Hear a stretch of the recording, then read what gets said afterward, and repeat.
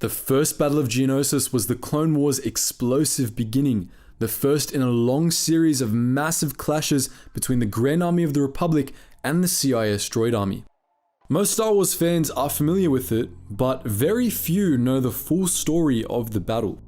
A lot more happened on Geonosis on that fateful day than Attack of the Clones suggests. In this video, we'll be discussing all of it and how everything fits into the greater timeline of this massive battle. 2 years before the outbreak of war on Geonosis, the ex-Jedi Count Dooku delivered the fiery Raxus address, condemning the failures and corruption of the Republic and declaring the formation of a new separatist government, the Confederacy of Independent Systems. At first, this confederacy seemed to be nothing more than a coalition of disaffected worlds, but in 22 BBY, Jedi Knight Obi-Wan Kenobi discovered that the confederacy had received the backing of a number of powerful corporate factions, who were assembling a massive army of battle droids on Geonosis.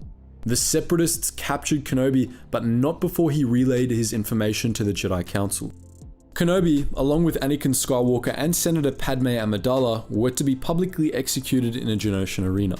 In response to this revelation, the Republic quickly passed the Military Creation Act, which approved the adoption of a clone army bred by the Kaminoans as the new official Republic military. The Jedi were to take command of this new army and lead it to Geonosis. While Yoda went to Kamino to pick up the clones, Mace Windu and a team of 212 Jedi formed an elite strike force that traveled directly to Geonosis to rescue Kenobi, Skywalker, and Amidala.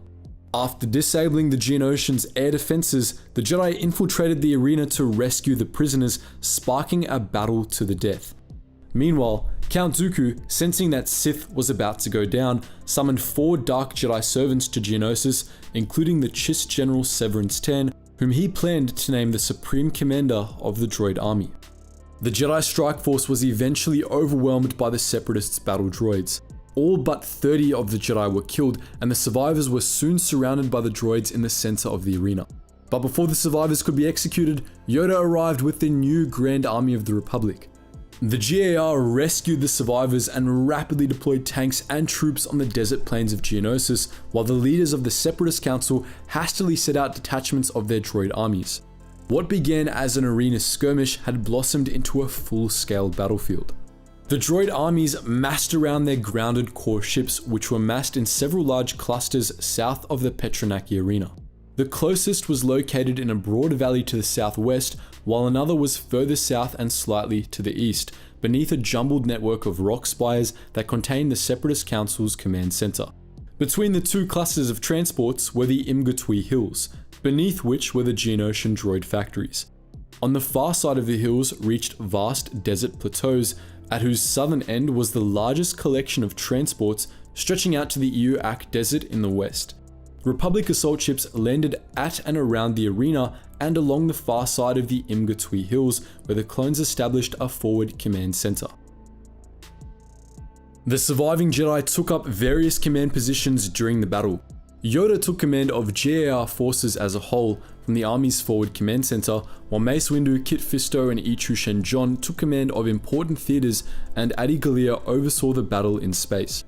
192,000 regular clone troopers fought in the Battle of Geonosis, roughly 5 full corps plus the 501st Legion. All 10,000 clone commandos were also deployed alongside them. The clones were ferried into battle by a fleet of 20 Acclamator-class assault ships, of which 12 landed on the planet's surface and 8 attacked from orbit.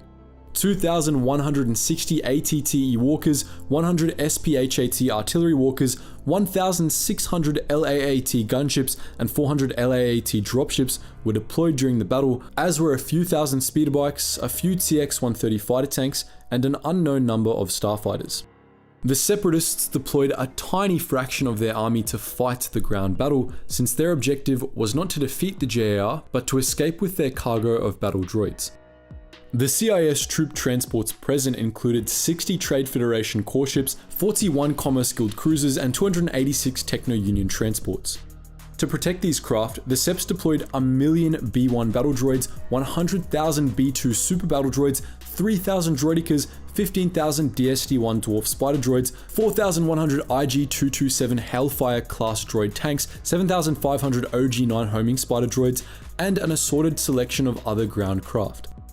A squadron of Geonosian starfighters also participated in the battle, as did an unknown number of Geonosian warriors. Count Dooku and the Separatist Council oversaw CIS forces from their command center, while Severance 10 led troops on the ground. Before storming the arena, Republic warships shelled the Geonosian starfighter nests from orbit, ensuring that Republic gunships would have air superiority for the duration of the battle. They provided close air support while Republic forces deployed in assembly areas, charging across the plateaus toward the docked troopships under the command of Jedi generals. A total of 5 major battlefronts opened up. 2 Republic corps moved south from the arena, each moving toward one of the troopship clusters, while 2 others proceeded south toward the largest cluster, one under Mace Windu's command and the other under Yoda's. The 5th advanced north, covering the flanks of Yoda's army and attacking one of the troopship clusters near the arena from behind. As soon as the battle commenced, the Techno Union and Commerce Guild transports fled, while the more heavily armored core ships stayed behind, hoping to finish their loading cargoes before escaping. Many of the Techno Union transports were shot down by gunships or walkers, but around half of them managed to escape. As the Jedi took command of their clone units, the Republic began deploying clone commandos onto the battlefield and landing their SPHAT artillery. All across the battlefield, the Jedi-led armies pushed the droid forces back.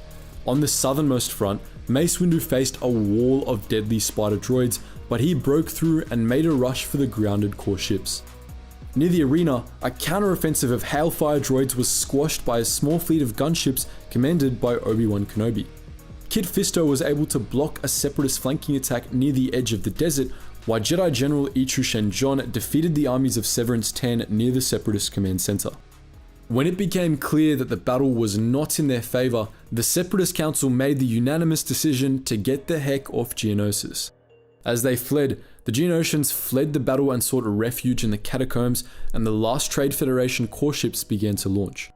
Numerous core ships were shot down by SPHAT artillery as they tried to reach orbit, and hundreds of thousands of battle droids were lost with each ship that fell. Within a few hours, the GAR mopped up the last pockets of droid resistance, marking the end of the ground battle. As the battle raged on the ground, Loyalist and Separatist forces also clashed high up in orbit and deep underground. The space battle fought above Geonosis was smaller in scale than most Clone Wars era space battles, since the Separatist warships at Geonosis were focused on retreating. A few Trade Federation battleships and their complement of Vulture droids kept a path open for the escaping transports, and they went up against 6 Republic assault ships and a squadron of Jedi starfighters. Led by Adi Gallia and Siri Tachi, the Jedi in the space battle were initially focused on preventing the droid transports from escaping, but their priorities shifted when Gallia's pirate friends informed them that the Separatists had called for reinforcements. Mercenary Captain Kavik Toth and his men, the pilots of Sabaoth Squadron, were called to Geonosis late in the battle by Count Dooku, who wanted them to lay waste to the battlefield using a deadly bioweapon. Adi Gallia and her fellow Jedi pilots put a stop to this plot, and with the help of Gallia's pirate friends, completely wiped out Sabaoth's squadron. However, this distracted them from their initial objective, allowing many Separatist transports to escape. Around the same time, Republic forces attempted to force their way into taking the Geonosian catacombs, seeking a path to the Separatist command center. This effort involved many clone commandos, including Delta Squad and a few Jedi, most notably Semadu. However, most Republic units that entered the catacombs never returned. Most were ambushed by Geonosian warriors, and others were slain by General Grievous, who was tasked with securing the command center. Semadu became Grievous's very first Jedi kill, and her lightsaber made a fine addition to his collection. Several catacomb missions were successful, however, most notably Delta Squad's mission to assassinate Geonosian Lieutenant Sun Fac. Delta Squad was also effective in disabling a Geonosian droid factory, shutting down a key artillery battery, and grounding several Trade Federation core ships, all without losing a single commando. Most of the Separatist Council had their personal transports docked near the command center, but Count Dooku's ship was docked far from the battlefield, far out across the Eowak Desert. As he fled the battle to his private hangar in a speeder bike, he was spotted by Obi-Wan Kenobi, who pursued him in a gunship. Mace Windu attempted to intercept him as well, but was cut off by 3 Dark Jedi Dooku had summoned, who forced him into a lengthy tank battle. Windu defeated all 3 of them, but by that point it was too late for him to join the chase. Yoda, on the other hand, was able to follow Kenobi and his gunship.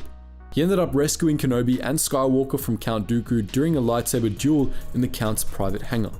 Despite Yoda's best efforts, the Jedi were unable to prevent Dooku's escape from Geonosis.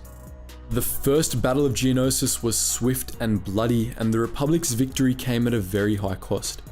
179 Jedi, including a member of the Jedi High Council, perished, mostly in the arena battle. Republic casualties were substantial. Thousands of clones died or were wounded, while nearly half of all clone commandos were wiped out. Many survivors of Geonosis saw these losses as consequences of the Jedi's tactical ineptitude. That said, the Republic dealt as good as it got. Separatist leaders Sun Fac and Kavik Toth were both killed, as were 3 of Dooku's Dark Acolytes. Sabaoth's squadron was wiped out, and many of the Confederacy's grounded warships were destroyed. In total, the Separatists lost 14 core ships, 5 Commerce Guild cruisers, and 117 Techno-Union transports. All droid forces deployed on the surface were either destroyed, disabled, or forced to retreat, while the Geonosians suffered significant casualties. But what mattered most was what the Republic failed to destroy in the battle: Dooku, the Separatist Council, and the CIS droid army. The Republic had failed to crush the CIS before they became a threat. On Geonosis, they had an opportunity to end the war before it even began. After the battle, however, the Republic had no choice but to settle in for the long fight. The Republic took no comfort in its victory. After all, the Clone Wars had only just begun. The Clone Wars was a very bloody conflict, and even though it only lasted for 3 years, it saw countless planets destroyed in that time. Peaceful backwater worlds were turned into sprawling battlefields where tens of thousands of troops were thrown into the meat grinder by the Republic and the CIS. All because they were unlucky enough to be valuable in some way to the war effort. Such was the case for the planet we'll be talking about today. You've likely never heard of the Battle of Atraken, but it was one of the longest and most depressing battles of the Clone Wars. An 11-month slog in which everyone, the people of Atraken especially, lost. In this video, we'll be telling its story. Atraken was an extremely obscure planet in the Outer Rim's Rolion sector, located on the very edge of Separatist space at the start of the Clone Wars. It was a fairly ordinary world with 3 moons, shallow oceans, and mountainous terrain. Atraken had a small population of just 1 million beings, ruled by a guild government based in the planetary capital, Catalan City. The primary industry here was mining, much like the thousands of other backwater worlds in the region, and it's possible that, like with many other local mining worlds, Atraken was dominated by the CIS-aligned Commerce Guild, which had a pretty tight grip on mining in the Outer Rim. Only one thing made Atraken more significant than the hordes of other mining worlds in the region. Its mines were a rich source of Dunium. Dunium was an extremely valuable ore that was essential to the production of capital ship hulls. It's what gave Star Destroyers that distinctive grey-white colour. As you might expect, at the outbreak of the Clone Wars, demand for Dunium skyrocketed, as both the Republic and CIS were attempting to rapidly expand their brand new navies.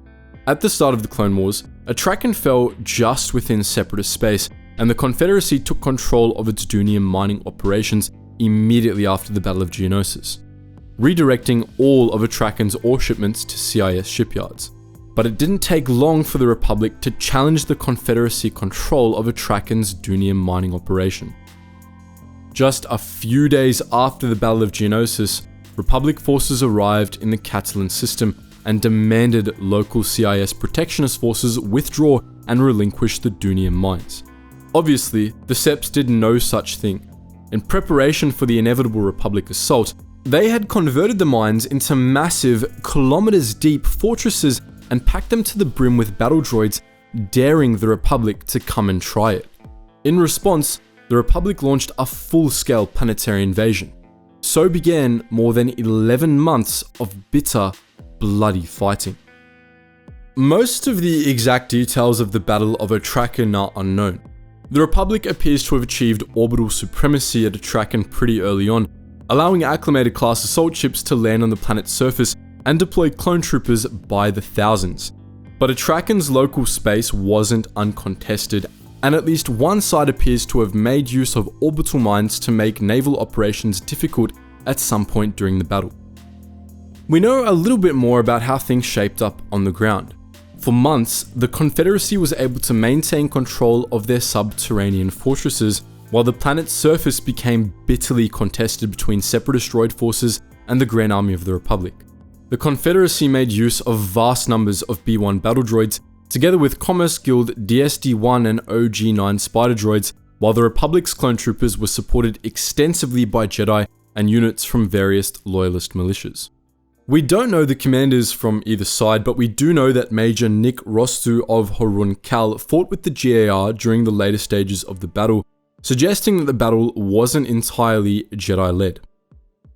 For months, the Battle of Atraken was effectively a stalemate. On the one hand, the Confederacy was entrenched deep in the planet's crust and the Republic was unable to flush them out. On the other, the Separatists were unable to dislodge the GAR from their beachheads on the surface. To break this stalemate, both sides turned to increasingly extreme methods. The Republic began this escalation with Operation Katabatic, a series of extremely destructive airstrikes and ground offensives that successfully dislodged CIS forces from several key positions. Operation Katabatic managed to turn the tide of the battle, and from that point forward, the Republic had the advantage. But the Confederacy wouldn't give up that easily. As the Republic began increasingly destructive offensives, the Confederacy began deploying biochemical weapons in a bid to halt the Republic's progress, hoping that these weapons would massacre clone forces while leaving the Confederacy's battle droids unscathed. These weapons ultimately failed to slow the Republic's momentum, however, and slowly but surely, the GAR began to capture Atraken's Dunium mines. By the 11th month of the Clone Wars in 21 BBY, the Confederacy was finally forced to abandon Atraken. The Republic was victorious, but the victory was a Pyrrhic one. The Battle of Atraken left the entire planet in ruins. The fierce fighting had destroyed virtually every trace of infrastructure on the planet, and tens of thousands of beings had been caught in the crossfire and killed. But it was the biochemical agents unleashed by the Confederacy that did the most damage. These weapons killed large numbers of civilians outright, but to make matters worse, they ended up seeping into Atraken's water table. Even as the Republic began the final push to capture Atraken's mines, the entire planet was rapidly succumbing to the poison. By the time the Republic had driven the last of the Separatists from Atraken, it was uninhabitable. 90% of Atraken's population died in the fighting, and the remaining 100,000 people were rendered refugees. Those who had the money fled to neighboring systems. The remainder fell under the protection of the neutral refugee relief movement, which ultimately helped them settle at Ryloth, Atraken's lone habitable moon, despite initial trouble with orbital mines preventing access to the moon's surface. Atraken itself was abandoned. Its remaining oceans, the ones that hadn't been boiled away by the fighting, became toxic sludge pools, and the planet's atmosphere became completely unbreathable. Virtually all organic life on Atraken died, leaving only the diehards, an aggressive insect species that was able to feed on the toxic sludge. The Dunium mines that the battle had fought over were abandoned shortly after the battle's end, as using them became more effort than it was worth thanks to Atraken's ruined biosphere. The Battle of Atraken dispelled many of the myths that both loyalists and separatists constructed to claim they were the good guys. It proved that the Republic couldn't and never intended to fight a clean war with the Confederacy, and that it was as every bit as vicious and callous as the separatist megacorporations when it wanted resources. Even though it was the separatists who ultimately poisoned Atraken, it was the Republic that started the battle to begin with, and the Republic still destroyed plenty of Atraken's infrastructure, killed countless civilians, and refused to withdraw when it became apparent that the battle was going to kill more civilians and loyalist personnel alike than the planet's dunium was worth. On the other hand, the Battle of Atraken proved that the Confederacy cared far more about its wealth and resources than it did about the independent systems it claimed to defend from Republic tyranny. The CIS actively poisoned a separatist world when it came close to falling into Republic hands. Either they knew that unleashing biochemical weapons would likely kill Atraken and did it anyway, or as some sources suggest, they poisoned the planet on purpose when it became apparent they were losing. In many respects, the Battle of Atraken was a microcosm of the Clone Wars as a whole. Neither the Republic nor the Confederacy cared about the ordinary people of the galaxy, and they proved it on Atraken, where they destroyed the lives of the ones they were supposed to be fighting for. All either side cared about was destroying the other. The Republic just wanted to subjugate those ungrateful, rebellious Rimworlds, while the Confederacy wanted to suck its people dry of resources and get revenge on the Republic for a mix of real and perceived injustices. On Atraken, they slaughtered each other and the planet's civilian population over Dunium mines that, in the end, neither of them ended up using. It all underscores the pointlessness of the Clone Wars, how utterly unnecessary all the carnage was. Just as Atraken didn't have to die, the galaxy as a whole didn't have to suffer through the Clone Wars. The Republic could have just let its member worlds exercise their right to self-determination, and the Confederacy could have been content with independence instead of setting their sights on revenge. Much like with the Battle of Atraken, the Clone Wars were needless bloodshed, often done for no reason other than to not let the other guy win, and by the time the war was over, everyone had lost. The Battle of Christophsis was the first battle showcased in Star Wars: The Clone Wars, and it reappeared in a number of later episodes which explored it in greater detail. But as with many other prominent Star Wars battles, those 3 episodes don't tell the full story. Christophsis was a unique world that the CIS targeted for a reason, and the Republic's attempt to recapture it was a lot more complicated than you might expect. In this video, we tell the full story of this critical Clone Wars battle. Christophsis was located along the Corellian Run in the Outer Rim's Savareen sector, close to the edge of the Mid-Rim. The planet was discovered very early in the Republic's history, but for over 20,000 years, Galactic Society ignored it, passing it off as unsuitable for colonization. This was because Christophsis and its moon shared the Christophs system with not 1, not 2, but 3 dense and unpredictable asteroid belts, which made navigating the system hell. These belts, named the Baron, the Hammers, and the Halo, regularly pummeled Christophsis with asteroids, scouring its crystalline surface and making settlement highly dangerous. However, Christophsis was prime real estate thanks to its location on the Corellian Run, so in 600 BBY, a family of Tapasi nobles laid claim to the system, which they named after themselves. They hired Verpine engineers to design mining ships that could safely operate in the belts, and given scientists to plot the trajectories of any asteroids that could endanger their new home. The asteroids were then eliminated. Once the work was done, the nobles transformed the system into a great network of mines, both on Christophsis itself and in the belts.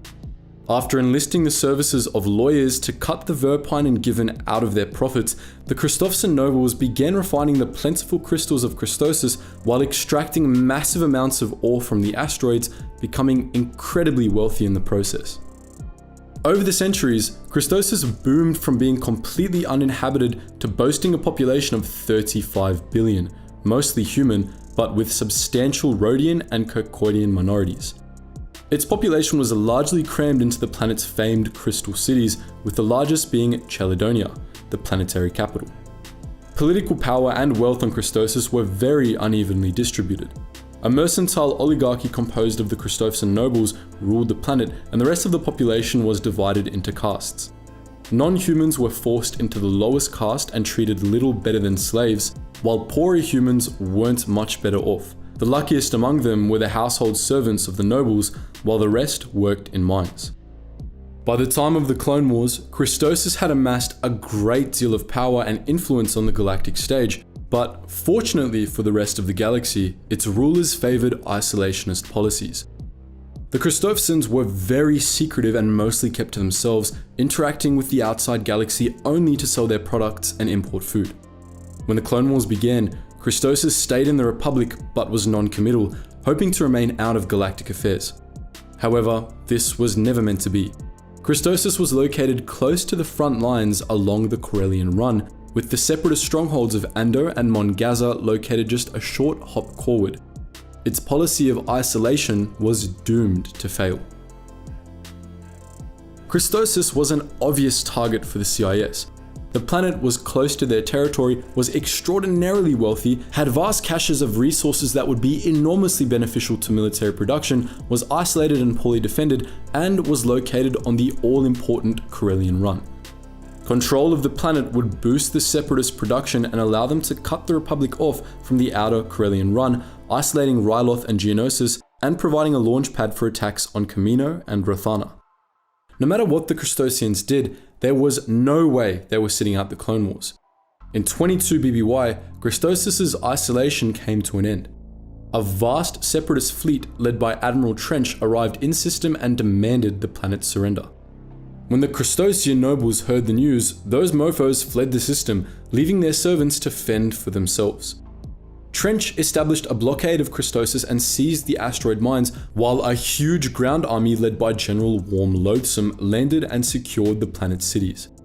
Trench commanded the blockade from his flagship, the Providence-class dreadnought Invincible.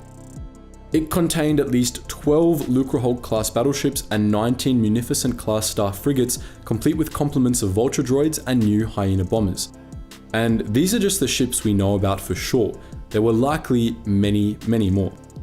On the ground, General Loathsome wasn't messing around either. He commanded a truly massive army of battle droids, backed with endless columns of AATs, Corporate Alliance tank droids, STAPs, Dwarf Spider droids, and Octoptara Magna Tri-droids. Despite its size, Loathsome's army met plenty of initial resistance. Though their rulers had thrown them to the wolves, the Christophsians weren't about to give up their homes without a fight. They made the Separatists fight for every city block, especially in Cheladonia, where a small clone garrison led by Senator Bail Organa coordinated the resistance. Organa was on Christophsis overseeing a refugee camp when the attack began, and once Separatist leadership discovered this, he became a priority target. It was Organa who first put out a call for help, contacting the Jedi Council and requesting a Republic intervention on Ryloth. The Council put Obi-Wan Kenobi and the newly knighted Anakin Skywalker in command of a small advanced force and sent them to Christophsis, where they were tasked with breaking the blockade and rescuing Organa while a larger invasion army was prepared. This task force consisted of 4 Venator-class Star Destroyers, including the Resolute, the Negotiator, and the Dauntless, all under the command of Admiral Yularen, as well as 3 Pelter-class medical frigates which were meant to deliver supplies to the surface. The task force found itself badly outmatched when it arrived in system. Trench's forces shrugged off Skywalker's initial offensive and were beginning a counterattack when the Republic fleet retreated behind Christophsis' moon. After determining that breaking the blockade the old-fashioned way was likely impossible, the Jedi chose to instead use an experimental stealth ship to sneak past the blockade and deliver supplies to Organa while the fleet waited for reinforcements. Skywalker personally took command of the stealth ship and Admiral Yularen accompanied him. Instead of running the blockade, Skywalker ended up attacking the Invincible head-on to draw Trench's attention away from the Resistance fighters on Christophsis' surface. After a brief game of cat and mouse, Skywalker destroyed the Invincible by luring Trench's own torpedoes into his bridge while the Dreadnought's shields were down, taking Trench out of commission and punching a hole in the blockade. The loss of Trench disoriented Separatist naval forces enough for Republic forces to resupply Organa and his men. Shortly after Trench's defeat, the bulk of the Republic invasion force arrived in system. At least 7 additional Star Destroyers and 4 acclimated class assault ships showed up to reinforce the advanced fleet, giving Admiral Yularen the firepower he needed to take on the remnants of the blockade.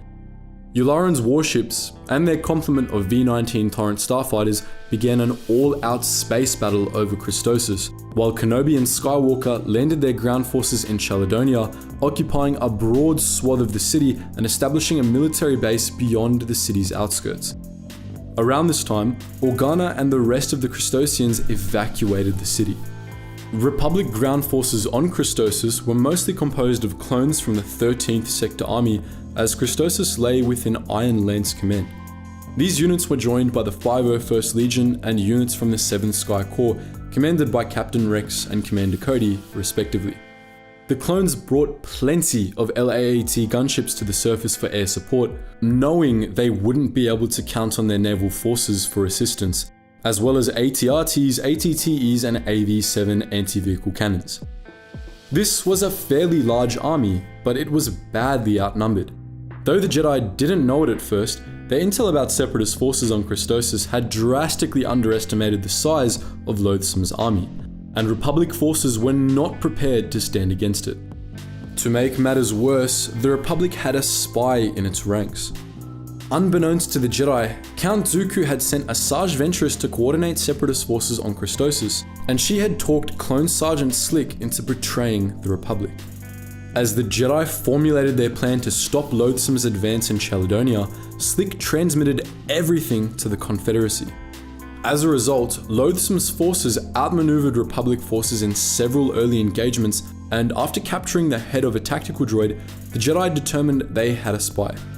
Kenobi and Skywalker chose to investigate the matter behind enemy lines, tasking Rex and Cody with finding and apprehending the traitor.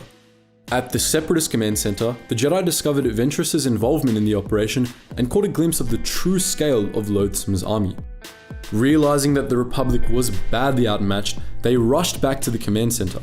There, they found that Rex and Cody had apprehended Slick, but not before the traitorous sergeant blew up the Republic's armored depot, destroying nearly all of their gunships and walkers. The situation looked dire. With no time to lose, Republic forces relocated into Chaladonia and occupied the city center, which was considered a defensible position. Clone squads set up lookout posts in the crystal towers surrounding the district, while the anti-vehicle cannons, which were now the Republic forces' main weapons, were moved into a secure location at the heart of the complex, facing the Separatist command center. Meanwhile, Loathsome gathered his armies and attacked, sending tri-droids and tanks to lead the charge. Republic forces fought tooth and nail against Loathsome's troops, making them pay dearly for every meter gained, but Separatist forces proved overwhelming. The Republic's surviving ATTEs were destroyed, and not even the cannons could slow Loathsome's offensive for long. Fortunately for the clones, the orbital battle was, by that point, firmly in the Republic's favor, and Admiral Yularen could provide assistance. He sent the Star Destroyer Dauntless into Christophsis' lower atmosphere, where it shelled Loathsome's positions in Chaladonia and forced him to retreat from the city entirely. As the Dauntless returned to orbit, Kenobi and Skywalker reported to Coruscant that Christophsis had been liberated. However, the fight wasn't over yet. Separatist forces soon returned, led by a column of tri-droids. At the same time, the orbital battle intensified and the Jedi lost contact with Yularen, who could no longer afford to provide assistance. Yet again, however, they managed to turn the tide of the battle. As Kenobi and Cody held the line against the Separatists' infantry, Skywalker and Rex led a squad of clones in a flanking attack on the tri-droids, successfully destroying them all.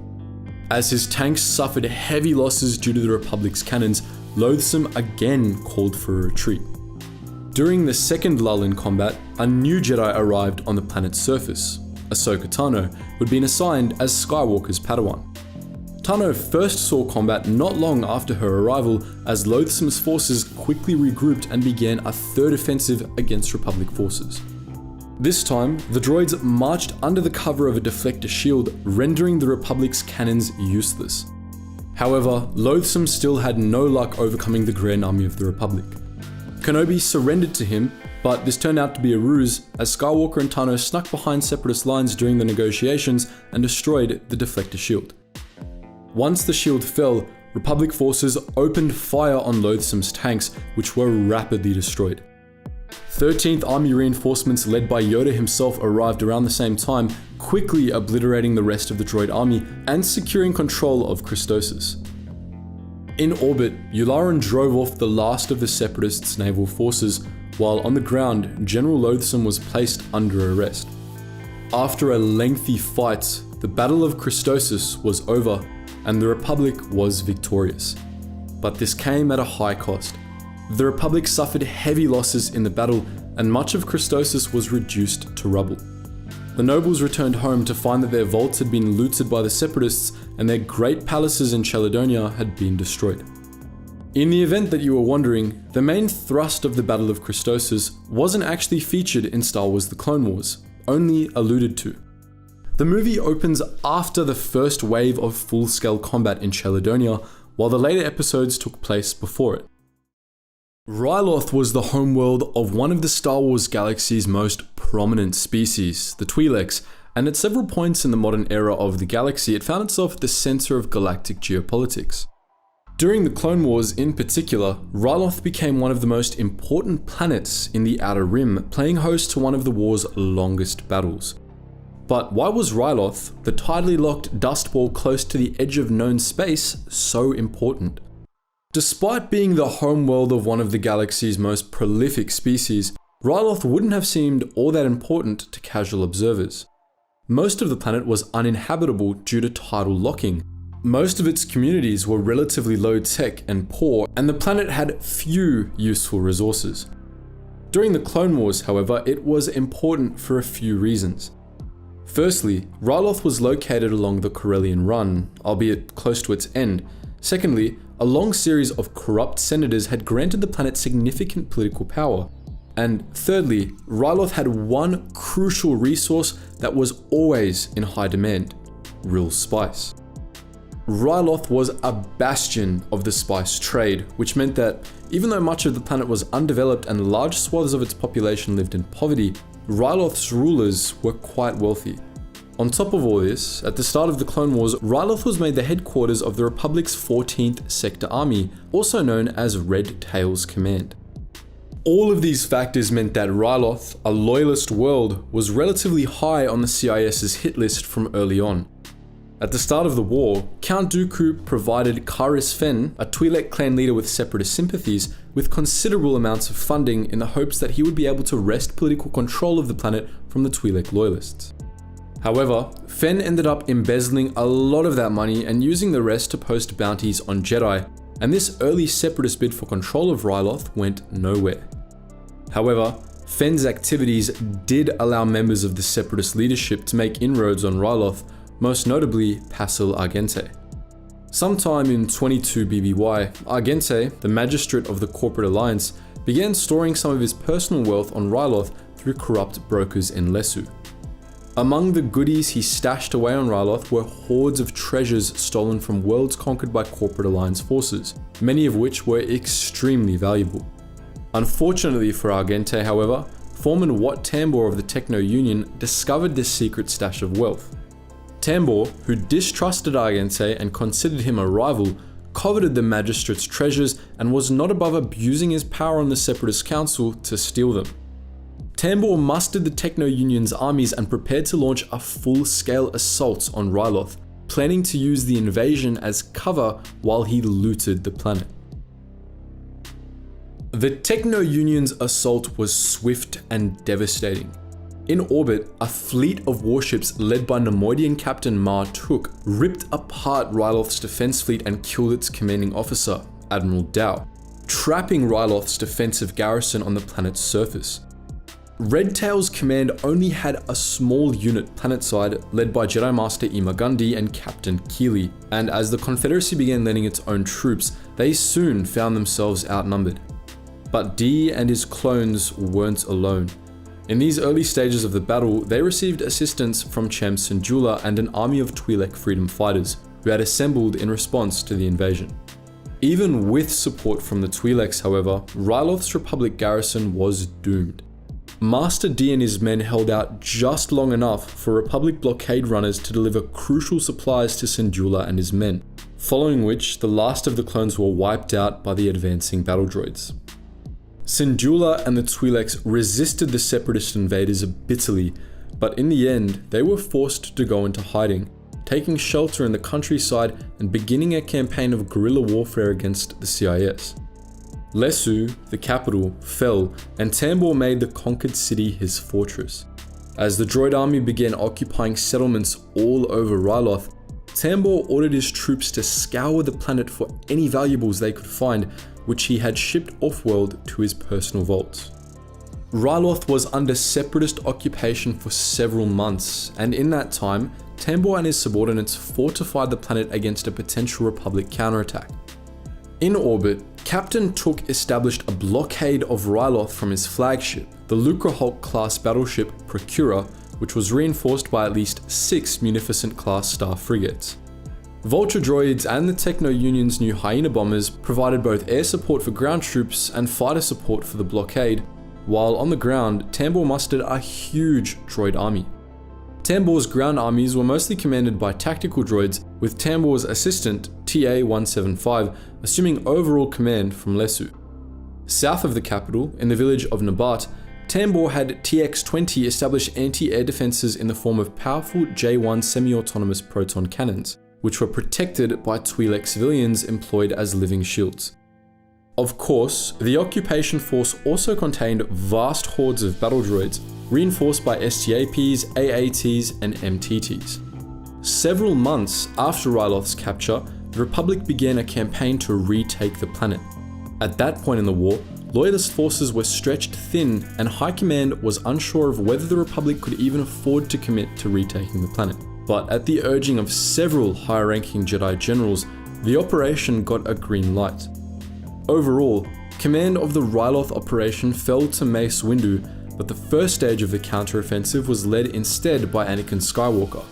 Skywalker, alongside his Padawan Ahsoka and Admiral Yularen, were put in charge of the naval stage of the Battle of Ryloth, tasked with breaking Mar Tuk's blockade. Skywalker initially attacked the blockade with 3 Venator-class Star Destroyers, the Resolute, Defender, and Redeemer. His plan was simple. The ships would drop out of orbit, launch fighters, and attack. Ahsoka Tano would lead the Republic's V-19 Torrent squadrons in a direct assault on the Separatist flagships, while the Star Destroyers would come in behind her. However, this plan went sideways when the Separatists called in additional cruisers to reinforce their blockade. In the chaos, the Republic lost the Redeemer and many of its fighters, the Defender was severely damaged, and Admiral Yularen was knocked unconscious. The Republic was forced to retreat. Things seemed grim for Ryloth, but fortunately for the Twi'leks, Skywalker and his Padawan were able to turn the battle around. Skywalker took sole command of the Defender and used it to ram the Procurer, destroying the blockade's flagship, while Tano led bomber squadrons in a rapid assault on the other Separatist cruisers. The blockade was broken, and Windu began the liberation of Ryloth in earnest. The ground assault on Ryloth was commanded in the north by Mace Windu and Commander Pons, and in the south by Obi-Wan Kenobi and Commander Cody. As the ground assault began, the Republic initially had trouble landing its assault ships due to the proton cannons at Nabat, forcing Windu to postpone the assault on Lesu while Kenobi led a small company of clones to take out the cannons. Kenobi, Cody, and Ghost Company successfully infiltrated Nabat and worked around the various defenses TX-20 had set up in the city, aided by a Twi'lek girl named Numa. Numa led Kenobi to the village center, where the cannons were, through the sewers, while Cody led a diversionary assault to draw the droids away from the cannons. While TX-20 and his droids were focused on Cody and Ghost Company, Kenobi successfully freed the Twi'lek hostages and destroyed the proton cannons. TX-20 was then ripped apart by the enraged people of Nabat, and Windu's assault ships were able to make groundfall just outside of the village. While Kenobi moved on to other occupied settlements in the southern hemisphere, Windu, Commander Pons, and the 91st Reconnaissance Corps began to push straight toward Lesu. Resistance was fierce, and the advance was slow, as Windu's ATTEs struggled to navigate Ryloth's treacherous mountain passes, where they were often exposed. Windu and the AT-RT riders of Lightning Squadron had more success than the larger walkers in clearing the road to Lesu, but by the time the capital was within sight, Windu no longer had the manpower to take it alone. For help, he sought out and allied with Charm Syndulla and the Twi'lek resistance. As Windu made inroads with the resistance, Wat Tambor began to realize that Ryloth was lost. As he and TA-175 made plans to evacuate, he ordered his troops to finish looting the towns around Lesu and then dispatched hyena bombers to carpet bomb them, destroying whatever the droids couldn't steal. Tambor gathered all his loot in Lesu and began to ship it off-world, much to the ire of TA-175, who urged Tambor to prioritize personnel instead. Upon arriving at Lesu, Windu and Syndulla found themselves in a tricky tactical situation. Tambor had ordered the city's population to be forced into camps around the city walls, employing the same living shield tactics TX-20 had used at Nabat. Because of this, Windu was forced to completely rule out the use of artillery against the occupied capital. The only alternative, however, was to cross an energy bridge over a huge gorge that surrounded Lesu, a bridge that could be deactivated at will from the city. Charging over it would be suicidal. Ultimately, Windu overcame this dilemma through stealth tactics. He and 2 ARF troopers snuck across the bridge aboard an MTT and stormed the bridge control room, allowing Republic forces to swarm into Lesu. Meanwhile, Windu cut a swath through the city's defenders, making a beeline for the city's spaceport, where Tambor's evacuation shuttle waited. The shuttle ended up leaving without the Techno-Union foreman, however. TA-175 became tired of Tambor stalling and left without him, abandoning him in Lesu for Windu and Syndulla to capture. Upon realizing there was no escape, Tambor called in the Hyena bombers to destroy Lesu in a final act of spite, but the bombers were shot down before they could reach the capital. Tambor was taken into Republic custody and Lesu was liberated. Fighting on Ryloth continued for a few days after the fall of Lesu. Though most of the droid army left the system after TA-175 evacuated, a few holdouts remained, most notably in the city of Resden. Anakin Skywalker, Ahsoka Tano and the 501st Legion were sent out to mop up the stragglers while the rightful Twi'lek government was reinstated in Lesu. For long, Ryloth was completely free of battle droids and its Republic garrison returned, now stronger, warier, and more closely coordinated with Cham Syndulla and his fighters. Ryloth would not fall so easily in the future. Ryloth was actually the site of a second battle during the Outer Rim sieges, much later in the war, but the planet was never again occupied by the CIS and remained free for the duration of the Clone Wars. We will let the Jedi generals know that we will fight to be free. We will fight to defend our planet. We will send the Jedi home in caskets. Those were the words spoken by Alto Stratus, the leader of the Separatist Jabiim nationalists, 3 weeks into the Battle of Jabiim, while rallying his troops for an assault on the Republic's field headquarters at Shelter Base, an attack that would reverse the tide of the battle. And Stratus and his men had made good on that promise. The Republic invaded Jabiim with a strike force of tens of thousands of clone troopers, led by 29 Jedi. Most of those clones and 27 of those Jedi never left Jabiim, and their bodies disappeared quickly into the planet's muddy surface. The Battle of Jabiim was one of the Republic's most devastating losses, and in this video, we'll be analysing it. Jabiim was a fairly unremarkable Outer Rim world. It was one of many backwater planets located on a somewhat notable hyperspace route south of the Tion cluster, on the borders of what, at the start of the Clone Wars, was Separatist space. It had been a member of the Republic for 3,000 years, but it didn't get much out of that arrangement. The Republic all but ignored the world, leaving it at the mercy of plagues and pirates. Or rather, they ignored it until a few months into the Clone Wars, it was discovered that the planet was rich in ore. The Republic quickly moved to seize control of the ore, a move that enraged the Jabiim nationalists, a faction in Jabiim's Congress. Led by a man, Alto Stratus, they executed a coup and killed almost all dissenters in the planet's government. Those loyalists that remained regrouped under Orlis Gilman, who petitioned the Republic for aid. As the Republic prepared its response, Stratus declared that Jabiim was to secede from the Republic and join the CIS. This opened the Civil War up to both sides, and the Republic was determined to reverse the string of defeats that they had been having recently and take back Jabiim. They rallied a massive force of tens of thousands of clones for battle, led by 29 Jedi and complemented not just with ATTEs and ATXTs, but also new experimental AT-ATs. The Jedi General assigned to lead the mission was one Obi-Wan Kenobi. The Republic encountered problems almost immediately upon reaching Jabiim. The planet was almost constantly engulfed by massive rainstorms, which made repulsor lifts unreliable and atmospheric descent tricky. The rainstorms also meant that almost the entirety of Jabiim was covered in mud, which led to constant mechanical problems for the walkers. Despite these conditions, the Republic started off the battle fairly well. They met up with the Loyalists at a site called Shelter Base, which they turned into their field headquarters.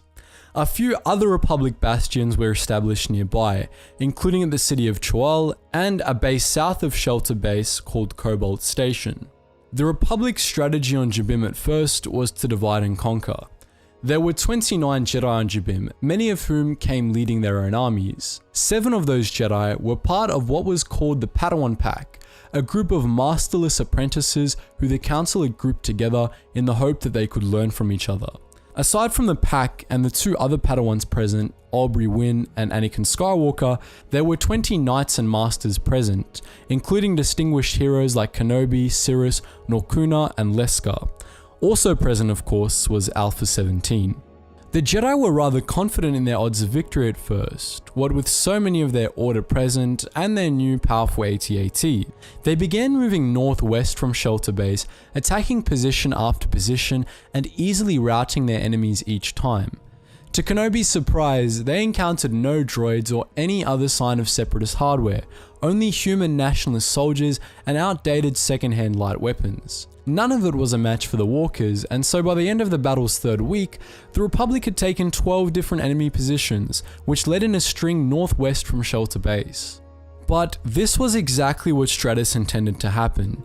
He had indeed been given all manner of battle droids, complete with tanks and spider droids, which he was holding in reserve with his best troops at the Razor Coast, his base of operations. Backed by the Nimbus Commandos, an elite force of Jabiimi soldiers that used rocket boots to glide over the mud of the planet's surface, he executed a sneak attack on Shelter Base itself on day 21 of the battle. As he intended, the attack caught the Republic off guard. Most of its walkers were mired in mud and its troops were unprepared for combat. The Nimbus Commandos destroyed many of the walkers before they could be freed from the mud, and the battle turned quickly in Stratus's favor. Thankfully for the Republic, Alpha had figured out what the Nationalists were doing earlier that day, and he, Kenobi and Skywalker, got back to Shelter Base just in time to help. At about the same time, one of the AT-ATs was able to free itself and launch a counterattack, dealing significant damage to Stratus's droid forces. Stratus ordered a retreat, but his Nimbus Commandos were able to bring down the AT-AT as they fled. Kenobi and Alpha went in to evacuate the walker, but it exploded as they went inside. Both were presumed dead, and though they weren't, the Republic wouldn't learn this until after the battle had been lost. The Republic had technically been victorious at Shelter Base, but the victory was Pyrrhic. They had lost a good many clones, including the entire 43rd Battalion, from which not one man survived. They'd lost plenty of walkers too, and now they'd been dealt a blow to the chain of command as well, and it only got worse from there. The Nationalists pushed back from the northwest, retaking most of the positions they had lost and dealing the Republic defeat after defeat thanks to their droid reinforcements. The Republic was caught completely unprepared, and it cost them many clones and many Jedi. Stratus and his Nimbus Commandos continued to whittle away at the chain of command, and by the 28th day of the battle, 17 Jedi and over 10,000 clones were dead. That day, Stratus personally made that number rise to 18 Jedi when he killed General Norkuna near the city of Choal, which by that point had been the Republic's last foothold in Jabiim's entire northern hemisphere. Command fell to General Leska, who was the only non-Padawan left on the planet. With the apparent death of Obi-Wan Kenobi and the death of Master Cirrus, Anakin and Aubrey had both joined the Padawan pack by this point, which Leska tried to keep away from the front lines, as she was unwilling to send any more children to die. The front lines repeatedly found the Padawans regardless, though they usually emerged from the clashes more or less unscathed. By this point in the battle, the situation for the Republic was dire. They only had a handful of positions around Shelter Base and Cobalt Station left, and their numbers were falling fast. But Leska had a stroke of luck. As she took command, the Republic discovered Stratus's base at the Razor Coast. Hoping to capture the Nationalist leadership, she ordered the bulk of the remaining Republic force to advance on the coast immediately, while she sent the Padawan pack with most of the remainder on a supply run to Cobalt Station. But luck wasn't on her side. Stratus learned of the Pack's mission and set out with the Nimbus and a large part of his army to intercept them. Unbeknownst to the Padawan Pack and their convoy, they were headed right into a minefield where Stratus and his forces launched an attack. The Padawans, thinking quickly, used the Force to detonate the entire minefield, which caught the Nationalists off guard and allowed them to escape with the convoy south to Cobalt Station. Unfortunately, they failed to kill Stratus in the process, and the vengeful Nationalist leader ordered his armies to regroup and march on Cobalt Station next. Meanwhile, Leska's all-out assault on the Razor Coast was a success, though a costly one. But it was of little use to the Republic. The Nationalist leadership had left. As Leska and her armies returned south, they were caught by Separatist reinforcements, which retook the Razor Coast and pinned the Republic forces down. During the battle that ensued, the rain paused for the first time since the battle had started, distracting Leska for the few seconds needed for the droids to gun her down. Her armies were crushed, and Shelter Base fell shortly after. The Republic had no choice but to flee Jabiim. As Gilman prepared the Republic forces to evacuate on a mesa south of Cobalt Station, Stratus rallied his armies to advance south toward them, knowing that he would be able to wipe them off the map before they could escape. This was, in part, thanks to the break in rain. During the pause, which lasted for only a few hours, reinforcements from the Confederacy had landed. Among these reinforcements were deadly A-series assassin droids, sent by Count Dooku himself to deal with the Jedi that were left. But the Republic wasn't finished yet. Faced with certain death, the Padawan Pack decided to make a last stand at Cobalt Station, rallying the clones left there to hold their position for as long as possible in hopes of buying time for the others to escape. Amazingly, they lasted for a full 5 days in combat against Stratus's forces. The cost was heavy, and one by one, the Padawans fell. But the Separatists suffered casualties too. The Nimbus were completely wiped out over the course of the battle, and as Aubrey Wynn, the last of the Padawans present, died, she took Alto Stratus to the grave with her. Not all of the Padawans were present at the battle, however. At the last minute, Anakin Skywalker had received a personal message from Supreme Chancellor Palpatine himself, who ordered the Padawan to oversee the evacuation. Left with little choice, Anakin cut his way south of the Mesa, where he met with Captain Gilman and waited for the Republic evacuation ships to arrive. On day 43 of the Battle of Jabiim, they did. The Padawan Pack had bought them just enough time. But there was a problem. 2 transports had been lost on the chaotic descent through Jabiim's atmosphere, and there wasn't enough space for all of the survivors. With no right choice to be made, Anakin at length chose to save his surviving clones and leave the Loyalists behind. Captain Gilman was enraged by this decision, saying that Anakin had proved Stratus right, and he and his men prepared to storm the transports to escape with. Anakin ordered Gilman to stand down, and inadvertently discovered in the process how to choke a being with the Force. The Loyalists stood down, but they swore never to forget or forgive Skywalker and his treachery. Anakin and the few surviving clones left Jabiim behind, throwing the Loyalists to the mercy of the Nationalists and their Separatist allies. The Battle of Jabiim was over, and it would prove to be one of the Republic's most devastating defeats. Jabiim joined the CIS, bringing a swath of other planets in the region with it, though it should be noted that this and the loss of Jabiim's ore ultimately didn't matter as much as the catastrophic losses the Republic had suffered in the battle. The losses on Jabiim hurt the Republic on a galactic scale, especially as it came coupled with defeats on a number of other fronts. It was a sign to the galaxy that the Republic was growing weaker and that the Confederacy was rising. A steady string of Republic embarrassments and Separatist victories continued in the weeks that followed right up until the Battle of Pre-Sitlin. The Jabiimi Loyalists survived their defeat in the battle and remained in the shadows for decades to come. During the Galactic Civil War, the Rebel Alliance tried to win them over, only for the name of Skywalker to come back and haunt them. The 2003 Star Wars Clone Wars micro-series is a bit of a cult classic among Star Wars fans, known for introducing us to General Grievous and detailing the earlier stages of the Battle of Coruscant. Most of the series' first chapter was centered around one massive pivotal campaign, the Battle of Muunilinst. This sprawling battle was fought over one of the wealthiest worlds in the galaxy. the headquarters of the intergalactic banking clan. In this video, we're going to give you all the juicy details of the battle.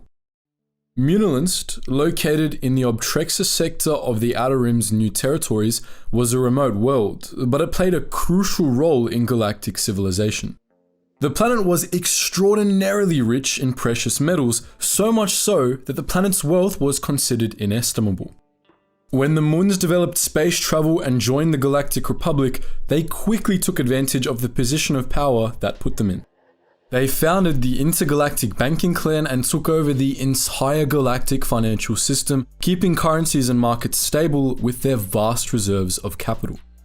Over the millennia, Muunilinst became unfathomably powerful, using its role as the headquarters of the IGBC to rival Coruscant itself. The Moons bought up numerous worlds and took control of countless more through debt traps, carving out a substantial chunk of the galaxy for themselves. When the IGBC joined the Confederacy of Independent Systems, they brought most of this wealth and power with them. A few IGBC branches remained neutral, most notably the Scipio branch, while the Bank of Argyll remained in the Republic, but the two most powerful IGBC worlds, Muunilinst and Mygeeto, seceded. In the early months of the Clone Wars, Muunilinst and the IGBC contributed significantly to the Separatist war effort. They supplied vast numbers of warships and Hellfire droids to the CIS military, and Muunilinst's wealth bankrolled Separatist insurgencies in dozens of sectors. Muunilinst was a big problem for the Republic, which made it a big target. Just 4 months into the Clone Wars, the Republic decided to conquer Muunilinst, deeming it too much of a threat to ignore. The planet was well defended and would not be easy to conquer, but the Republic was willing to deploy a significant chunk of the Grand Army to even the odds. Obi-Wan Kenobi was chosen to lead the offensive. Sand Hill and the other Moons on the IGBC's ruling council weren't taking any chances with the defense of their homeworld. Vast fleets of warships protected Muunilinst from orbit, including at least 14 3-kilometer long orbital defense platforms. On the ground, it boasted millions of droids, with the largest garrison located at the planetary capital, Harneden, which was defended by extensive arrays of anti-air artillery. Among these battle droids were deadly droidicas, snipers positioned all over Harneden, and a squadron of IG-series Lancer droids, which were held in reserve. Thousands of Hellfire droids, Dwarf and Homing Spider droids, AATs, and MTTs reinforced Muunilinst's ground armies. On request from Sand Hill, Count Dooku also sent 2 of his most trusted agents to assist in the defense of Muunilinst, Dirge and Asajj Ventress.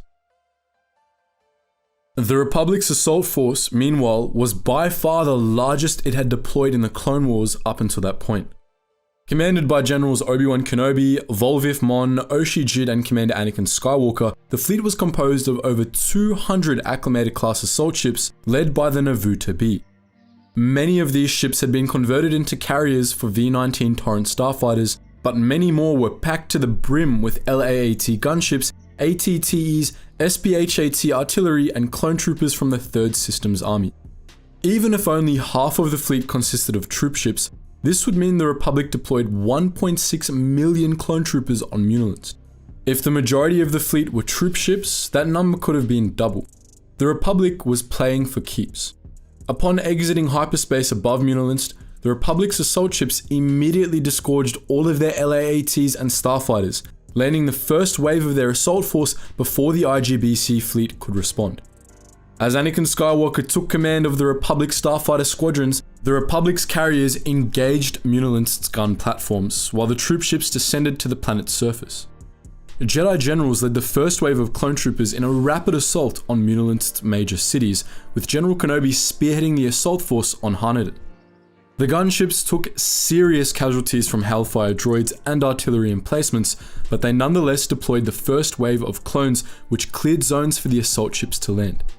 As the first wave of clones clashed with the droid army on the outskirts of Muunilinst's cities, the assault ships deployed the rest of the army and SPHATs. As the battle took shape in space and on the ground, General Kenobi deployed his secret weapon, the Muunilinst 10, a squad of ARC troopers. Led by Alpha 77, also known as Captain Fordo, the Muunilinst 10 deployed via gunship into the heart of Harneden. They immediately came under fire from snipers and AATs, but rapidly neutralized these threats and proceeded to their objective, a massive cannon located at the base of the IGBC's command tower. They scaled the cannon, destroyed its droid defenders, planted bombs on it, and blew it to hell without word of their incursion making it back to IGBC leadership. Once the job was done, the Muunilinst 10 scaled the command tower where they would lie in wait for the next stage of the mission. By that point in the battle, the assault on Harneden and the other cities was well underway. Republic forces had proceeded according to the standard GAR battle plan up to that point. The advanced force and the bulk of the army had linked up and pushed the droid armies back into the cities, while the SPHAT columns advanced to the front lines. The SPHATs proved crucial to the Republic offensive. They pummeled everything in their path with turbolaser fire, annihilating whole companies of droids with each shot. The IGBC's armies quickly collapsed under sustained SPHAT fire and fell back to the city limits, using buildings for shelter. So the SPHATs just shelled the buildings, and the Republic's steady advance continued. IGBC leaders in Harneden started to panic, realizing they had nothing that could withstand the barrage. Their fears were exacerbated by the destruction of the cannon at the base of their tower, which they erroneously attributed to the SPHATs. With their space forces and starfighters tied up in the orbital battle, the Muns saw no other choice but to deploy Dirge to clear out the Republic's cannons. Dirge took command of the battalion of Lancer droids the IGBC had kept in reserve and tore through the streets of Harneden, slaughtering any clones he came across. Upon reaching the city outskirts, he cut a swath through Kenobi's army and made a beeline for the SPHAT columns. With power lancers and explosives, the lancers obliterated the Republic's artillery, causing chaos behind Republic lines. As Dirge and his company began to attack targets of opportunity all over the battlefield, General Kenobi took notice and ordered his men to mount up. Taking command of the Lancer battalion, Kenobi met Dirge head-on in a speeder bike joust. The clone Lancers and IG droids tore into each other as Kenobi and Dirge clashed. Kenobi destroyed Dirge's speeder, but the Gendai warrior rose undeterred from the wreckage, seizing Kenobi's speeder and unseating the Jedi Knight. Kenobi and Dirge then fought a brief but fierce duel. Dirge shrugged off Kenobi's initial lightsaber strikes, but he was ultimately brought down when Kenobi severed his limbs. After beating Dirge, Kenobi sped off to the IGBC command tower. As the remnants of his army regrouped and tore into the remaining droids, Kenobi joined the Muunilinst 10 and launched a surprise attack on the Mun's command center. There, they were confronted by a regenerated Dirge. After a fierce battle, Kenobi crushed him, or splattered him more accurately, yet again. The command center and most of the IGBC's leadership were all captured. As Republic ground forces mopped up the remnants of the defense, the battle raged in orbit.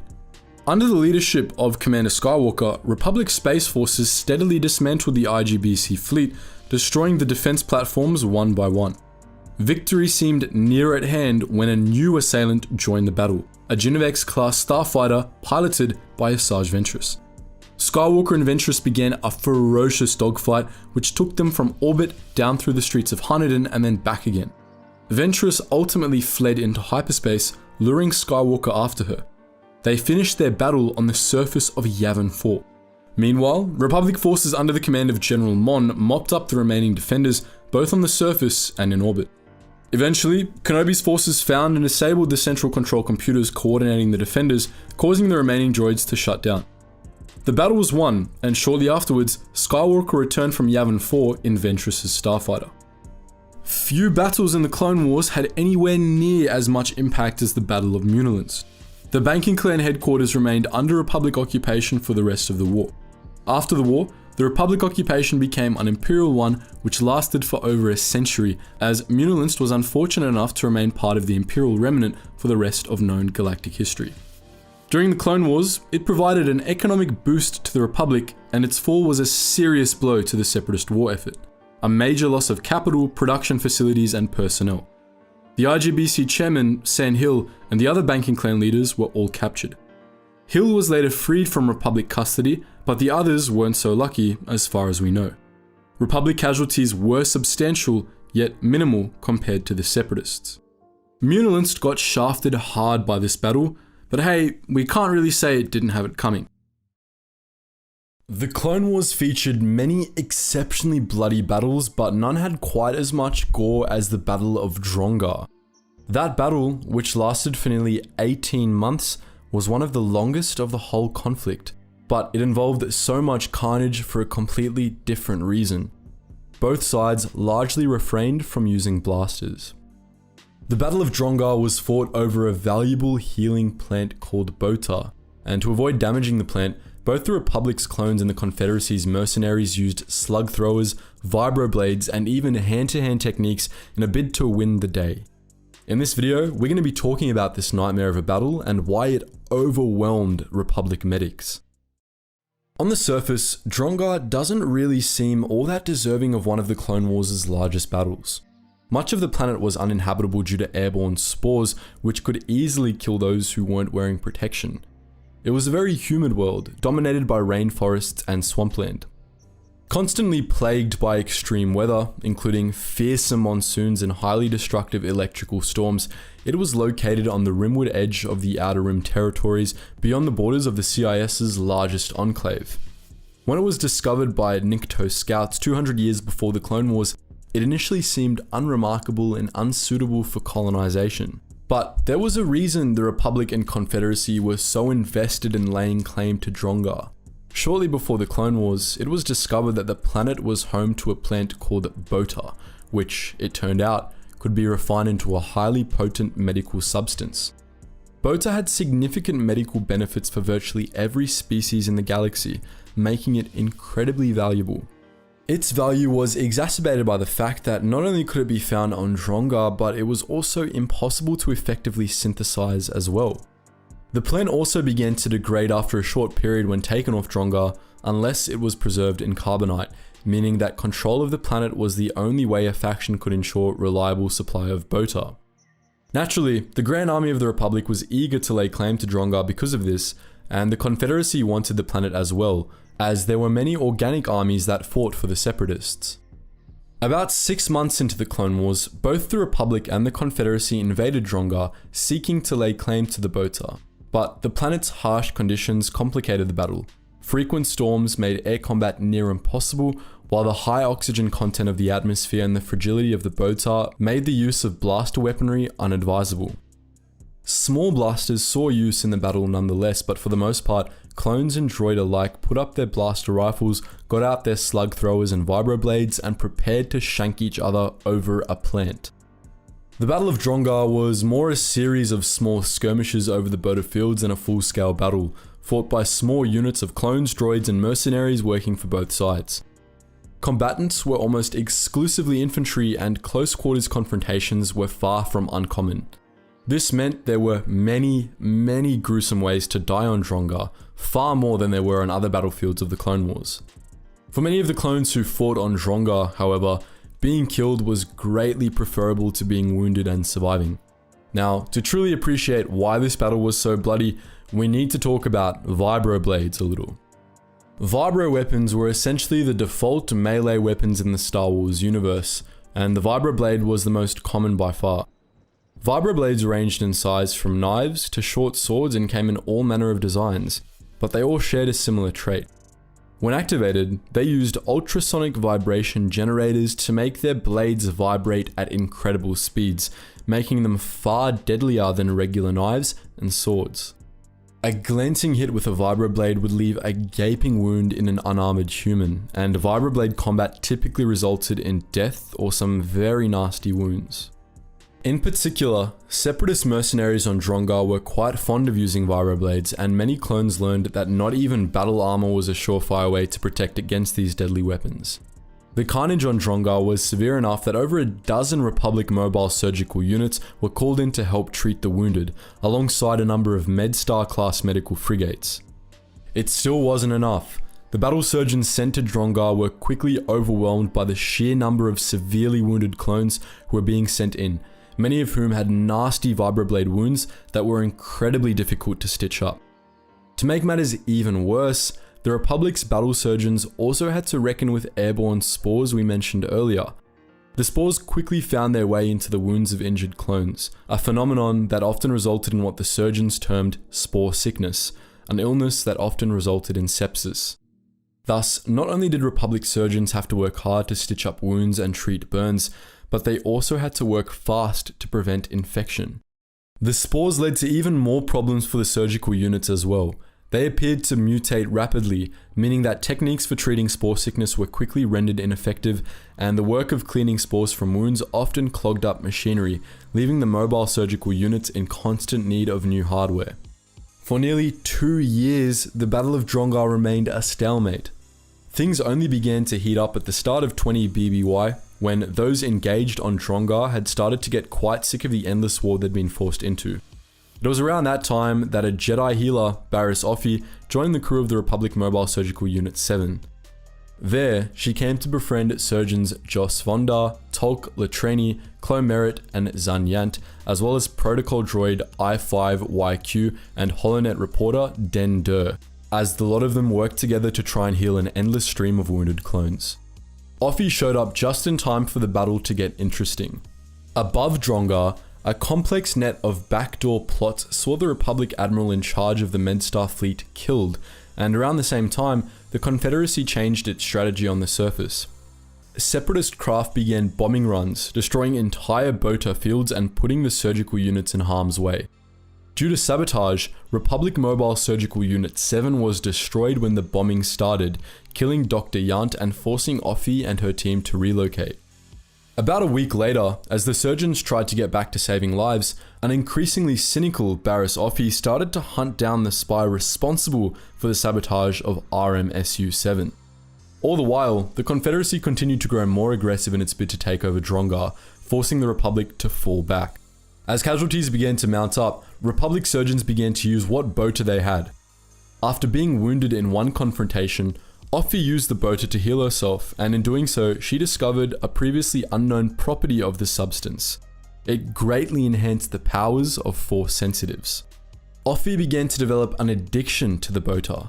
The power it granted was intoxicating, and her growing obsession with it drew her close to the dark side of the Force.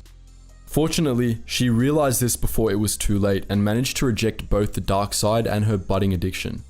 As she later realized, in doing so, she had completed the trials and become a Jedi Knight, something that was later confirmed by the Council when she returned to Coruscant. It was shortly after this that she finally determined that the Separatist spy was none other than Clo Merritt, a member of her own team. Dr. Vondar shot Merritt shortly after she informed him of this, but for the most part it was too late. The Republic was already planning to evacuate from Drongar. The Separatists had taken control of much of the planet by that point, and to make matters worse, the Bota had started to mutate. Perhaps due to the Separatist bombardment, the Bota was quickly losing its healing properties, mutating into a useless weed. The Republic had managed to safely preserve 2 metric tons of the stuff for transport before the mutations began, but this development meant they wouldn't be getting any more. What Republic forces were left on the world regrouped around the Bota stores, waiting for evacuation. The Confederacy, realizing its mistake, became determined to seize the Republic's Bota stores and launched an all-out attack on all remaining Republic positions. They were on the verge of victory when the Republic Star Destroyer Resolution arrived in orbit above Drongar. The Resolution summarily annihilated the oncoming Separatist forces from orbit, buying the Republic forces time they desperately needed to evacuate Drongar. The Confederacy, in short order, followed suit, bringing the battle to an unceremonious end. By and large, the Battle of Drongar, an 18-month-long meat grinder of a conflict, was all for nothing. Very little Bota remained safely in suspension, and it wasn't nearly enough to make a significant impact on the war. This is all theory, but it's quite possible that it was the Battle of Drongar which radicalized Barriss Offee. Shortly after the battle and her ascension to Jedi Knight, she orchestrated the bombing of the Jedi Temple, an event that you're all surely familiar with. While she did reject the dark side during the Battle of Drongar, she definitely became more cynical over the course of the conflict, and the realization that it was all for nothing. To say nothing of the fact that one of the friends she made on the planet turned out to be a spy would surely have hit her hard. This Republic is failing! It's only a matter of time. During the Clone Wars, General Grievous was perhaps the most feared being in the galaxy. Loyalists the galaxy over were terrified of this half-living slaughterer of billions, as the Revenge of the Sith novelization put it, while even many Separatists were uneasy about the Confederacy's Supreme Commander and his ruthless tactics, even if they celebrated his victories. These were numerous, so much so that Grievous was often seen as unstoppable. But of these many victories, there was one that was particularly infamous for how crushing it was: Grievous's first public appearance in the Battle of Hypori. In this video, we'll be giving a full rundown of that terrible battle. In the first battle of the Clone Wars, the Grand Army of the Republic took Geonosis, the CIS's main droid factory, by storm, hoping to nip the threat of the CIS droid army in the bud. The Republic failed to crush the droid army completely, but the fall of Geonosis still deprived the Confederacy of its primary factory world, which prevented a more rapid escalation of the early war. The industrial powers that backed the CIS scrambled to shift battle droid production to other factory worlds, increasing production on worlds like Siskeen and Olonet. During this period, one factory world in particular became especially important: Hypori. Hypori was a mostly barren, rocky world rich in several kinds of ore, which made it valuable for droid production and other forms of industrial activity. It had been used as a mech world for millennia before the Clone Wars, but during the Separatist crisis, it ramped up production dramatically. At this time, Hypori had fallen into the hands of the Techno Union, which gave it to Baktoid, the Geonosian company that designed and produced the Confederacy's infamous B-series battle droids. Baktoid had a whole hive of Geonosians colonize the planet, building huge Geonosis-style droid factories beneath its surface. In the early months of the Clone Wars, these underground factories became one of the Confederacy's biggest producers of battle droids. 4 months into the Clone Wars, the Republic discovered the Hypori hive and its role in the Separatist war effort. At this time, the Republic was doing pretty well in the war, with Republic forces on Muunilinst, Dantooine and Mon Cala all close to achieving major victories. Emboldened by its progress, the Republic decided to press the offensive and capture Hypori, hoping to take it as quickly as it had taken Geonosis. The Republic assembled a massive task force to take Hypori, consisting of more than a dozen acclimated class assault ships loaded up with clones and armored vehicles. This task force was led by a whopping 7 Jedi, 5 of them Jedi Masters. These Masters were Ki-Adi-Mundi, Shakti, Dukman Beric, Aayla Secura and Kukruk. They were also accompanied by the Syrian Jedi Knight Tarsier and Barrick's human Padawan Giorgi. Barrick was made the overall commander of the operation, as his extensive industrial knowledge was deemed essential to disabling Hypori's droid factories. Under General Barrick's command, the Republic Task Force set a course for Hypori, but the operation went sideways almost immediately. Republic intel on Hypori was incomplete, and Barrick's fleet exited hyperspace right in the middle of an orbital minefield. The mines ripped through Barrick's assault ships, throwing the fleet into chaos. Many of Barrick's ships were crippled and crashed on Hypori. The rest were all destroyed. To make matters worse, the tattered remnants of the Republic fleet crashed behind enemy lines. It didn't take long for Hypori's droid defenders to completely surround the space wrecks. All 7 of the Jedi and many of their troops survived their crash landings, and they immediately deployed around their assault ships, using the wrecks as makeshift bunkers. But the trouble had only just begun. Unbeknownst to the Jedi, one of the Confederacy's top commanders was stationed on Hypori at the time, General Grievous. Grievous had been fighting for the Confederacy since the start of the war, but at the time, the Republic didn't know that he even existed, as no enemy that caught a glimpse of the droid general had lived to tell the tale. All the Republic had were vague second-hand reports from the first Battle of Geonosis about a killer in the catacombs, slaughtering clone commandos and Jedi Knights alike before fleeing the battle in an unidentified starfighter. In that first battle, Grievous prevented Republic forces from attacking the Separatist Council's command bunker via the Geonosian catacombs, and in subsequent months, he had been deployed for similar important but covert military operations. The Confederacy kept his existence a secret. Count Dooku hoped to use Grievous as a secret weapon when the opportunity arose. Still, Dooku had given Grievous enough missions that he had collected at least 6 lightsabers from fallen Jedi by the time the battle broke out on Hypori. When the Republic assault on Hypori began, Grievous took command of the planet's defense forces, leading them in a merciless offensive against the would-be invasion force. With armies of B-2 super battle droids and OG-9 homing spider droids, Grievous attacked the assault ships one by one, killing every last clone in his path. After sustained fighting, the remaining Republic forces had been pushed back to just one wrecked assault ship, where the task force's Jedi commanders had gathered. Upon learning that there were Jedi with the clones at the final assault ship, Grievous personally took to the field, leading his armies from the front. While his droids encircled the assault ship and subjected it to sustained fire, Grievous sought out General Barrack, whom he fought in a prolonged lightsaber duel. Barrack fled back to the assault ship, but Grievous managed to kill him before he made it inside. Before he fell, however, Barrack had managed to make a quick call to General Kenobi, who had just captured Muunilinst for the Republic. Barrack requested an emergency evacuation, but Grievous killed him and cut the feed before the Jedi Master could explain the situation. With Barrack dead, what remained of Republic forces collapsed. All remaining clones were slaughtered by Grievous and his advancing droids. Only the 6 remaining Jedi survived this latest advance. Once the last of the clones were dead, Grievous ordered his troops to cease fire. He wanted to kill the Jedi himself.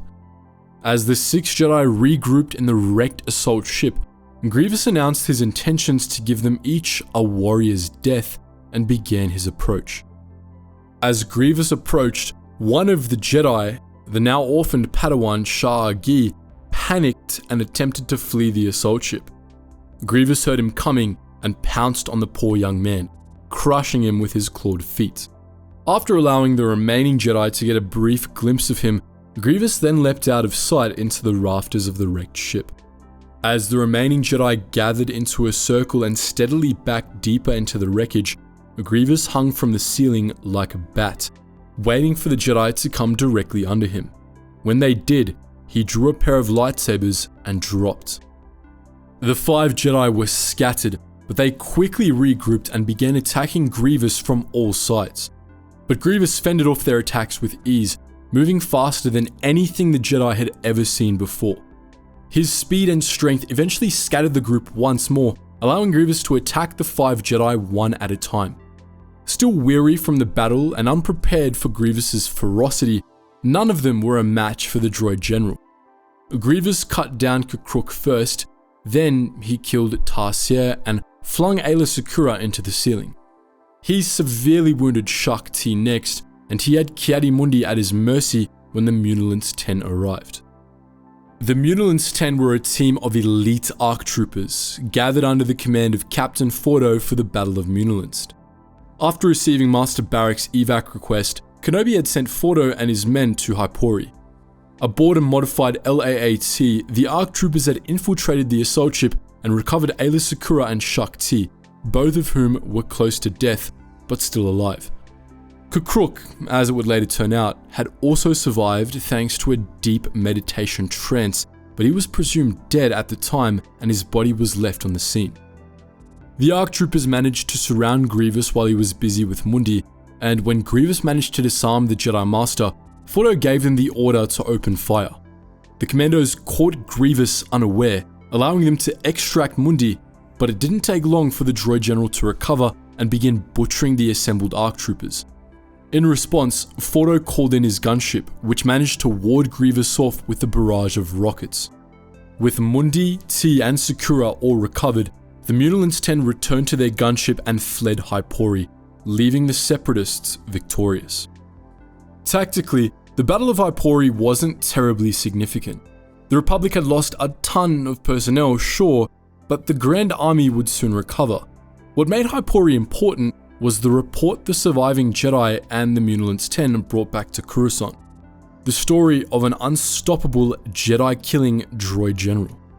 General Grievous had been revealed to the galaxy, and as he took command of the droid armies, and started to make himself known on the front lines of the war, loyalist morale began to falter, especially among the Jedi. Before long, the Republic's momentum collapsed, and the Confederacy, under Grievous's direction, quickly took the upper hand in the Clone Wars. During the Clone Wars, many battles between the Grand Army of the Republic and the CIS droid army dragged on for weeks or even months, with some lasting over a year. But one campaign topped all the rest, the Battle of Mygeeto. On Mygeeto, Republic forces faced heavy resistance as they laid siege to the strongholds of the intergalactic banking clan, leading to a long series of deadlocks.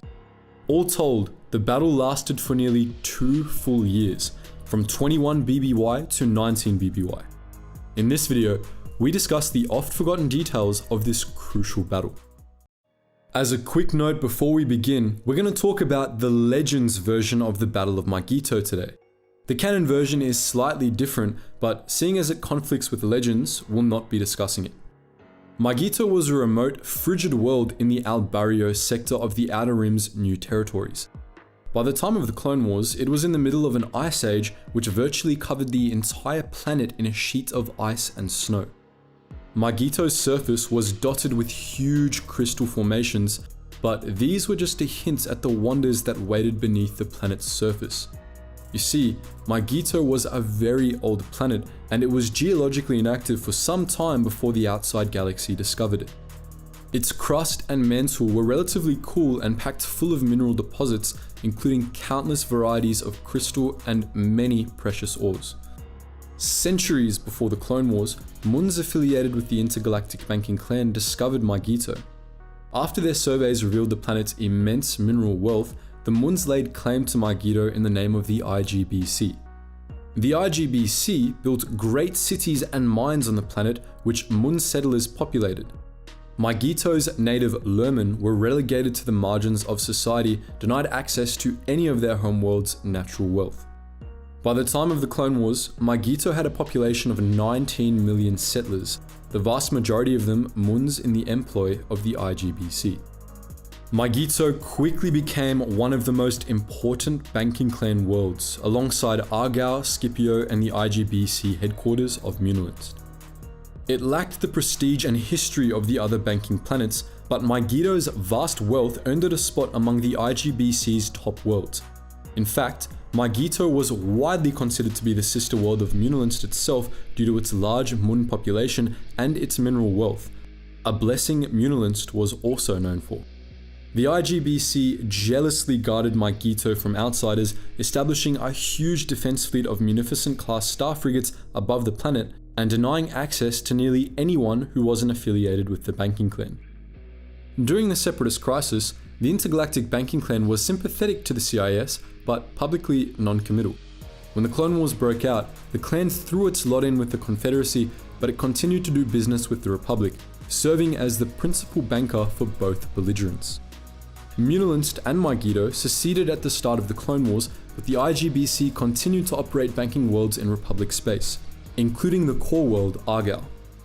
The Bank of Argao publicly sided with the Republic despite being a Mun-run IGBC subsidiary, while Scipio, another banking world, claimed neutrality, giving massive loans to the Republic and CIS alike.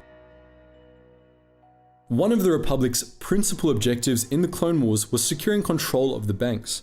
Against local law, the Grand Army occupied Argao at the start of the war, while a major Republic offensive early in the war led to the capture of Muunilinst and much of the IGBC leadership, including Chairman San Hill, who later escaped Republic custody. Scipio was initially left alone due to its neutrality, but the GAR occupied it after it seceded from the Republic 20 years before the Battle of Yavin. This largely consolidated control of the banks under the Republic, despite the IGBC's continued affiliation with the Confederacy. There was one last obstacle the Republic had to overcome if it wanted complete control, however: Mygeeto. Unlike the other major IGBC worlds, Mygeeto and Muunilinst had firmly sided with the Confederacy at the outset of the Clone Wars, dedicating their vast repositories of wealth to the Separatist cause. After the Republic had captured Muunilinst, Mygeeto became the biggest source of wealth in the entire Confederacy. Its importance in funding the CIS droid army cannot be overstated. Mygeeto came to host war plants that built ships and armaments for the Confederacy, a boon to the Separatist war effort. It was so important that Republic leadership believed that victory in the Clone Wars depended on capturing Mygeeto. For this reason, the Republic began an invasion of Mygeeto in late 21 BBY. The composition of the initial force is unknown, but it's possible that the opening assault was led by Ki-Adi-Mundi and the Galactic Marines. Regardless of what the Republic forces looked like, they broke through the Separatist blockade of Mygeeto and laid claim to beachheads on its surface. Soon, however, the campaign stalled. Mygeeto's defenses were stronger than Republic forces had anticipated, and the GAR proved unable to dislodge the droid army from several crucial positions. However, Republic commanders refused to cede any ground on Mygeeto. Instead, they deployed wave after wave of reinforcements to keep up the pressure. The Separatists did the same. Mygeeto was one of the most heavily defended worlds in the entire Confederacy, with the defense fleet so large that it's a wonder Republic forces were ever able to punch through. The defense fleet was primarily composed of Munificent-class Star frigates, but Recusant-class light destroyers and Providence-class carrier/destroyers were part of the blockade as well. Vast numbers of Vulture droids, Tri-Fighters and HMP gunships provided fighter support in the orbital battle and air support in the ground battle. On the ground, the Separatists had a comprehensive array of artillery batteries, including anti-aircraft guns that cut off Republic air support. Mygeeto's garrison also included nigh infinite hordes of battle droids of all descriptions, plus crab droids, armored assault tanks, Hailfire droids and Octoptara tri-droids. The commanders of Mygeeto's droid garrison are unknown. What we do know is that General Grievous had a role in coordinating the defense. The Battle of Mygeeto dragged on through the entirety of 20 BBY without much change, as Republic and Separatist forces were locked in a stalemate. But at the end of 20 BBY, the Outer Rim sieges began and the Republic started putting pressure on Separatist strongholds in the Outer Rim. This brought Mygeeto into the spotlight. The region of Separatist space around Mygeeto was dubbed the Mygeeto Theatre by Republic tacticians, and in a 19 BBY public address, Palpatine proclaimed Mygeeto, together with Seleucami and Felucia, to be part of what he called the Triad of Evil.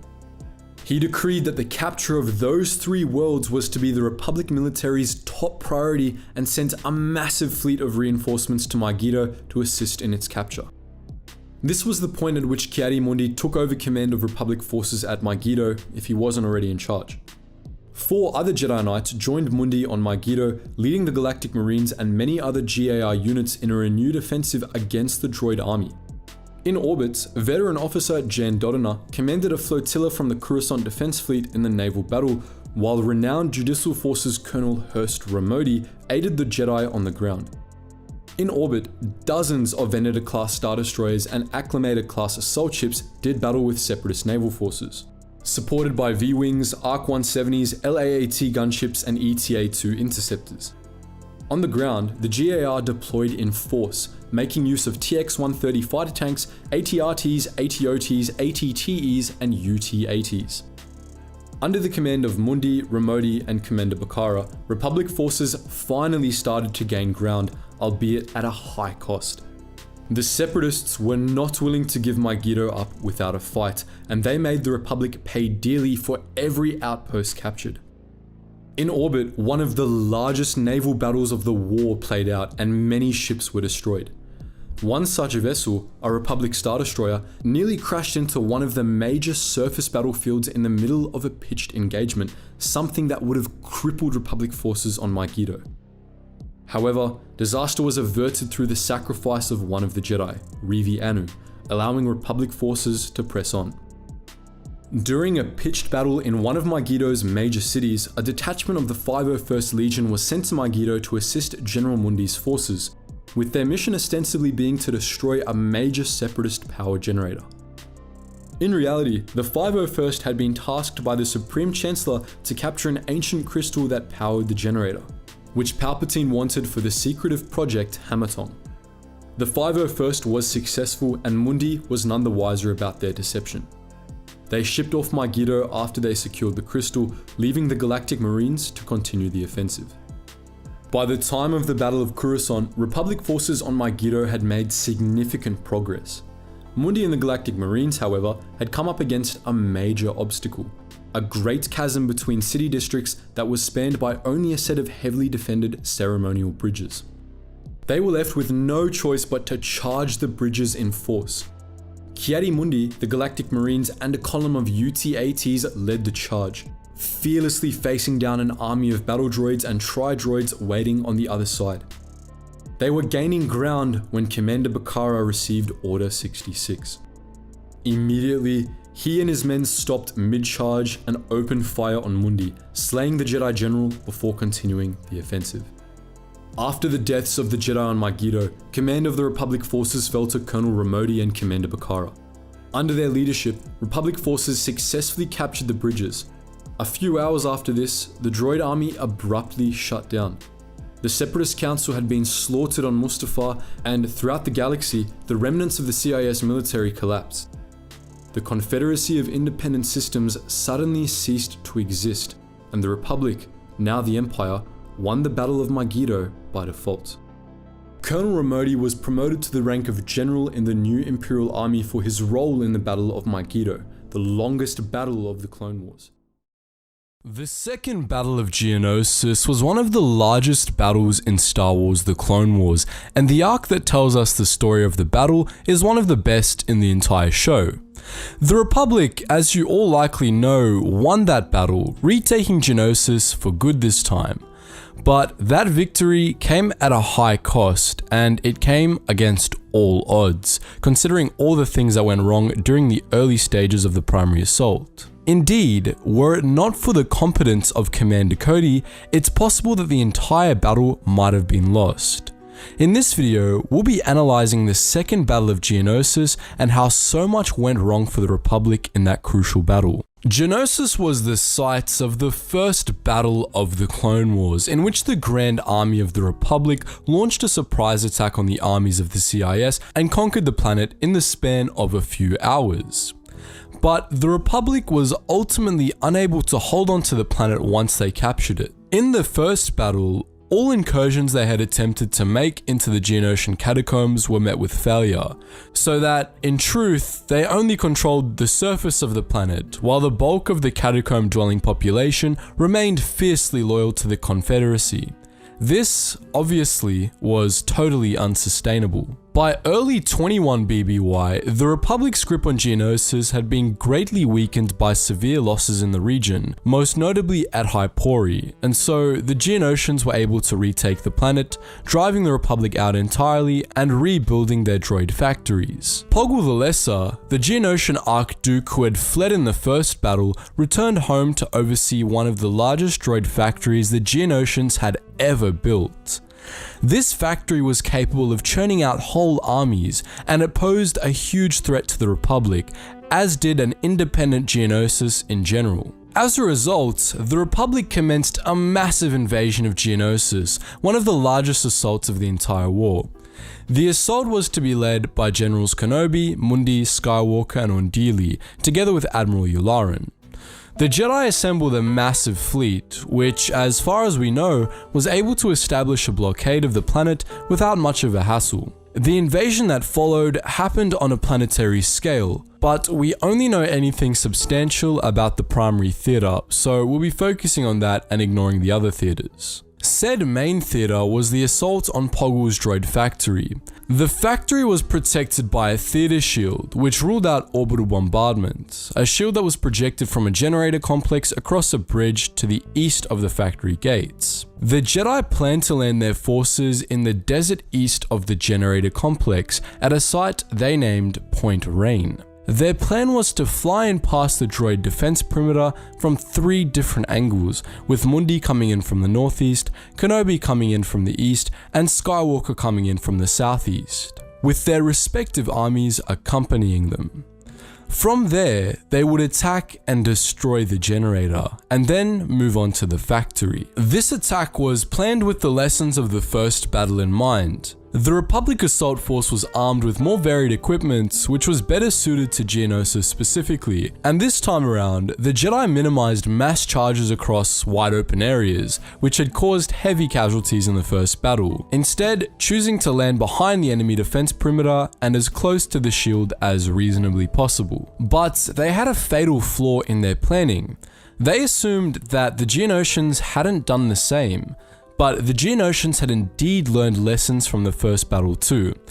This time around, they were wary of the Republic air support that had doomed them in the first battle, and so they set up artillery positions and deployed starfighters to shoot gunships out of the sky. Republic deployment began as planned, and the battle almost immediately began to go wrong. Geonosian artillery opened up as soon as the gunships were in range, and as the gunship pilots desperately tried to avoid them, they were attacked by swarms of Geonosian starfighters as well. Between the fighters and the artillery, dozens of gunships were destroyed outright, and many more were shot down. Plenty of clones and walkers were lost, while none of the 3 Jedi in charge of the mission made it to the landing site. Mundi and most of his forces were shot down on the wrong side of a large plateau that bordered the battlefield to the east. Skywalker and his forces were shot down in a canyon to the south of Mundi's position. Kenobi's gunship was shot down just outside the perimeter of the Republic camp at Point Rain. Good thing those bugs can't aim.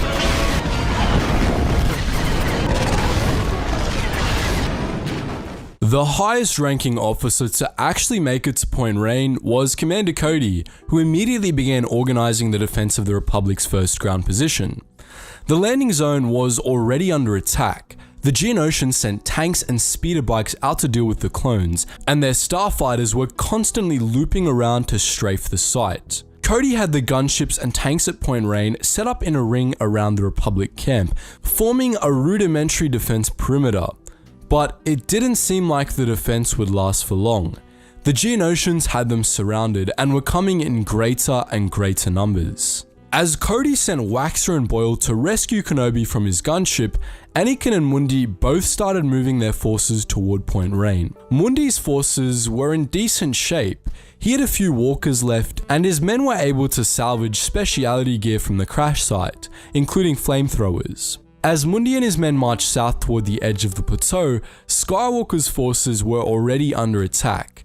His walkers were all destroyed, and so he, Ahsoka, and Torrent Company were forced to march west through the canyons on foot. There was one more problem with this as well. To get to the landing zone, they needed to go through a Geonosian fortress, a massive wall that blocked the canyon and was thick with droids and gun turrets. Skywalker and Tano, with a little help from Captain Rex, were ultimately able to blow up that fortress however, allowing Torrent Company to move forward.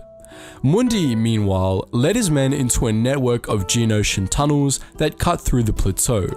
The tunnels were cleared of Geonosians thanks to Mundi's flame troopers, and the clones emerged from the tunnels right above Skywalker's position. Skywalker and Mundi linked up, and together marched their armies to Point Rain. The situation at Point Rain, however, was still dire. The Geonosians had surrounded the landing zone and were moving in quickly, and the defenders were preparing for a last stand. At the last minute, however, they were saved by Admiral Yularen. Yularen had been able to spare a squadron of Y-Wings from the orbital battle, and he sent them to Point Rain to help in the defense. There, they bombed the Geonosian attackers and forced them to fall back in disarray to the generator complex, allowing Mundi and Skywalker to rejoin the main force. Now with a clear line of attack, Skywalker led Republic forces in a lightning assault on the shield generator, which was quick and completely effective.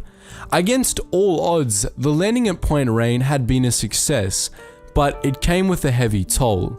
Casualties were high, and both Kenobi and Mundi were forced to fall back from the front lines to recover from injuries. Luminara Unduli and the 41st Elite Corps flew in to replace them and reinforce the 501st for the assault on the main factory. The odds were still not in the Republic's favour for that battle.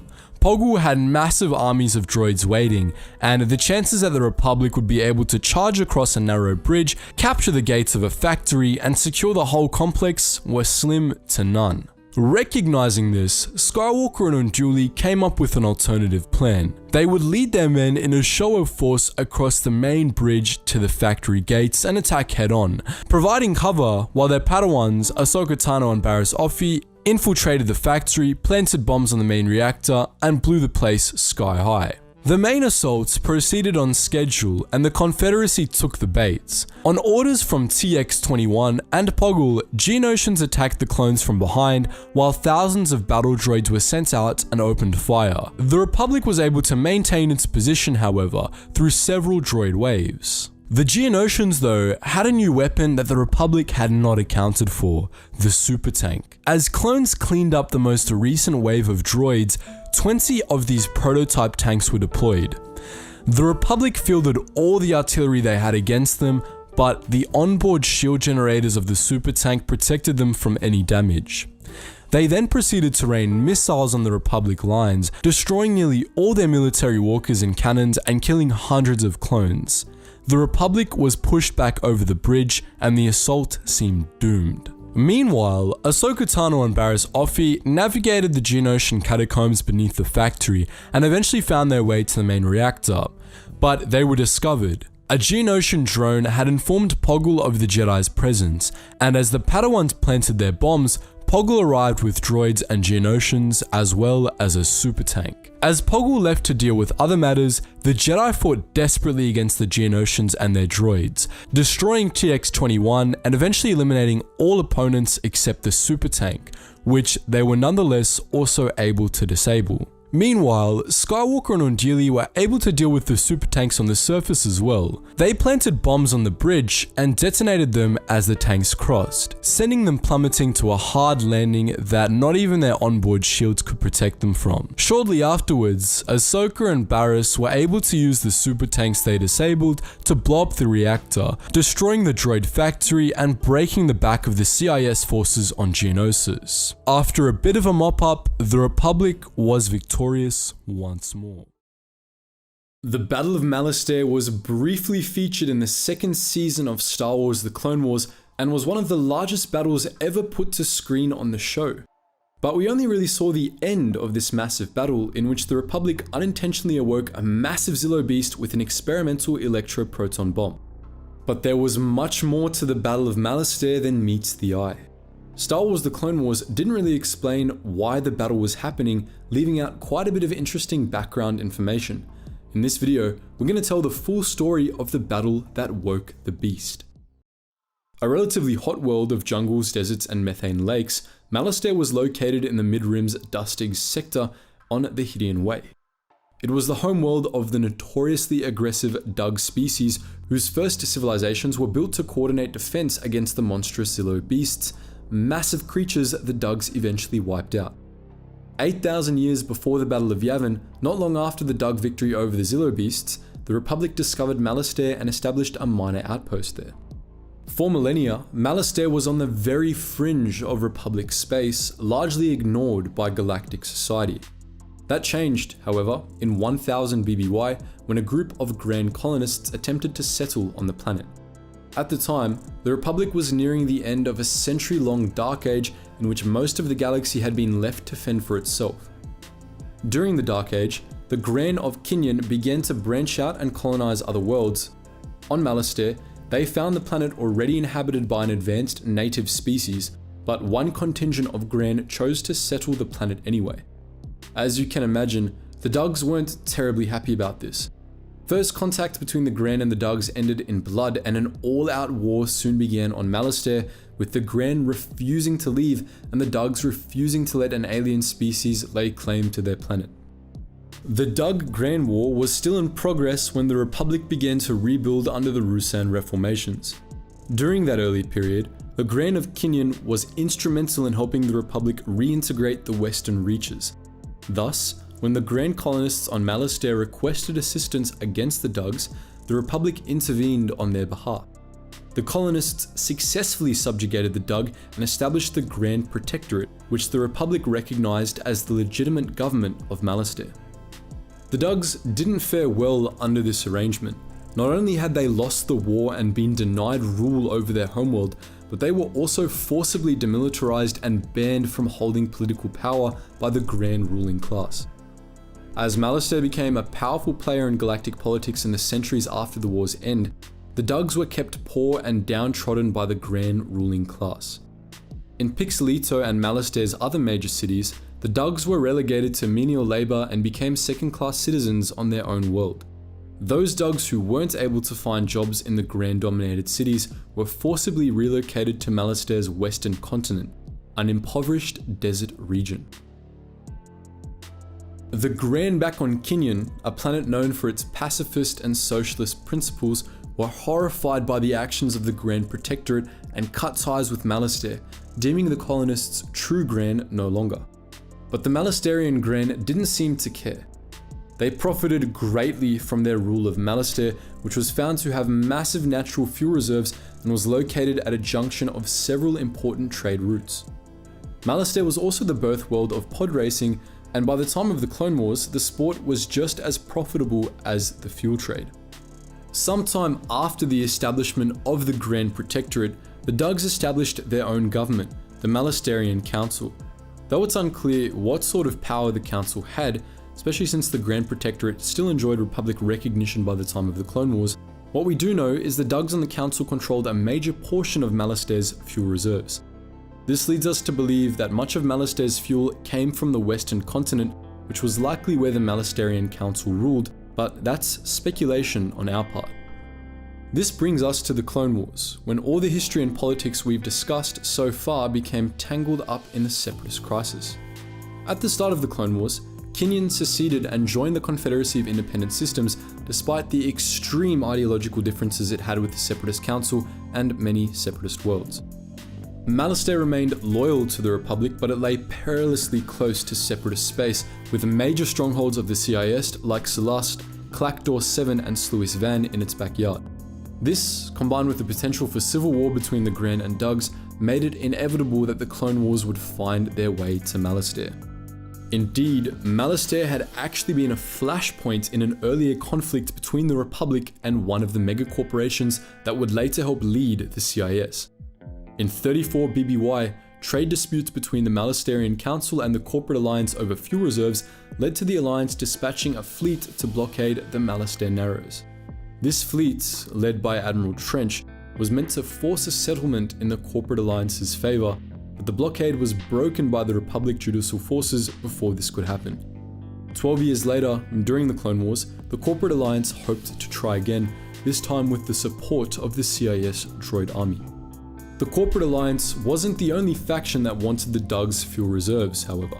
By early 21 BBY, the Republic was in desperate need of fuel, and the shipments it was receiving from the Grand Protectorate were no longer enough to properly support its war effort.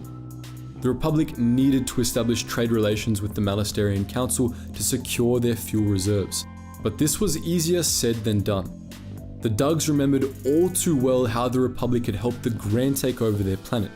Indeed, if the Corporate Alliance hadn't also tried to conquer Malastare, the Dugs may well have joined the Separatists. The Republic needed to demonstrate good faith to the Dugs in order to get a hold of their fuel. Fortunately for the Republic, the CIS gave them the perfect opportunity to repair relations with the Dugs. The Confederacy blockaded Malastare and sent a colossal droid army to its surface, rapidly taking the capital and most of the Grand-controlled parts of the planet. After a protracted ground assault, the Grand Protectorate seems to have surrendered, leaving the Malastarian Council to fend off the Separatists. The Dugs surely would have been overwhelmed as well were it not for the timely intervention of the Republic, which sent Mace Windu, Anakin Skywalker and a sizable clone army to defend Malastare. We know surprisingly little about the actual Battle of Malastare, despite the fact that it was one of the largest battles of the Clone Wars. What we do know is that, despite Republic intervention, the CIS came quite close to conquering Malastare. The planet's defenders were pushed all the way back to the palace of Doge Naka Urus, the head of the Malastarian Council, where the council housed its fuel reserves. As a last battle between the droid army and GAR began within view of the palace, Republic High Command authorized the deployment of a new experimental weapon, an electro-proton bomb. This powerful weapon released a massive electromagnetic pulse, neutralizing the entire army and allowing the Republic to drive the CIS from Malastare. The defeat of the droid army didn't bring an end to Malastare's troubles, however. The electro-proton bomb awoke a creature that had been sleeping beneath Malastare's desert plains for millennia, the last of the Zillo beasts. Its dense scales proved impervious to blaster fire and lightsabers alike, and the newly awakened monster proceeded to rampage across the desert, lashing out at any Republic units that tried to subdue it. Windu, Skywalker, and Republic Command developed a vested interest in the Zillo beast, especially upon learning of the incredible durability of its scales. Supreme Chancellor Palpatine wanted the beast to be captured alive so its scales could be studied, while the Jedi wanted to save the creature out of the belief that it was the last of its kind. However, the Dugs weren't having any of it. They wanted to finish what their ancestors had started. The Malastarian Council demanded that the Republic slay the Zillo beast, leveraging the fuel reserves the Republic so desperately needed in a bid to get their way. They would sign no treaties with the Republic, they insisted, until the beast was dead. The Jedi ended up finding a sort of middle ground. Using powerful stun cannons, Republic forces put the Zillo beast to sleep and then told the Malastarian Council that they had killed the creature. In secret, the Republic collected the beast's body and shipped it off to Coruscant, where it was revived and studied. The Republic ended up getting both the Zillo beast and Malastare's fuel reserves, though it's unclear how relations with the Dugs fared once the Zillo beast's survival became public knowledge. So, the Republic would have the galaxy believe that its heart is secure. Today's events, however, show that there is nothing that can stop our forces from total victory. These words were spoken by General Grievous in a broadband HoloNet transmission to the whole galaxy, shortly after his victory at the Battle of Duro. It was, in many ways, merely an open statement of the fears many in the Republic had during this particularly dire stage of the Clone Wars. At the time, as part of a campaign called Operation Dirge's Lance, General Grievous had breached the core with a massive fleet of warships, going on to conquer 26 key core worlds over the course of the campaign. Duro was the first of these worlds, and in this video, we'll be discussing the battle that led to its fall, a crippling failure of the Republic Admiralty and the Confederacy's greatest victory. The year was 20 BBY, and the Republic wasn't doing all that well. In recent months, the Clone Wars had turned against them, granting the Confederacy of Independent Systems a string of major victories that terrified Republic loyalists. But the worst was yet to come. There had been battles in the core worlds before this point, but the Confederacy had never been successful in a protracted campaign in the region, which was traditionally the heart of the Republic. But General Grievous was getting ready to change that. At Yagdul, a stronghold of the Confederacy that sat at the junction of the Rumor trade route and the Corellian trade spine, Grievous assembled a massive force to execute a plan he called Operation Dirge's Lance. Fueled by supply lines from Thyfera and Celeste, Grievous's armada contained Yagdul's Confederate First Fleet and Thyfera's Confederate Third Fleet, two of the three foremost fleets in the CIS Navy. If the entirety of these fleets were committed to the operation, Grievous would have had up to 8,000 warships at his disposal for storming the core, plus untold billions of battle droids and swarms of droid starfighters. Obviously, he didn't use all of these at Duro, but aside from his flagship, the Invisible Hand, he did field large numbers of Hardcell-class transports, Munificent-class staff frigates, Recusant-class light destroyers, Providence-class carrier/destroyers, and Lucrehulk-class battleships, all with full complements of Vulture droids, Tri-fighters, and Geonosian starfighters.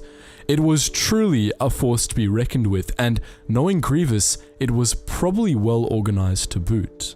Now, before we really get into things, something should be clarified. We have official statistics for the forces the Republic deployed at Duro, but there's absolutely no way they're accurate, so take them with a grain of salt. We've drawn out our maps using the official numbers, but keep in mind that the size and disposition of the Republic Defense Force at Duro was almost definitely different, all things considered. The Republic likely had far more warships stationed at Duro than just 11, even with the mistakes we'll mention later, and the same goes for their starfighter forces. Furthermore, the single Victory-class Star Destroyer said to be a part of the defense fleet couldn't have been present because this battle took place before the Victory class was even launched. Hooray for inconsistencies. With that out of the way, let's talk about Duro itself. The first world rimward of Corellia on the Corellian trade spine, Duro was a bastion of Republic power. The planet itself was incredibly important, being a Republic founder and the homeworld of the Duro species, as well as an industrial giant, trading hub, and overall economic powerhouse. By the time of the Clone Wars, its surface was mostly covered with factories, military strongholds, and poor quality cities for workers, as well as with large junkyards and toxic waste disposal zones, the byproducts of 25,000 years of industrial operation. Most of the planet's population instead lived in a variety of in-orbit space stations, including about 24 massive space cities and a handful of orbital shipyard stations. But Duro's most important feature during the Clone Wars was its location, which was near the start of the Corellian trade spine. Corellia itself was neutral in the Clone Wars, having rescued itself from galactic affairs shortly before the conflict began, and so Duro became the Republic's headquarters on the trade spine, which the Grand Army of the Republic used as its primary supply line. Operation Dirge's Lance began as part of a wider Separatist campaign to conquer the trade spine entirely, which they more or less did for a brief period of time, and so Duro became Grievous's target when he planned to launch an invasion of the Clone Wars, as doing so would cripple Republic supply lines for the whole southern theater of the war. In the early hours of the morning, Grievous and his invasion fleet dropped out of hyperspace on the edges of the Duro system, where the Republic had set up a perimeter checkpoint beyond Collie, the outermost planet in the system. This checkpoint was heavily fortified. At least 4 incredibly powerful Golan 1 battle platforms were present, as were a number of Republic assault ships, Dreadnought-class heavy cruisers, and possibly Venators, though with no confirmation of that last one. Regardless of the exact disposition of the Republic forces, Grievous completely annihilated them in short order, breaching the Duro system's outer defenses at 0221 local time and leaving only escape pods and debris in his wake. This was quickly followed up by a full-scale assault on Duro itself. The Republic had fortified the planet's orbital cities and claimed one of the largest, Jivas Space City, as its headquarters, from which it projected a planetary shield around Duro. It then arrayed the remains of its defense fleet, which was supposedly led by a Victory-class Star Destroyer in orbit above the world. Duro's chief representative officer, Holodan Kegel, assumed direct command of the defense at Jivas as Grievous launched his attack. Grievous began his attack by sending out Techno-Union Hard Cell class transports, which deployed seismic EMP countermines, neutralizing the orbital mines the Republic had deployed around Duro and giving the CIS Armada a clear path toward Jivas Space City. Grievous then ordered his warships to open fire on the Republic defense fleet, which was badly outnumbered and quickly destroyed. No Republic warships survived the Battle of Duro, and the orbital exchange cost Grievous very few ships in turn. With the defense fleet dealt with, Grievous deployed starfighters, hard cells, and landing craft to swarm the nearest of Duro's orbital cities, including Jivas. During this time, Chief Representative Officer Kegel fled to a stronghold on the planet's surface. Not long afterwards, Jivas Space City became the first of Duro's orbital metropolises to surrender to the Confederacy, and it was quickly transformed from the Republic's orbital headquarters into the office of the General. As Grievous set up shop in Jivas, the Confederacy set to conquering the rest of the space cities and setting up a blockade of Duros. The Republic's response to the destruction of the defense was appallingly pathetic.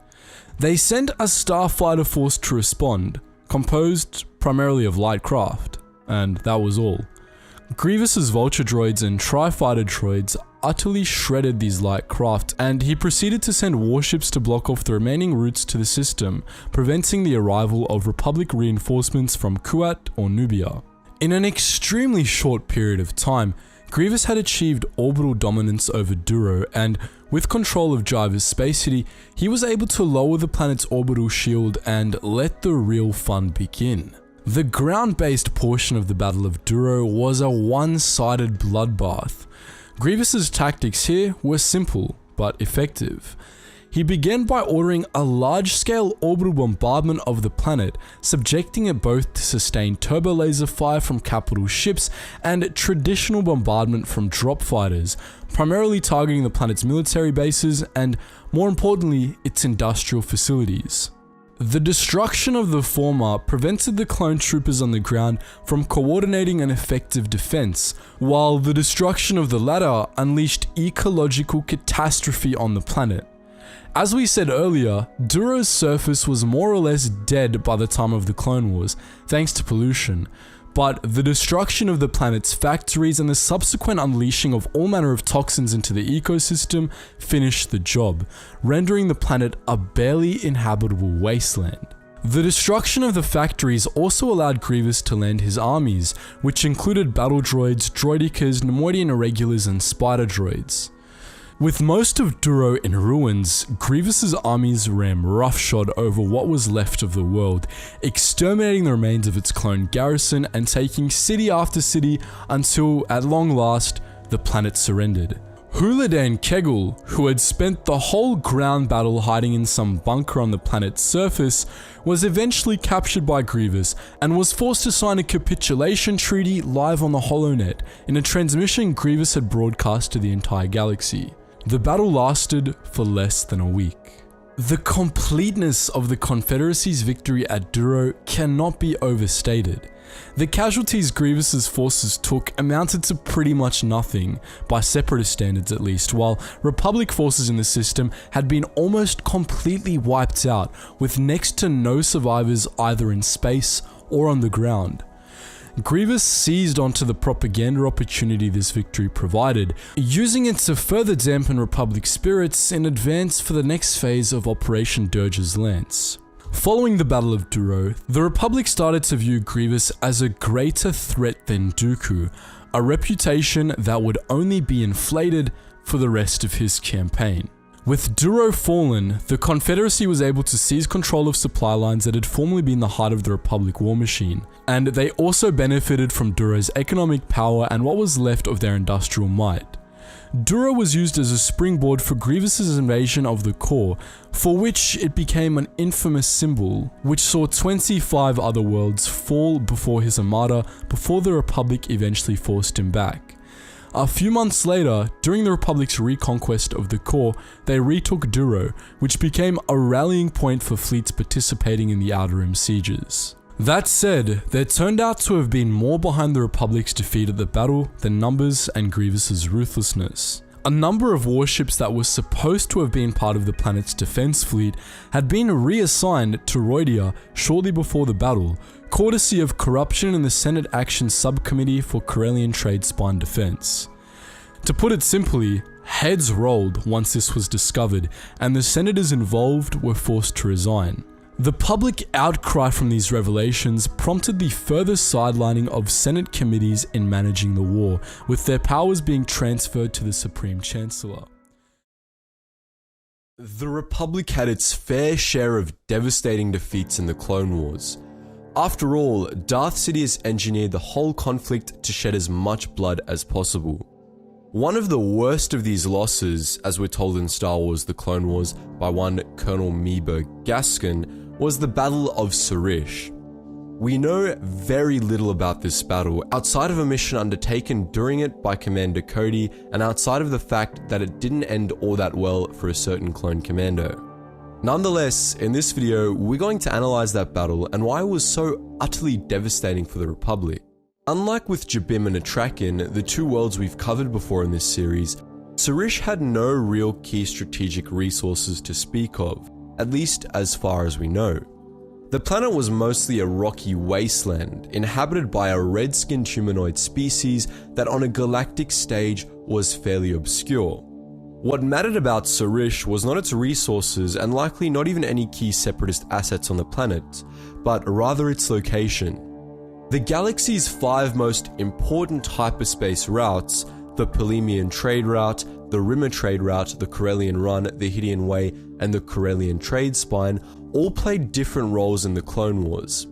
The Polemian, for instance, acted primarily as a back-and-forth invasion corridor, as it stretched from the heart of the Republic to the foundry of the Confederacy. The Corellian Run served in a similar role, though a less important two-fronted one. The Rimmer was almost entirely dominated by the CIS and served as the backbone of their enclave in the trailing sectors. The Hydian Way was split and was used as a supply route by both sides at various points. The Corellian Trade Spine, however, had a particularly crucial role. It was the Republic's primary supply line.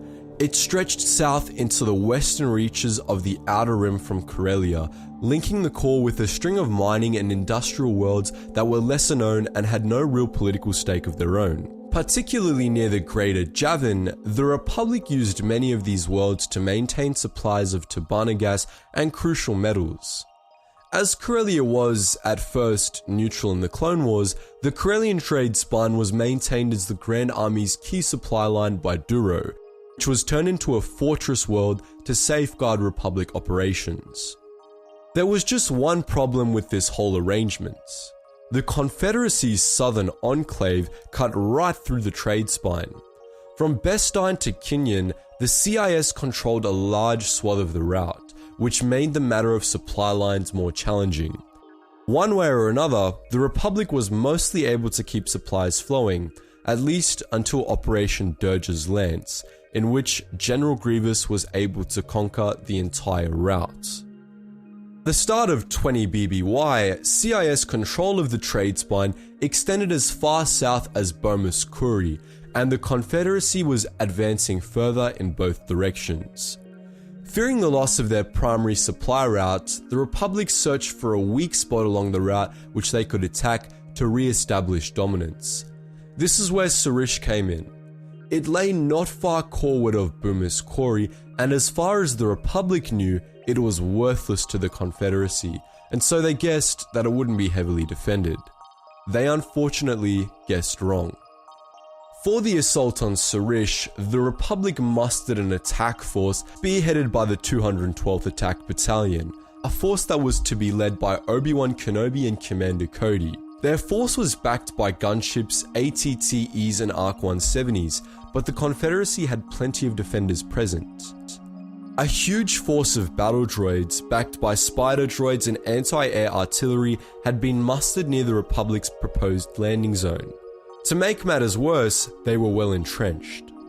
The Confederacy's positions were east of the landing zone, along the edge of a sheer cliff that faced the Republic lines. This gave them the advantage of the high ground, something that no doubt disturbed General Kenobi greatly, and to make matters worse, they had several fortified rock spikes near those front lines which had been equipped with anti-air turrets. What happened next was just a repeat of scenes that had played out many times earlier in the war, on Brental 4, Geonosis and many other worlds. The Republic's gunships were shredded. Kenobi ordered his gunships to avoid the anti-air positions as a result, instead calling for them to flank the enemy droids. His hope was to scatter the defenders and then to divide and conquer, allowing the Republic to defeat the pockets of resistance that remained with relative ease. To deal with the anti-air guns, for some ungodly reason, he called in air support, more gunships and ARC-170s. Then, he divided his forces, with Commander Cody being sent with one platoon around to the south. As the Republic tried to establish landing zones, many of their gunships were shot down and crashed near the forward defenses of the enemy. Cody's was one of these gunships, and it had the misfortune of crashing behind enemy lines, right behind one of the anti-air positions in fact. As the droids advanced toward the site, Cody ordered the other crash survivors to use the gunship as cover while he thought up a plan. Ultimately, he and the platoon's lieutenant decided to take out the anti-air gun as they were in the best position to do so. As the rest of the group provided covering fire, Cody and the 3 other clones used the ascension cables on their rifles to scale the promontory. The droids guarding the guns spotted the clones on the ascent and they killed all 3 of Cody's comrades. Despite this, Cody kept climbing and eventually made it to the top of the rock spike. There, he was outnumbered by battle droids, but he managed to destroy all of them in short order, and also thanks to the cover fire provided by the trooper at the crashed gunship. Back at the crash site, however, the clone lieutenant noticed that Cody had a problem. While he had his back turned, the anti-air gun was turning on him. Ordering his men to switch their rifles to a longer range firing mode, he had them shoot the droid gunner manning the turret. Cody proceeded to commandeer the weapon and he turned it on the droids, which by that point were advancing on the crashed gunship. He dealt great damage to Separatist forces on that part of the battlefield, and then he returned to the crash site to regroup. However, things weren't going as well elsewhere. General Kenobi had encountered more resistance than he anticipated, and the worst was yet to come. Cody and his men regrouped with the rest of the force at the staging area that Kenobi had set up and reported the destruction of the anti-air gun, but it was ultimately for nothing. We don't know anything about how the tide of the battle turned, but it did, and drastically so. Most likely, Kenobi attempted to charge the disoriented Separatist lines, only to be beaten back and met with a charge in return. The result was a massacre. A huge chunk of the Republic's forces on Sarrish was slaughtered by the victorious droids, and Kenobi was forced to retreat from the world. As part of this retreat, clone commandos were deployed, though we don't know exactly why or how. It's possible that, in desperation, Kenobi was trying to use their skill to slow the Confederacy down. If so, it probably killed most of these commandos, and at any rate, it nearly killed Gregor, one commando who was left for dead among the chaos of the retreat. Your file says you were reported missing in action during the Battle of Sarrish. Sarrish. Sarrish. Wait. What was the Battle of Sarrish? It was one of the Republic's most devastating losses. Sarrish. Yes. Yes, I remember now. So many soldiers were dying. Do you remember how you escaped Sarrish? No. I just remember seeing all those bodies. Bodies everywhere. I knew I had to get help, but that's where the memory stops. Well, soldier, there's nothing you can do about that battle now. But you can help us. Our mission depends on it. Aside from the temporary loss of Gregor, we don't know much about the fallout from Sarrish. Doubtlessly, it cost the Republic dearly in clones. However, it's entirely possible that it hurt Republic operations across the Corellian trade spine. After all, it was shortly after the Republic's defeat at Sarrish that the Confederacy began its campaign to conquer the entire route, moving both coreward and rimward in an offensive masterminded by General Grievous. This campaign proved even more devastating for the Republic. For a time, they were driven from the route entirely, and the loss of the trade spine involved the most devastating defeats of all, the Battle of Duro, General Grievous's finest hour. Thousands of battles were fought over the 3-year course of the Clone Wars, spread across every corner of the galaxy. The chronology and astrography of the conflict is infamously confusing. Battles were fought in virtually every sector between Loyalists and Separatists, with the tide of the conflict swinging back and forth until, eventually, the Republic came out on top. In this mess of a conflict, it can be difficult to decide which battle was the most important, the linchpin of the war. But that's exactly what we've done. In this video, we'll be taking a look at the Battle of Umbara and explaining why it was so important. We're sure you remember the Battle of Umbara. We often talk about the trials of the clone legions that fought there, the righteous cause of the Umbaran Separatists, and the overall course of the grueling jungle battle. Thousands of clones and Umbaran soldiers were killed, and both sides were fully committed to the fight. The Umbarans, naturally, committed everything they had to the defense of their homeworld, while the Republic sent 4 whole clone armies and the Confederacy dispatched a massive fleet to assist the Umbarans in the naval battle. The odds were stacked against the Republic forces. The native Umbarans knew the jungles better than the clones did, and their technology was superior. Republic ground forces couldn't rely on any vehicle larger than an AT-RT due to the dense foliage, while the Umbarans deployed shielded tanks that shredded entire infantry companies. The naval battle wasn't much easier. The Umbarans' naval forces received assistance from a Separatist warfleet that dramatically outnumbered the Republic's assault fleet. The Republic forces refused to cede any ground. Even when landmines and guerrilla attacks incurred massive casualties, even when Separatist warships descended to the atmosphere and began bombing Republic ground forces, even when one of the Jedi generals present went rogue and deliberately orchestrated an incident of friendly fire, Republic forces refused to retreat. Eventually, the Republic won the battle, but the cost was staggering. Casualties on Umbara were severe enough that one might wonder whether Umbara was worth it. This is what a lot of fans forget about the Battle of Umbara, why the Republic was there in the first place.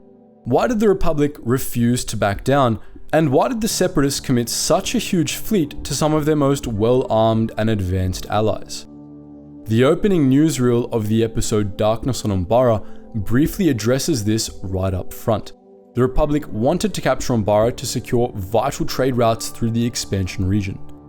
Umbara's secession after the assassination of Senator Mygeeto threatened the entire Republic war effort, and if Umbara hadn't been retaken, the Republic would have lost the Clone Wars. If you're blanking on what the expansion region was, we can't say we blame you. It was the region between the Inner Rim and the Mid Rim, and it was pretty desolate, all things considered. Republic-backed corporations completely stripped a large swath of the expansion region of resources more than 10,000 years before the Clone Wars, and even during the modern era, the expansion region was full of poor, overexploited worlds. Unsurprisingly, large chunks of the expansion region seceded at the start of the Clone Wars and joined the CIS, granting the Separatists control of most major trade routes that crossed the region.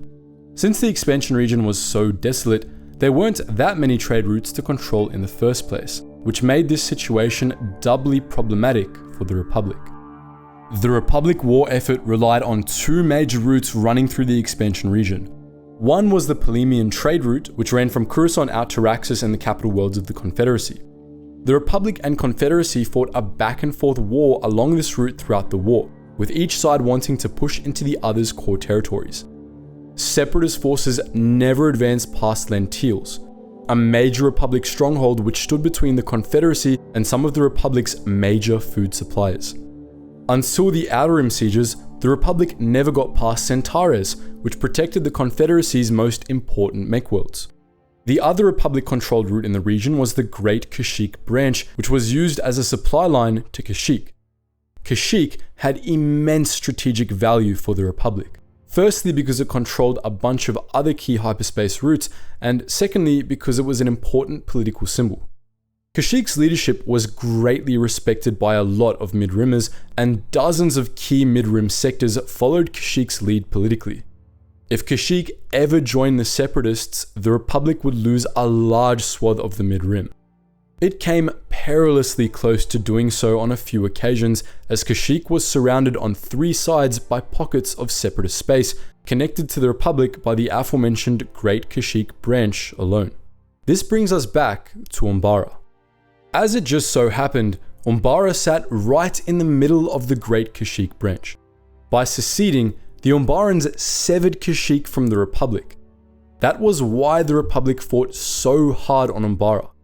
If they failed to retake the planet, Kashyyyk would be surrounded on all sides, and the Republic would have no easy way to get troops or supplies there.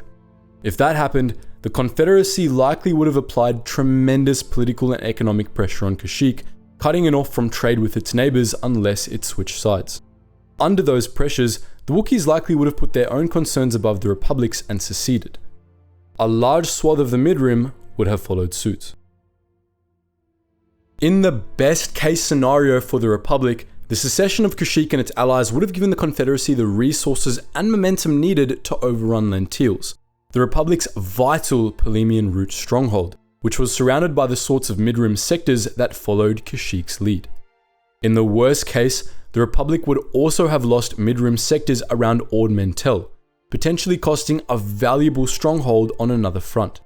Either way, Kashyyyk's fall would have heralded a massive Separatist offensive. Most of the systems that the Separatists would have taken were industrial bastions like Lentils or Roach, on which the Republic relied. It was the Republic's superior industrial might, after all, that allowed it to prosecute the Outer Rim sieges in the first place. The fall of Kashyyyk would have greatly weakened the Republic's industrial base, however, which would have left the Republic extremely vulnerable to future offensives. With control of Umbara, Kashyyyk, and Lentils, the Confederacy could have advanced along the Polemian as far as the Inner Rim, where the Republic would have had to devote a ton of resources to prevent Tanab and other valuable agricultural worlds from being overrun. That would have been just the beginning too. As many of you likely know, a few months after the Battle of Umbara, General Grievous began Operation Dirge's Lance, an offensive along a different major trade route. In 20 BBY, Operation Dirge's Lance brought Separatist fleets to the core worlds themselves, ravaging Duro, Humbarine, and over 24 other important Republic worlds. In the timeline we know, the Republic staved off this offensive, but if Umbara had fallen, the Republic would have had a much harder time.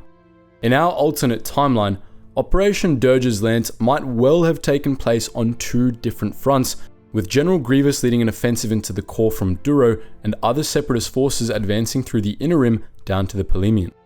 The Republic wouldn't have been able to handle this combined offensive. As the Confederacy advanced into the Inner Rim, more key industrial worlds would have fallen, further weakening the Republic. Sooner or later, it would have meant a Confederate victory. Though few of the soldiers who fought there knew it, the Battle of Umbara was the linchpin of the Clone Wars. If the Republic had lost at Umbara, it would have kickstarted a snowball effect that would have changed the course of galactic history. But the Republic didn't lose at Umbara, and because of that, it won a chance to keep fighting. The Battle of Umbara stemmed the Separatist tide long enough for the Republic to take full advantage of its industrial might, ultimately allowing the Republic to push back the Separatist major offensive and begin the Outer Rim sieges. As far as the Star Wars universe is concerned, Umbara was probably one of the biggest examples of the butterfly effect out there. Space battles are undeniably an iconic part of Star Wars, and the Clone Wars era, as you would expect, features quite a few of them. In fact, some of the largest and most impactful naval conflicts in galactic history took place during the Clone Wars, with the Battle of Coruscant being the most notable. But one of the Clone Wars' most important naval battles is almost never talked about. It decided the fate of the core worlds, and unbeknownst to all involved, played a major role in reshaping the Republic into the Empire. In this video, we'll be talking about the Battle of Rendili. Rendili was one of the founding worlds of the Galactic Republic, and since the dawn of civilization on that world, it had been a major shipbuilding hub. Once, it had been the birthplace of most of the Republic Navy, but by the time of the Clone Wars, the once mighty core world was beginning to fade. Kuat Drive Yards was contracted to build the Republic's new navy for the Clone Wars instead, and despite Rendili's best efforts, it was quickly overshadowed by Kuat in the shipbuilding industry. Its economy slumped, and after a few months of rising tensions, Rendili underwent a coup, leading to the formation of the Independent Provisional Government of Rendili. The Republic responded by sending a naval task force and Jedi negotiators to the planet, but they arrived too late to prevent Rendili from seceding and joining the Confederacy. When news of Rendili's secession first broke, Republic High Command feared the planet's formidable home defense fleet would be unleashed against neighboring loyalist worlds. This had the potential to turn the core into an active war zone, something that would assuredly cripple the Republic. To make matters worse, the home defense fleet was one of the many planetary security forces the Republic military had assimilated at the start of the Clone Wars, and it was feared that if the Rendili fleet were to defect, other PSFs would follow suit. But there was still a glimmer of hope for the Republic. The Separatist takeover of Rendili was still incomplete, and while the provisional government was all but victorious on the ground, the home defense fleet had yet to pick a side in the fight. Rendili's famous Dreadnought-class heavy cruisers had done nothing but sit in orbit above Rendili as civil war waged down below, for their crews were divided over which side to support. Many of the younger crew members favoured secession, while the veterans still had lingering loyalties to the Republic. Captain J. Stalin, the commanding officer of the Home Defense Fleet, was ultimately a loyalist at heart. He had fought for the Republic alongside the Jedi during the Stark Hyperspace War, which made him uneasy about the prospect of joining the Confederacy. The Republic hoped to exploit this, and so they sent Jedi Master Plo Koon and Captain Jan Dodna to negotiate with him, as they had personally fought alongside Dallin in the Stark Hyperspace War.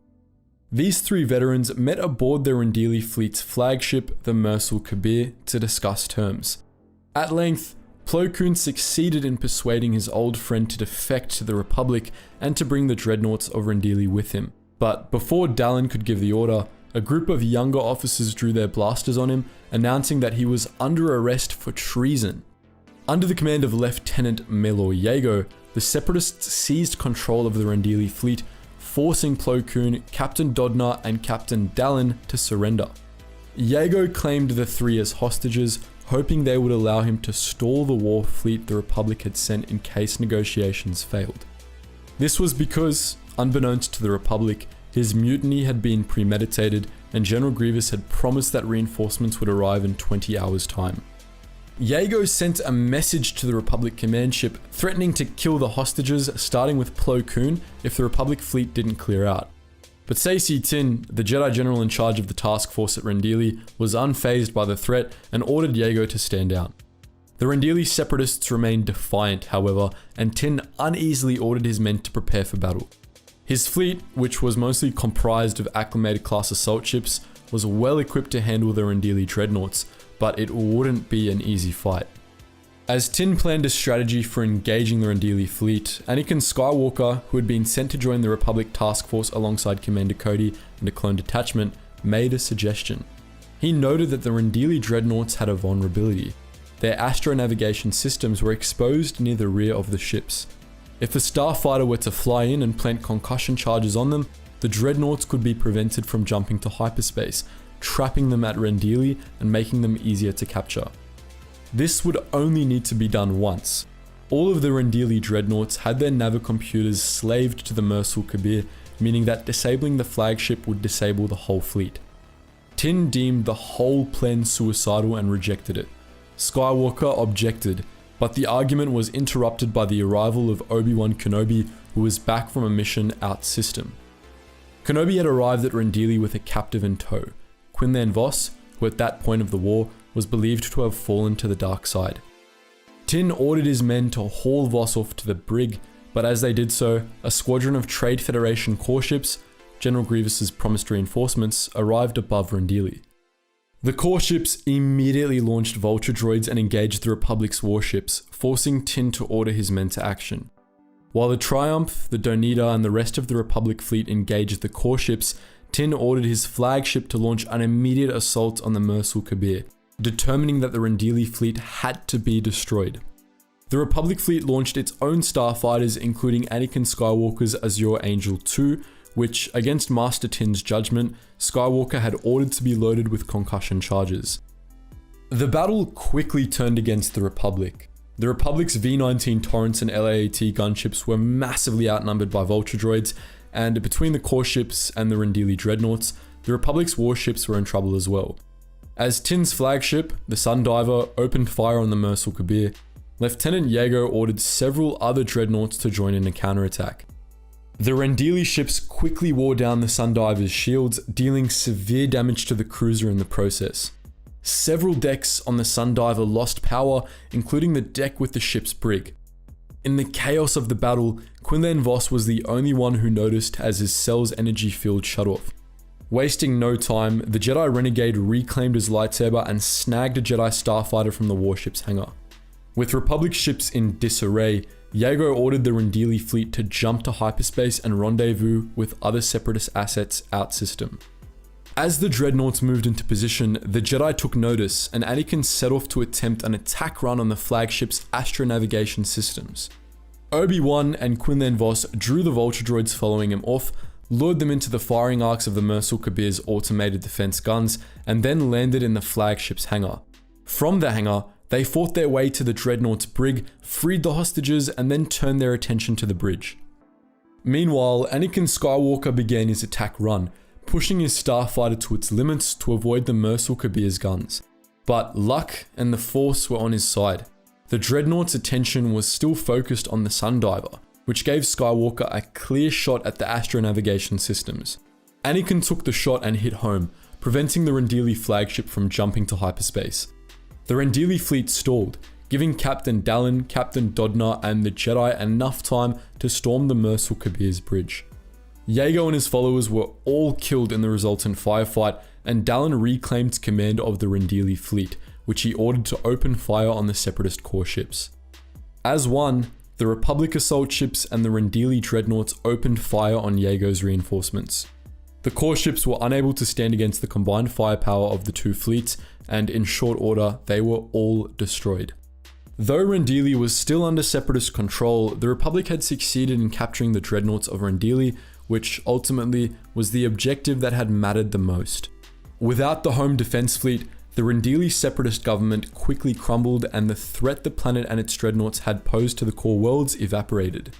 It's no exaggeration to say that the battle and the defection of the dreadnoughts may well have saved the Republic.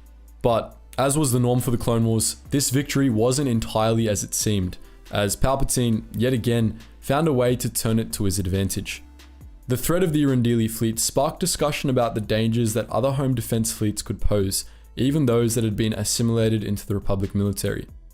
As they were, by that point, wont to do, the Senate urged Palpatine to do something about this potential problem, and with a show of feigned reluctance, he did. Following the Battle of Rendili, Palpatine ordered that all local military forces were to be nationalized, with their assets distributed between the Republic Navy and the GAR. Though few saw it at the time, it was the first step down a dangerous path, one that ultimately led local sectors becoming military dictatorships under the Empire. The Clone Wars ended with the Outer Rim sieges, a grueling 6-month assault on the last strongholds of the CIS. It was at this stage of the war that the Republic finally stopped playing catch-up and began to push hard into the core territories of the Confederacy, playing for keeps this time round. But how did the Republic manage to pull that off, to finally push the Confederacy onto its back foot? In this video, we're going to be answering that question by taking a look at the very first of the Outer Rim sieges, the Battle of Boz Pity. Before we begin, a quick disclaimer. Parts of this story come into conflict with Star Wars: The Clone Wars, which means that a few things we're about to mention aren't canon anymore. This story was released in 2005, and at the time, Asajj Ventress was considered dead after a battle with Anakin Skywalker on Coruscant, while Adi Gallia was still alive. Ventress's situation is still possible in light of the Clone Wars, but Gallia's role in the battle is decisively non-canon, as she would have been killed by Savage Opress before this. We've decided to include Gallia anyway to be faithful to the original story, but bear in mind that technically she should be dead. But let's get into the battle. Boz Pity wasn't all that remarkable of a planet. It was a grassy world covered by huge mass graves, grisly reminders of an ancient war between the giant native Gargantels and the electric caliphs of Morn, Boz Pity's neighboring planet. The caliphs won that war, successfully driving the Gargantels to extinction, and so all that remained on Boz Pity were bones, dust, and echoes. It was a graveyard world on the borders of Hutt space, and of no real importance to anyone. Of course, this made it the perfect location for the Confederacy's secret fallback stronghold. During the Clone Wars, Boz Pity became a reserve position for Separatist forces in the Felucia Theater, much like Iago was supposed to be. It was located far from the front lines, and so, at some point during the war, Count Dooku built a fortress there, featuring a state-of-the-art medical center. This med center was where he chose to cybernetically rebuild Asajj Ventress after her supposed death in early 20 BBY, unbeknownst to all but a few. In the Republic, everyone believed Asajj Ventress was dead. Almost everyone, that is. Obi-Wan Kenobi was insistent that the Republic hadn't seen the last of Ratatak's warrior queen, and in the last weeks of 20 BBY, he managed to talk the Jedi Council into letting him track Ventress down. He took Anakin with him, despite Skywalker's conviction that Ventress was dead, and after a battle with Dirge over Maramir, they finally got a lead which suggested that Ventress was on Boz Pity. Kenobi broadcast this information back to the Jedi Council, and to his surprise, the Council responded by sending its finest to accompany him and Skywalker to Boz Pity. Accompanied by Senator Bail Organa and ARC Trooper Alpha 17, Mace Windu, Saesee Tiin, Adi Gallia, Plo Koon, Caddy Mundi, Soon Bates, Kit Fisto, Asherad Het, and Agent Kola met with Kenobi and Skywalker aboard the Republic Star Destroyer Intervention.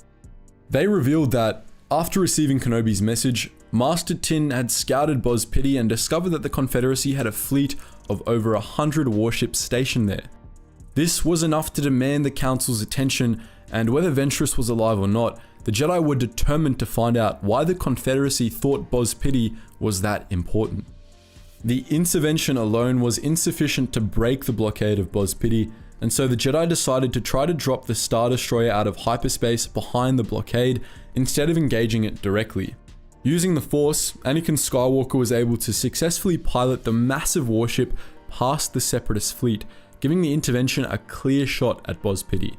However, he brought the ship out of hyperspace too close to the planet's gravity well and was unable to keep the ship in orbit. As Saesee Tiin climbed into a starfighter and led the Star Destroyer's fighter craft out to cause a distraction, most of the warship's passengers climbed into escape pods and rocketed down the surface of Boz Pity. As the intervention went down, they contacted the Republic, asking for reinforcements. The Republic sent a fleet of Star Destroyers under the command of future Moff Den Wessex in response, and the naval battle was joined. Anakin was able to crash land the intervention safely enough, and the remaining crew rallied around it as a beachhead.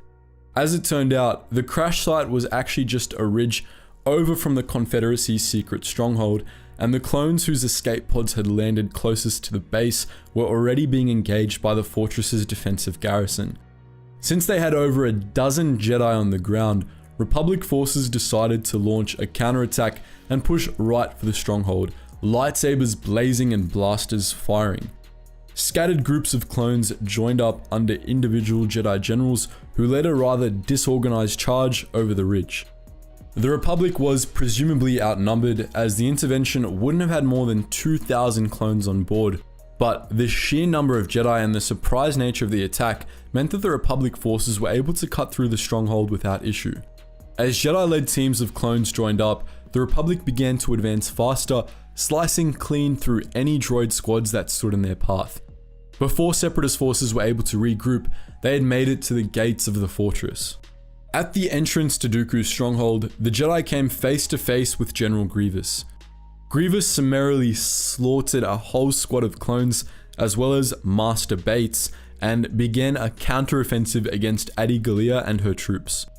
As hordes of battle droids slowed the Republic's advance, Grievous severely wounded Alpha 17 and killed Gallia, surprising her during a short duel by making use of his extra arms. But even as Grievous's reinforcements pushed the Republic forces back from the entrance to the fortress, General Kenobi managed to slip past the droids and make it inside. As the battle was joined outside, Kenobi worked his way through the fortress, eventually discovering Dooku's secret med center and Asajj Ventress. Ventress wasn't in the best state. She was in a back-to-tank wired up to about a dozen monitoring systems. Dooku had given her cybernetic enhancements, including a cyborg eye and brain implants that increased her rage and presumably suppressed all memory of how Dooku had betrayed her over Salust. As Obi-Wan mourned what had become of Ventress, Dooku himself appeared, mocking Kenobi's pity. Obi-Wan responded by doubling down, something that Ventress took issue with. She awoke from her coma in a rage, smashing through the back-to-tank and lunging at Kenobi, lightsabers blazing. Back outside, Mace Windu put a stop to Grievous's rampage by telekinetically slamming an STAP down on his head, while Anakin and Kit Fisto tended to Alpha 17. The wounded ARC trooper remarked that Grievous's blade had cut deep and that he might never be able to walk again, but his hands were fine and he insisted on being allowed to keep fighting anyway. The Jedi naturally sent him off to the medics and resumed the assault on Dooku's fortress. As Republic forces pressed forward once more, Kenobi returned to the battlefield in dramatic fashion as Ventress telekinetically hurled him out of a window. Skywalker ran to his former master's aid as Ventress leapt after her longtime rival, intending to finally kill him. As Kenobi, Skywalker, and Ventress began one final lightsaber duel, Republic forces gained the upper hand over the droids, and Count Dooku ordered a retreat. As Grievous's Magna Guards hauled the badly damaged general to an escape shuttle, Dooku's Magna Guards kept the Jedi occupied. As Mace Windu charged ahead, intent on capturing Dooku before he could escape, the Jedi-killing droids grabbed onto him and pulled him down into one of Boz Pity's mass graves, giving the retreating Separatists the time they needed. Meanwhile, the battle with Ventress continued. The once mighty assassin was a shadow of her former self, and she left the Jedi multiple openings over the course of their duel. Anakin repeatedly tried to break through her guard and finish her off, only for Obi-Wan to stop him every time. Even after everything Ventress had done, Kenobi remained convinced she could be redeemed. As the three of them sparred with lightsabers, Kenobi and Ventress sparred with words as well, with Kenobi trying to convince her she was serving the wrong master, and Ventress telling him to F himself in varyingly creative ways. It was only when Kenobi pointed out that Dooku was retreating that Ventress's concentration on killing him broke. Abandoning the duel, Ventress fled for the shuttles, hoping to escape with Dooku and Grievous. But Dooku determined that she was too far away and wouldn't make it in time. Rather than allow the Republic to capture her, he ordered his Magna Guards to shoot her. The Separatists left Ventress to die as they abandoned Boz Pity to the Republic. Kenobi and Skywalker rushed over to Ventress, with Kenobi hoping this would finally lead her to reject Dooku. Instead, Ventress made one last-ditch attempt to kill him, only for Skywalker to cut her down before her stroke fell. The Republic emerged victorious from the Battle of Boz Pity. For the first time since the Battle of Muunilinst, they had captured and held a major Separatist stronghold, changing the tides of the war. In the weeks that followed, Republic forces flocked to Boz Pity, using it as a rally point in what became the Felucia theater of the Outer Rim sieges. Boz Pity was the launch point the Republic had been looking for, and its force spelled doom for the entire Confederacy. As Ventress lay dying in Kenobi's arms, she mused that he may well have been right about her. Before she died, she gave him and Skywalker one last warning. They needed to look forward and protect Coruscant from Dooku. Kenobi ordered Ventress's corpse loaded onto a transport full of wounded clones, including Alpha 17. Her whole life had been spent on a battlefield, he reasoned, and so he didn't want her to be buried on one as well. But as the medical transport returned to Coruscant, Ventress emerged from the rear hold, revealing she had put herself in a Sith healing trance, which made her seem dead to all scanners. Using a mind trick, she gave the pilots new orders. Just fly far away, far from the Jedi, from this war, from Count Dooku. Just fly as far away as you can. The Battle of Coruscant was the climax of the Clone Wars and one of the largest battles in galactic history. As the galaxy held its breath, a vast armada of Separatist warships poured into orbit above the galactic capital, unleashing fear and destruction on Galactic City and kidnapping Supreme Chancellor Palpatine. As fleets of Republic Star Destroyers moved to box the Separatists in, the Jedi mounted a desperate mission to rescue the captive Chancellor, but the battle's outcome was anyone's guess.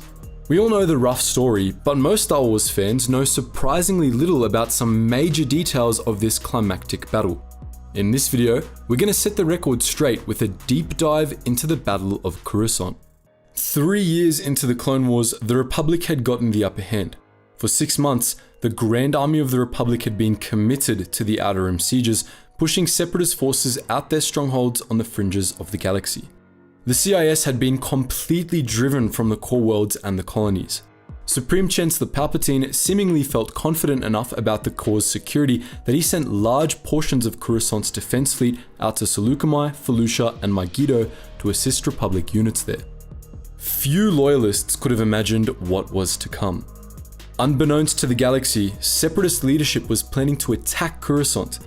On orders from Darth Sidious and Count Dooku, General Grievous had requisitioned a whole 6 of the CIS Navy for the campaign, all but stripping the Yagdul theater of assets. From his flagship, the Invisible Hand, Grievous assembled the largest fleet the CIS had ever fielded, composed of thousands of Munificent-class star frigates, thousands of Rikusent-class light destroyers and Providence-class carrier destroyers, and several dozen Lucrehulk-class battleships. The colossal armada carried millions of Vulture droids, Tri-Fighters, and landing craft, as well as hundreds of millions of battle droids, among them B1s, B2s, Droidekas, and Magna Guards. Millions of armored units, including Crab droids, Octoptara droids, Hellfire droids, AATs and MTTs were also part of this invasion force. The Coruscant defense fleet was at reduced strength due to the Outer Rim sieges, but Coruscant was still far from an easy target. Thousands of Venator-class and Victory-class Star Destroyers were in position in orbit, together with substantial numbers of Dreadnought-class heavy cruisers and Carrack-class light cruisers. These vessels were supported by hundreds of thousands of ARC 170s, V-Wings, LAATI gunships, and ETA-2 interceptors. Millions of clone troopers were stationed on the ground, including the entire Coruscant Guard, as were the Senate Guard, several clone commando squads, several ARC trooper teams, and several non-clone Republic infantry units. Republic ground units were supported by ATRTs, ATTEs, ATAPs, ATXTs, Juggernauts, fighter tanks, and SPHAT artillery, not to mention scores of Jedi. Grievous timed the invasion to take place right after Supreme Chancellor Palpatine's annual State of the Republic speech, when most of the Republic's major government officials would be planetside. Using secret routes through the deep core supplied by Darth Sidious, Grievous led his armada from Yagdul to Coruscant and caught the Coruscant defense fleet with its pants down. The Separatists jumped right in on top of the defense fleet, allowing them to vaporize most of the Republic's orbiting warships before they could scramble their fighters or raise their shields. Nonetheless, over 1,000 Republic Star Destroyers and their complements survived, and a fearsome orbital battle began. Initially, Grievous made the attack on Coruscant seem like a desperate final strike, ordering his warships to spread out, attack targets of opportunity, and cause as much chaos as possible. Using a battleship-borne communications jammer, he cut off all communications in the Coruscant system, preventing Republic forces from coordinating a defense. While he still had the element of surprise, Grievous sent flotillas to interdict key hyperspace reversion points and lay mass shadow mines. As Separatist frigates and destroyers fired on orbital mirrors, communications, satellites, and random surface targets, Grievous's battleships disgorged swarms of starfighters and flotillas of landing craft, bringing the battle to Galactic City.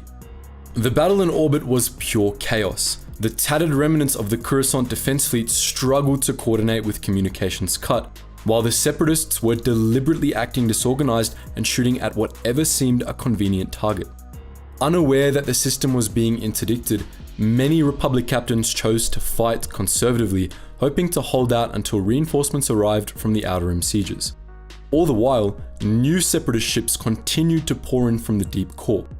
So many ships were crowded into the skies above Coruscant that some of the Separatist stragglers ended up crashing into Republic vessels as they came out of hyperspace. Meanwhile, hell broke loose on the surface. Hundreds of millions of battle droids marched into Galactic City, causing mass panic. Due to the communications blackout, local forces were unable to coordinate evacuations, riot control, or emergency response, and General Grievous wasn't keen on making it any easier for them. Vulture droids rained from the sky, carrying out waves of kamikaze attacks against civilian targets. Separatist fighters slammed into buildings, strafed crowded plazas, and destroyed transport infrastructure. For the wealthy citizens of Coruscant's upper city, it must have seemed like the world was ending. Fortunately for Coruscant, the Republic's first lucky break came early in the battle.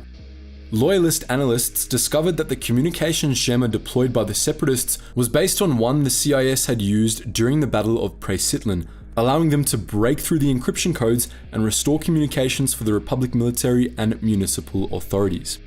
As the local authorities coordinated evacuations, the Jedi set about rallying the Grand Army of the Republic to defend the planet. Mace Windu, Saesee Tiin, and 22 other Jedi pilots took to the skies in their interceptors, intending to join the orbital battle.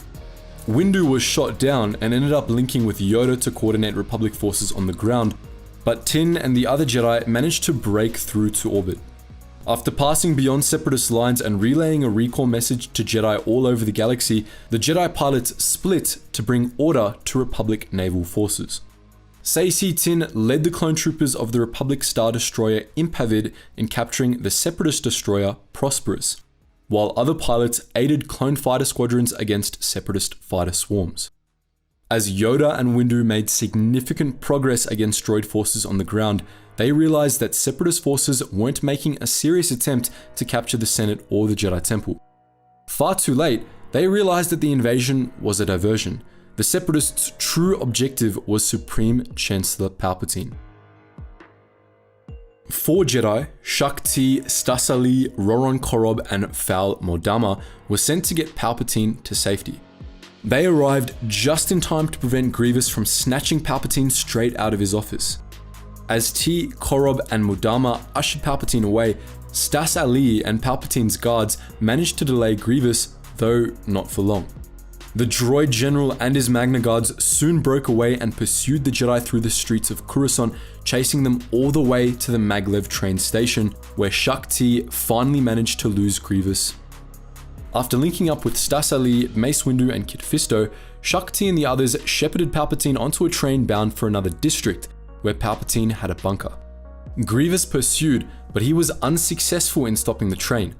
At the bunker, they met up with 2 more Jedi, Roth Del Masona and Bink Otrila. Masona, Otrila, Korob, and Modama accompanied Palpatine into the bunker, while T and Ali waited outside and Windu and Fisto went to rejoin the battle. Grievous outmaneuvered them all, however. Using a stolen Republic gunship, he penetrated the bunker and slaughtered nearly everyone inside, including all 4 Jedi. As Stas Ali went to alert Windu and Fisto, Shaak Ti tried to stop Grievous from escaping, only to be quickly defeated by the droid general. Grievous left her alive, but restrained in the bunker, using her to leave a message to Windu and the other Jedi. Windu arrived just as Grievous was escorting Palpatine into a tri-wing shuttle. He wounded Grievous with the Force, but was ultimately unable to stop him from getting Palpatine aboard and taking off. Windu and Fisto, together with Saisi Tin, Agent Kola, Pablo Gil, Lalacielo, Sajion, and many other Jedi pilots, pursued Grievous's shuttle in a last-ditch attempt to save the Chancellor. They were unsuccessful, however, and Grievous, with the captive Palpatine, made it safely to the Invisible Hand. Pablo Gil and Lalacielo Sajion were caught in the warship's tractor beams and engaged Grievous in the Invisible Hand's hangar bay, but both were slain. Grievous ordered his droids to dump their bodies out into space in a spot where their comrades could see them.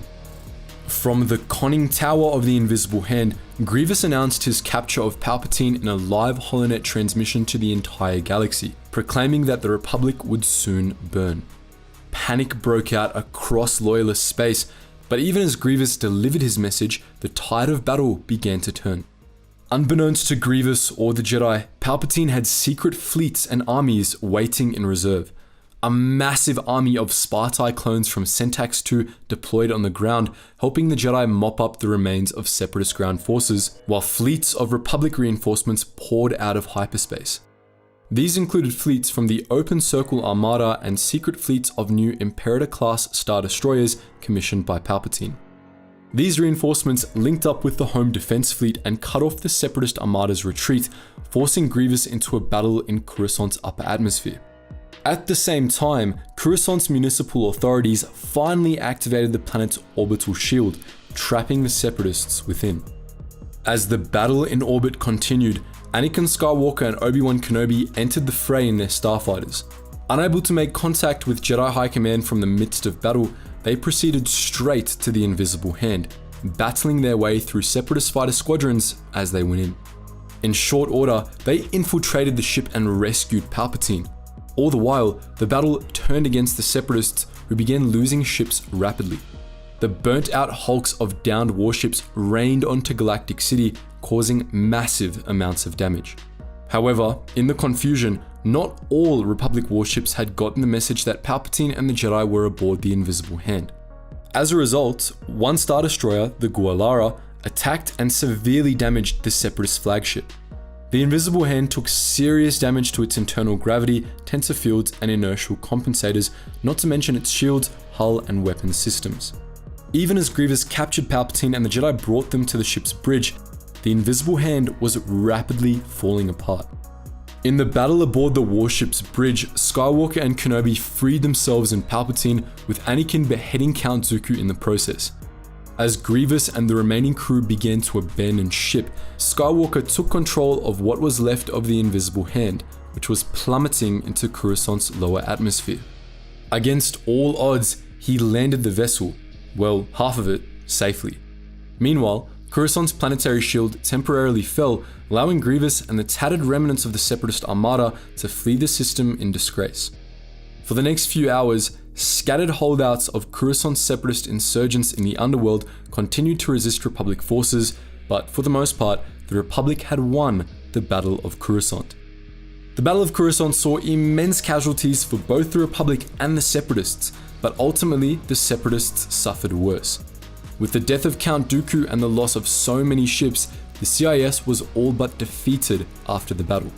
The Republic, meanwhile, rapidly recovered, at least militarily. Coruscant itself suffered grievous damage. Deliberate acts of terrorism and warship crashes destroyed a staggering amount of Galactic City, starting fires that still burned for several days after the end of the battle. The damage took years to repair, and civilian casualties were alarming. The final year of the Clone Wars was dominated by the Outer Rim sieges, a 6-month string of Republic campaigns against the Separatist remaining strongholds. But even as the Grand Army of the Republic poured into the Rim to reclaim the Confederacy's core territories, a handful of battles were fought closer to home back in the Republic core. The last and most notable of these was the Battle of Keter Nemoidia, a push to conquer the Trade Federation's greatest purse world. In this video, we'll be telling the full story of this campaign. Nemoidia was the nominal headquarters of the Trade Federation and the homeworld of the Nemoidian species, but after they came of age, few Nemoidians ever returned there if they could help it.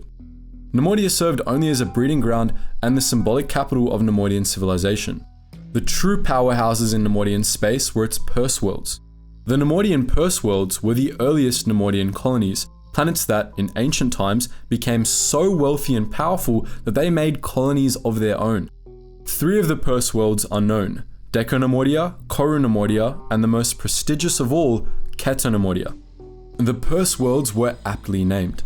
Only the wealthiest and most influential Nemoidians were allowed to live on those planets, which were dotted with the fortresses and vast personal vaults of the most successful Nemoidians. Keter Nemoidia was even wealthier than its contemporaries.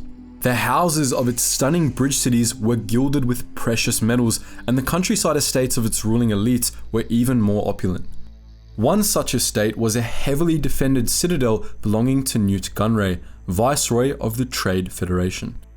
Though the Trade Federation was formerly headquartered on Nemoidia, its true base of power was Keter Nemoidia, where most of its executives lived and hoarded their wealth. With this in mind, it should come as a shock to no one that Keter Nemoidia, along with Nemoidia proper and other purse worlds, seceded at the start of the Clone Wars. The Nemoidian worlds posed a serious threat to the Republic throughout the Clone Wars. They composed 2 enclaves of Separatist space in the heart of the Republic's core territories and were heavily defended. For most of the war, the Republic simply didn't have the strength to capture the Nemoidian worlds. For over 2 years, their solution was instead to blockade the Nemoidian enclaves, establishing huge naval cordons around the 2 regions. This stalemate lasted until the war's final year, when the Republic began a campaign against Separatist holdings in the core and colonies. Initially, this campaign was a reaction to Operation Dirge's Lance, aimed at recapturing Duro and the other loyalist core worlds that General Grievous had conquered. But in late 20 BBY, the scope of the core counteroffensive grew to encompass the Separatist enclaves. One by one, the Separatist strongholds in the core and colonies were conquered by the Republic. In response to this campaign, Grievous recalled the bulk of his forces to defend the Outer Rim, and the Republic pursued them, beginning the Outer Rim sieges. At the same time, however, they had business to finish in the core. In 19 BBY, as battle raged on Deco Nemoidia and Koru Nemoidia, the Republic set its sights on Keter Nemoidia. At this time, the Separatist Council was retreating to the Rim to rendezvous with Grievous, all except Gunray and his aides, who went first to Keter Nemoidia. Gunray, being Gunray, wanted to rescue as many treasures from his citadel as he could before the Republic captured it. When Republic leadership learned of this, an attack on Keter Nemoidia became inevitable. To lead the assault, 2 of the Jedi Order's brightest stars were recalled from the Outer Rim sieges, Anakin Skywalker and Obi-Wan Kenobi. Keter Nemoidia was well defended. The Trade Federation had a massive droid army on the surface, complete with droidicas, STAPs, Corporate Alliance tank droids, crab droids, and dwarf spider droids. In orbit, a war fleet of Munificent-class star frigates, Providence-class carrier destroyers, and Lucre-class battleships waited, including vessels from Gunray's personal fleet. Canon Nemoidia also hosted several of the Nemoidian Home Defense Legions and gunnery battalions, armies of fierce Nemoidian soldiers dedicated to the defense of their wealth and homes. Of course, the Republic was willing to commit to the battle as well.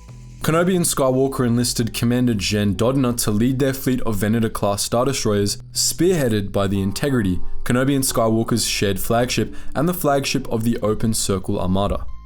Parts of the Republic force were commanded by Kit Fisto and 2 other Jedi, possibly Plo Koon and Feroda, based on their involvement in the later stages of the campaign. Clone officers Cody, Davis, and Rex played roles in the battle as well. Many clone units fought there, almost all drawn from Kenobi's 3rd Systems Army, with the most notable being the 442nd Siege Battalion. As Dodona engaged the Separatist Armada in Cato Nemoidia's upper atmosphere, Republic forces launched a full-scale planetary invasion of Cato Nemoidia. The Jedi Generals and their clone troopers were dispatched to key locations across the planet, with Kenobi and Skywalker landing near Gunray Citadel in the planet's western hemisphere. They began their assault with a protracted bombardment of the fortress, bringing in bombers and SPHAT artillery for the job. But this did little good. The Citadel's defensive shields held, while the fortress's defensive turbolaser batteries returned fire.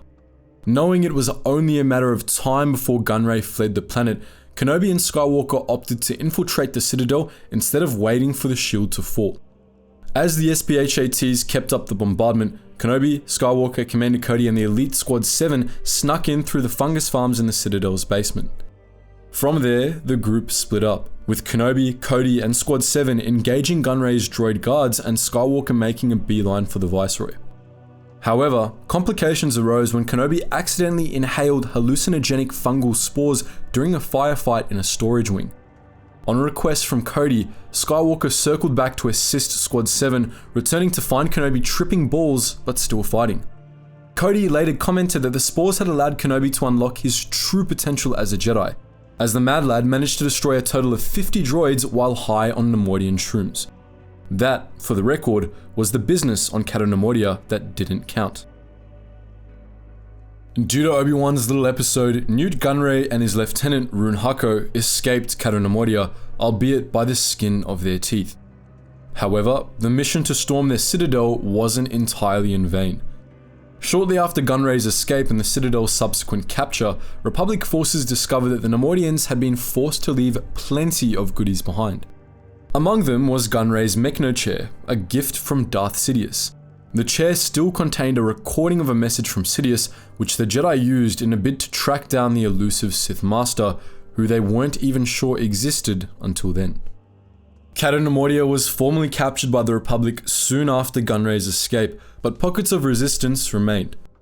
The tattered remains of the Trade Federation fleet continued to fight, while on the surface, many of the bridge cities refused to surrender.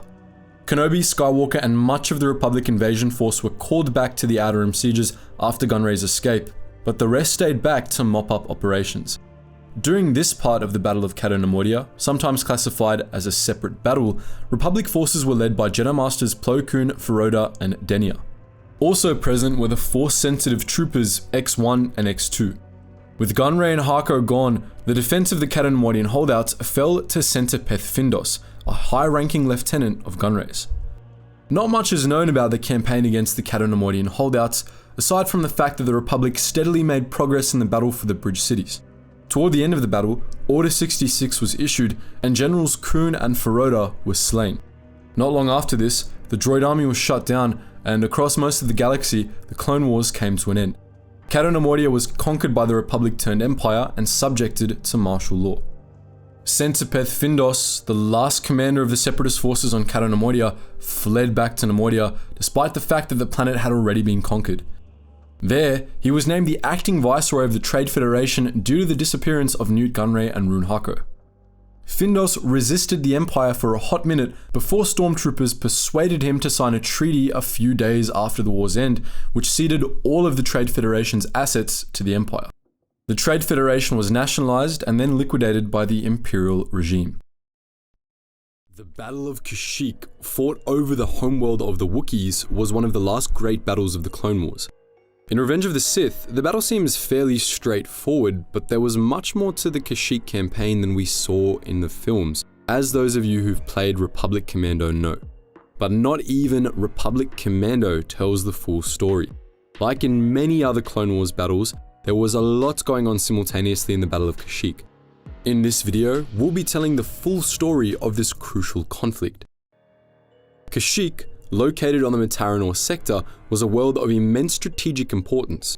It controlled several major hyperspace routes in the Slice, the galaxy's most populous region, and it was highly influential in the politics of the Mid-Rim, which was starkly divided between Loyalists and Separatists. Kashyyyk's loyalty to the Republic had been a problem for the CIS from the start of the war. Not only was it politically embarrassing for one of the galaxy's most prominent rimworlds to oppose the Separatists, but it was also a logistical pain in the ass, especially later in the war. Kashyyyk was right on the borders of Separatist space, as most of the Mataranor sector had joined the CIS at the start of the war. It was extremely valuable and very close to the heart of the CIS, yet it was out of the Separatists' reach. Though only a few were aware of it, there was another reason why the Separatists wanted Kashyyyk so badly. One of Kashyyyk's largest cities, Kachiro, was home to a secretive society of highly skilled hyperspace scouts called the Klatuvak Guild. The guild, it was rumored, had knowledge of thousands of secret hyperspace routes all over the galaxy, shortcuts that would be a strategic boon to any galactic power that knew how to access them. In 21 BBY, during a stretch of the war where the CIS had the advantage, Newt Gunray and the Trade Federation repeatedly attempted to persuade Kashyyyk into joining the Confederacy. Gunray himself personally made diplomatic visits to Wukruro, the planetary capital, to meet with King Grachawa. The negotiations stalled for a long time while the king and his advisors deliberated. Eventually, General Grievous got impatient and decided to settle the matter by sending battle droids to Kashyyyk. This was not one of Grievous's best moments. The droids ended up killing Prince Rikumi, enraging King Grachawa, who promptly declared war on the Confederacy.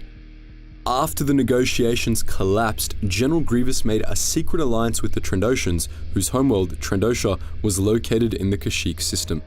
The Trandoshans, who absolutely hated the Wookiees and regularly attacked Kashyyyk enslaving raids, were all too happy to help the Separatists take Kashyyyk by force. Throughout the latter half of the Clone Wars, the Trandoshans routinely harassed the Wookiees, establishing slaving camps in the jungles for raids on Wookiee villages. Unbeknownst to the Wookiees, these camps served a dual purpose. Some were also staging bases for the CIS droid army. Late in the Clone Wars, during the Outer Rim sieges, the Wookiees asked the Republic to help them stop Trandoshan slavers after the slavers captured Tarful, an important chieftain near Kachiro. The Republic sent out Delta Squad, an elite clone commando unit. We've covered Delta Squad's mission on Kashyyyk in detail before, so we won't dwell on it for too long, but the commandos quickly discovered the hidden droid army on Kashyyyk and confirmed General Grievous's involvement with the Trandoshans. Delta Squad greatly weakened the Trandoshan slaving operations and destroyed much of the Separatist advance force, but they were ultimately unable to stop the coming storm. General Grievous assembled a massive army to take Kashyyyk, one of the largest droid army detachments ever deployed. After plenty of deliberation, Grievous chose to begin the invasion at Kachiro, both because of the Klatuvak Guild and because Kachiro was located in the Wawat Archipelago, one of the few locations on the entire planet where the trees were thin enough for mass troop deployment. The Separatist assault took place in the final weeks of the Clone Wars. A fleet of dozens of Munificent-class Star frigates, Rikusent-class light destroyers, and Providence-class carrier/destroyers found Kashyyyk undefended in orbit and immediately established a blockade of the planet. They carried with them thousands of Vulture droids, Tri-Fighters, and HMP gunships, as well as vast hordes of battle droids backed by droidicas, STAPs, Dwarf and Homing Spider droids, Corporate Alliance tanks, Crab droids, AATs, and Hailfire droids. A small detachment of Geonosian warriors and elites was also dispatched to Kashyyyk, and Separatist forces received assistance from Trandoshan slavers and mercenaries as well. Grievous wasn't taking any chances. After the blockade of Kashyyyk was established, the droid army sent a vanguard down to the Wawat archipelago, securing a landing zone and setting up a shield generator to protect the site. The 6 Wookiee cities of the archipelago, Kachiro, Palsang, Kaeyuk, Waraluk, Grunru, and Rorak-Ruk, all rallied their defenses, but it quickly became apparent that they would need Republic aid. Kaeyuk, Waraluk, Grunru, and Rorak-Ruk all fell to Grievous's troops in short order, following which the droids pressed onto Palsang and Kachiro. Kachiro was the Separatists' main objective. A Rikusen-class destroyer descended on the city, deploying battle droids directly to the upper levels in sufficient numbers to rapidly capture half the city. However, the droids were prevented from advancing any further by Delta Squad, which then went on to destroy the destroyer and help the Wookiees liberate Kachiro, albeit at the cost of one of their own. This was the Separatists' first major defeat on Kashyyyk, but not their last. Even as Delta Squad helped the Wookiees turn the tide at Kachiro, Republic forces led by Master Yoda arrived in orbit over Kashyyyk. The Republic really wasn't messing around when it sent reinforcements to Kashyyyk. Under the command of Jedi Generals Yoda, Luminara Unduli, and Quinlan Vos, the Republic dispatched a substantial chunk of the Grand Army to aid the Wookiees. Carried aboard a fleet of dozens of Acclimated-class assault ships and Venator-class Star Destroyers, the Republic force included numerous squadrons of ARC-170s, V-Wings, V-19 Torrents, ETA-2 Interceptors, and LAAT/Is, as well as hundreds of thousands of clone troopers backed by speeders, ATRTs, ATPTs, ATAPs, ATTEs, Juggernaut tanks, and Republic fighter tanks. The clone army, composed of the 41st Elite Corps, Commander Faye's Corps, and numerous other units, was commanded by Commander Gree and Commander Faye. The Wookiees also participated in the battle naturally. After the liberation of Kachiro, Wookiee warriors from all over the planet massed there under Chieftain Tarful, bringing their own ornithopters and catamarans for air support. Republic forces also rallied at Kachiro, where an entire Star Destroyer was landed to offload troops and tanks. As Yoda established a command post in Kachiro, Luminara Unduli and Quinlan Vos finished off the Trandoshan raided detachments in a raid near Palsang. During the raid, they learned of the Klatzuvak Guild and its secret hyperspace routes from a captured slaver, and immediately returned to inform Yoda. After learning of the Klatzuvak Guild, Yoda threw out the Republic's original plan, which was to carry out a mobile defensive campaign and whittle Separatist forces down to nothing. Instead, Yoda decided the droids would have to be stopped at Kachiro. While the Separatists' main invasion force rallied under the cover of a shield generator across the lagoon from Kachiro, Republic and Wookiee forces assembled on Kachiro Beach. As the final stages of the Clone Wars were playing out across the galaxy, the droids lowered their shield and charged across the lagoon, taking advantage of the shallow waters to lead an amphibious assault. While repulsor craft carrying battle droids and HMP gunships skimmed across the water, spider droids and snail tanks charged right through. The Wookiees responded with a countercharge. As the droids approached the beach, they ran forth to meet them, supported by clones on the beach and in the trees. The Republic's heavy armor was unable to advance until the Separatists had pushed onto shore, but Wookiee aircraft provided crucial support to ground forces to compensate for this. The initial lack of Republic heavy armor allowed the Separatists to push onto the beach, but they were dealt severe losses by the Wookiees and clones, softening them up for Juggernauts and ATAPs.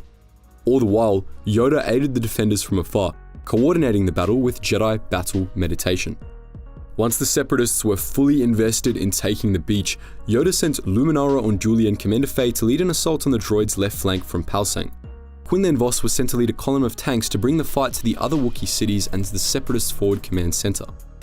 Both attacks were met with tremendous initial success. Yoda's plan worked extremely well and the droid army didn't stand a chance. But then, Commanders Gree and Faye received a new order from Coruscant, Order 66.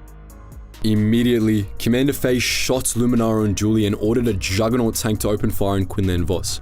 Commander Gree tried to execute Yoda, only to lose his head. Faye assumed full command of Republic forces and ordered another Juggernaut to blow up Yoda's command post, but Yoda, aided by Tarful and Chewbacca, narrowly escaped. The sudden loss of Yoda's battle meditation and the confusion Order 66 caused led Republic forces to falter. The droid army seized this opportunity and gained some ground, but the Republic soon regained control of the battle. As nights fell on Kashyyyk, the last of the droid forces at Kachiro were eliminated. Fighting continued elsewhere in the Wawat archipelago for a little while longer, but the deactivation of the droid army eventually brought the battle to a close. With the help of the Wookiees, Yoda managed to escape Kashyyyk without much incident. The same could not be said for Quinlan Vos, however, who also survived Order 66. Republic forces, now Imperial forces, hunted him through Kashyyyk's jungles, while other clone units executed the Wookiees that had helped the Jedi and put Kachiro under martial law. Quinlan Vos was eventually able to kill Commander Fey and escape Kashyyyk, however, and the Empire pulled out soon after, temporarily. For a few weeks, the Wookiees were victorious, though it wouldn't be long before the Empire returned as conquerors instead of saviors. The Battle of Kashyyyk was the CIS droid army's last great offensive, a final bid to reverse the course of the Clone Wars. Over the course of the Clone Wars, the Grand Army of the Republic faced more than its fair share of hostile environments, from the desert plains of Geonosis to the muddy wastelands of Jabiim. But not even 3 years of grueling war could have prepared the Republic's clones for the hell that awaited them on Felucia. That vibrant jungle world was one of the Confederacy's greatest strongholds, and the Republic made several attempts at capturing it, which often ended poorly. Only at the end of the war did the Republic manage to make any real progress on Felucia, albeit at a high cost.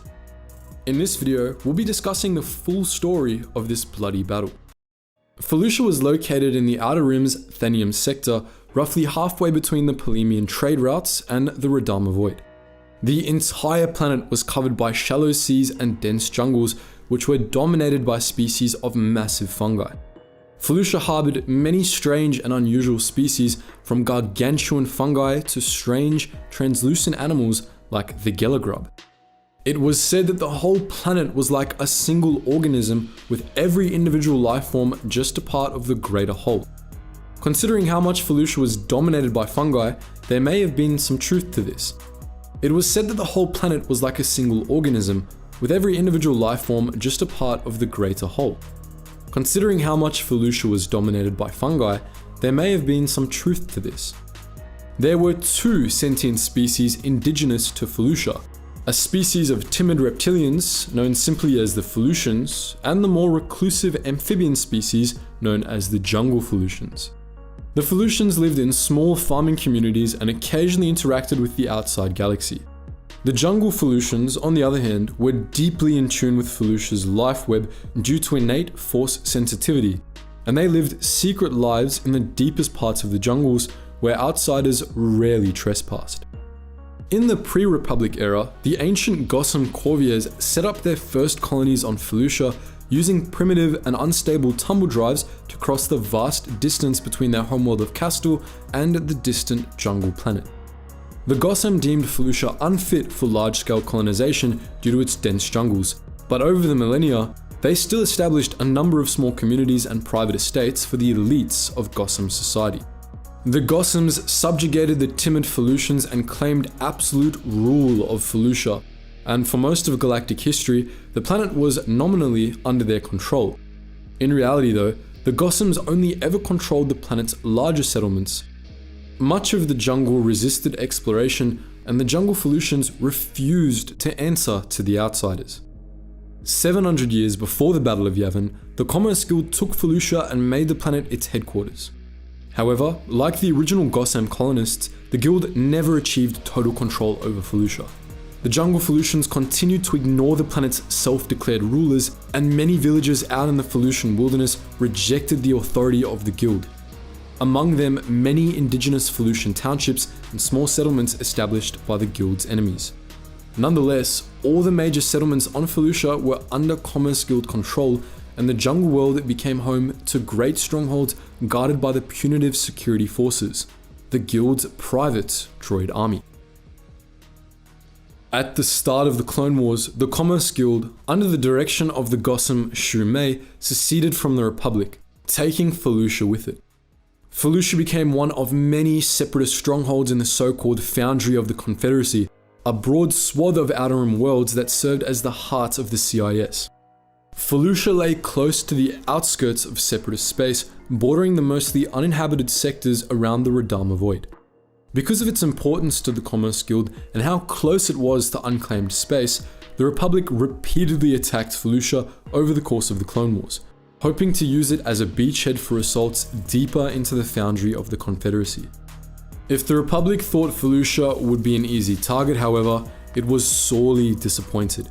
The first Battle of Felucia ended in a disastrous Republic defeat, and while the Republic made some headway in the subsequent Second Battle of Felucia, the planet's Separatist defenders ultimately prevailed once more.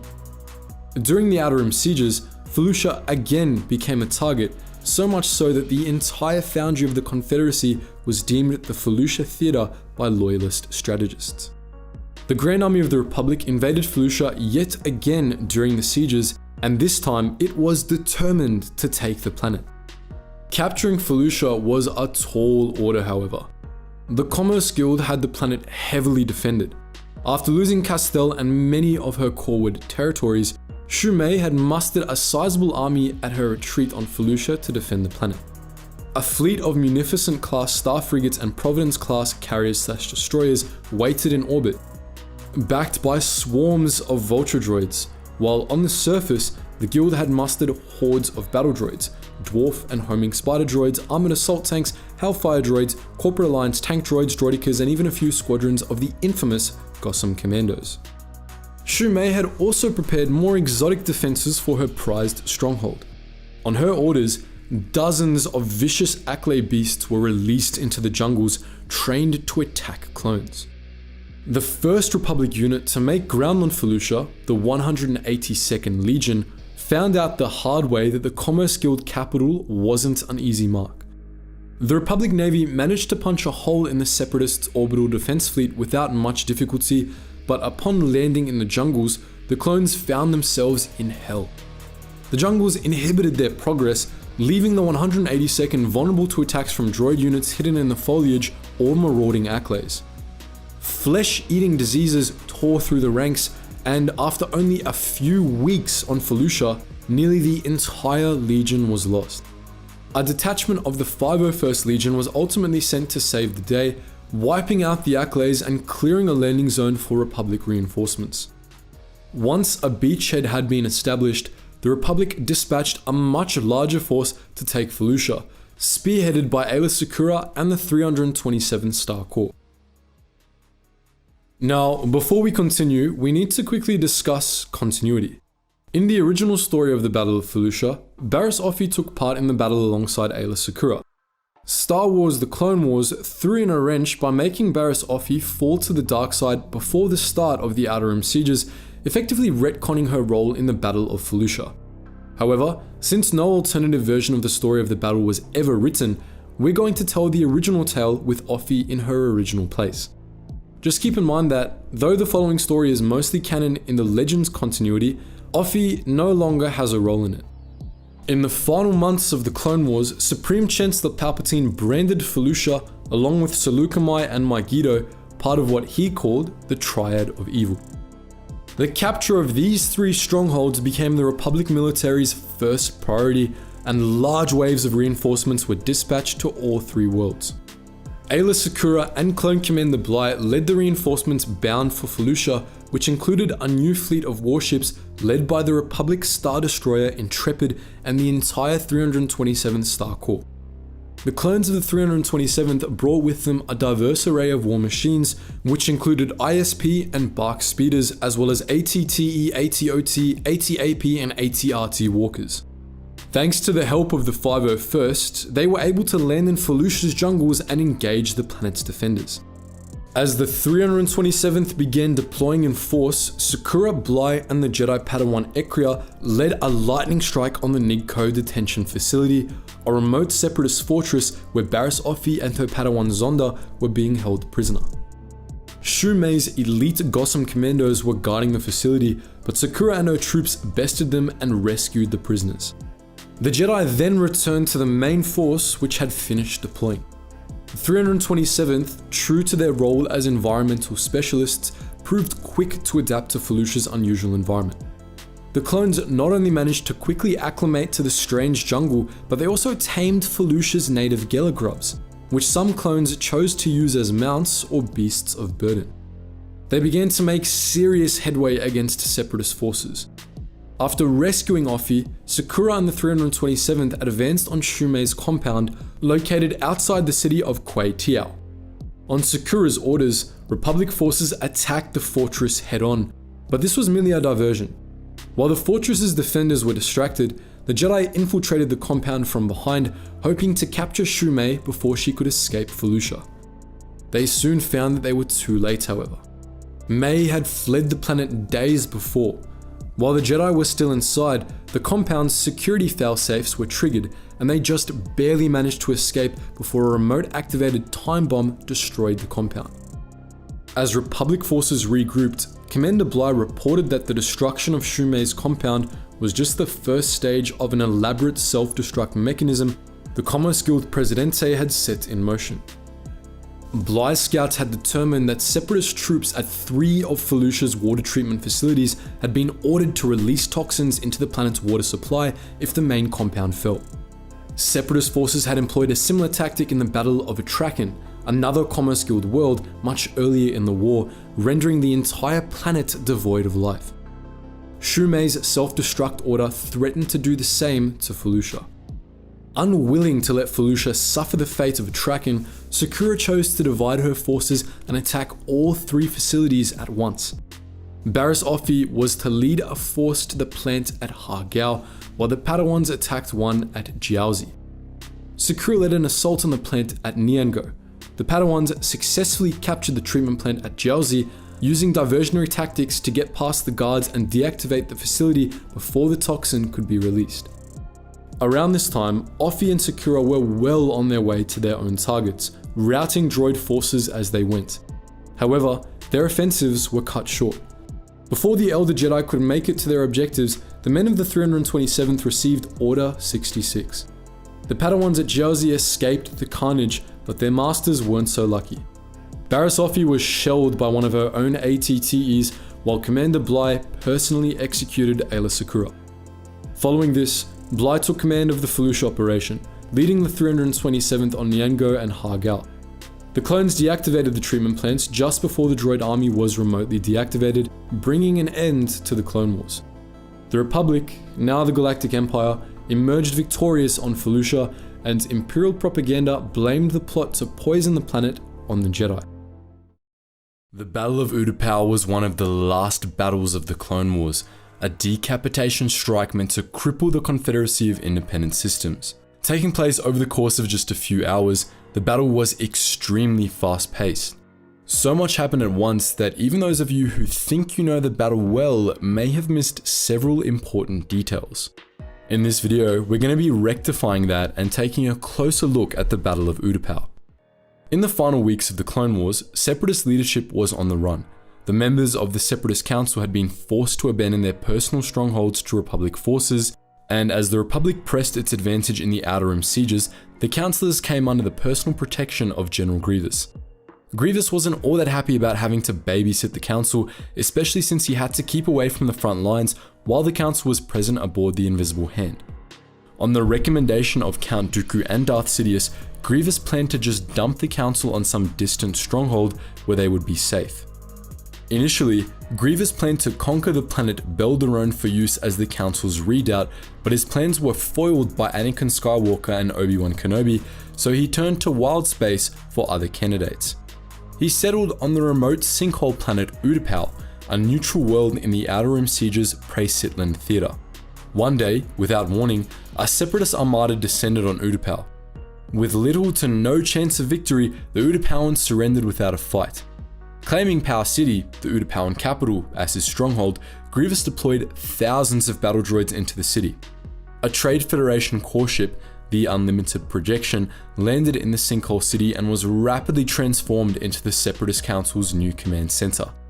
With the Utapauans powerless to resist, the Techno Union set about turning parts of Power City into droid factories, churning out new battle droids and Mank Vim 814 light interceptors. Even as Grievous and the Separatist Council settled in on Utapau, they began making plans to move once more, this time to a new, state-of-the-art fortress on Mustafar.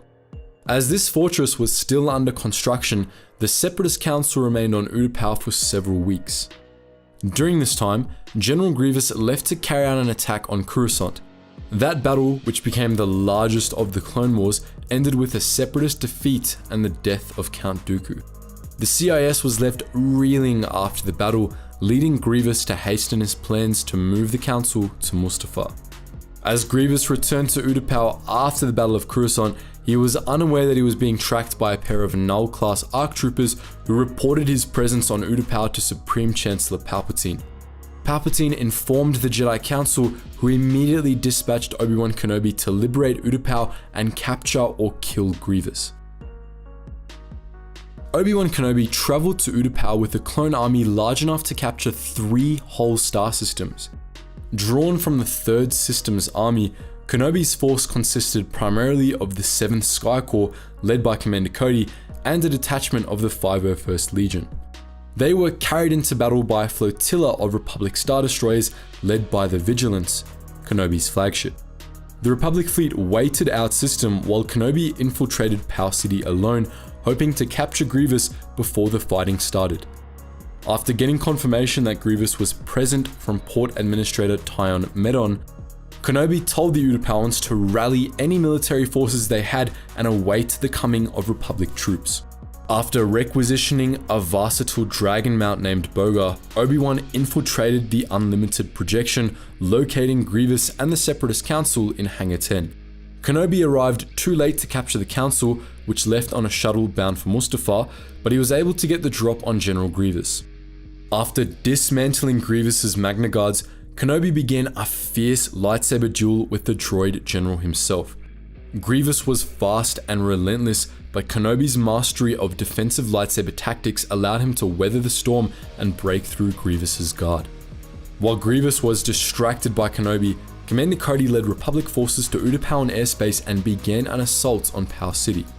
As clone troopers landed in Hangar 10, Grievous fled aboard a wheelbike, but Kenobi summoned Bogar and pursued. The Separatist forces in Power City were heavily entrenched, but they were unprepared for the Republic's lightning assault, leaving them at a disadvantage. Grievous had tens of thousands of battle droids present in Power City, as well as droidicas, Techno-Union crab droids, Octoptara tri-droids, homing spider droids, Hellfire droids, and armored assault tanks. The droids had gun emplacements set up all over Power City, as well as artillery emplacements around the Unlimited Projection, but they were rather lacking in air support. There was no Separatist fleet in orbit above Utapau, and all the Separatists had for fighters were a few Vulture droid squadrons from the Unlimited Projection and the light interceptors produced by the Techno-Union's factories. The Republic was much more prepared. The Vigilance and 4 other Star Destroyers immediately established air supremacy above Power City, allowing LAAT gunships and HAET-221 assault gunboats to suppress Separatist fighter squadrons within the sinkhole itself. Using jetpacks to descend on the city safely, Commander Cody and several companies of clone airborne troopers made up the first wave of the Republic offensive, clearing landing zones for the rest of the clone army to be deployed at.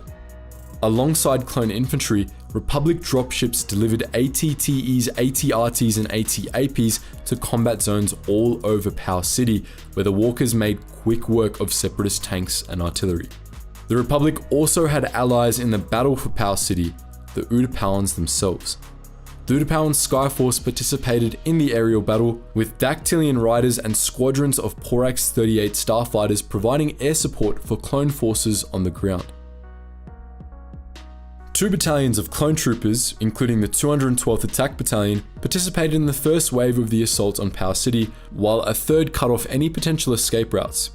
The Separatists deployed their Hailfire droids in a bid to quickly repulse the clones, but the droids were obliterated from above by the Star Destroyer Vigilance.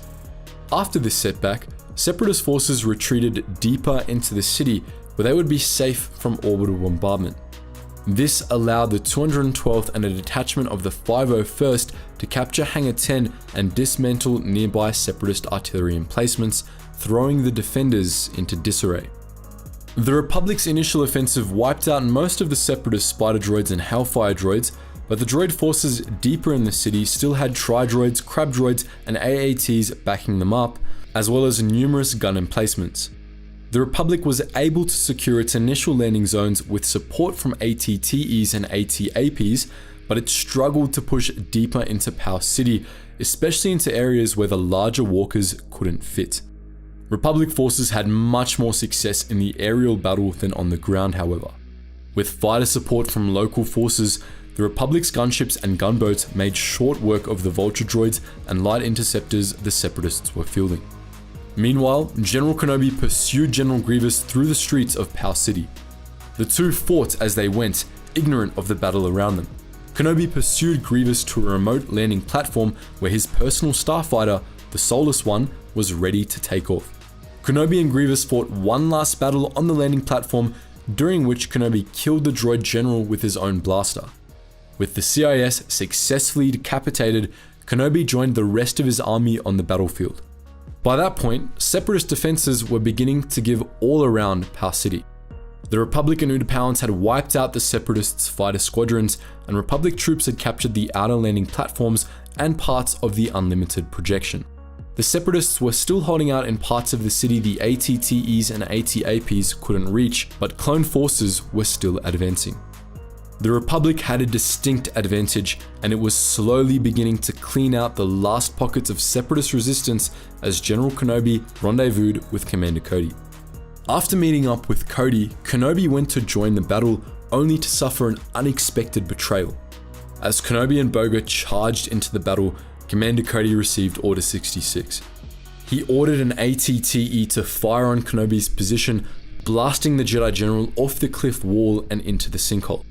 After ordering Seeker droids to descend and look for Kenobi's body, Cody took full command of Republic forces on Utapau. It only took a few hours for the remaining Separatist forces to be eliminated.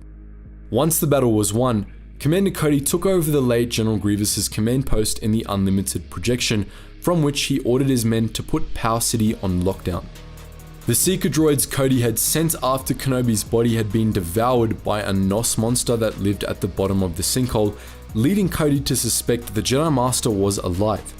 He ordered his troops to search for Kenobi, refusing to rest until he saw a body. Of course, despite Cody's efforts, Obi-Wan Kenobi managed to escape Utapau. When he climbed back up into Pow City, he found the Soulless One unguarded. As Grievous no longer needed the starfighter, Kenobi stole it and fled the system. The Battle of Utapau is one of the most well-known Clone Wars battles, but there's a surprising amount of detail in the battle that flies under the radar. The Jedi Order suffered many terrible losses over its long history. Its original homeworld, Ossus, destroyed by the Sith. It was riven apart by schisms again and again, and during the first Jedi Purge, the Sith almost completely wiped the Jedi out.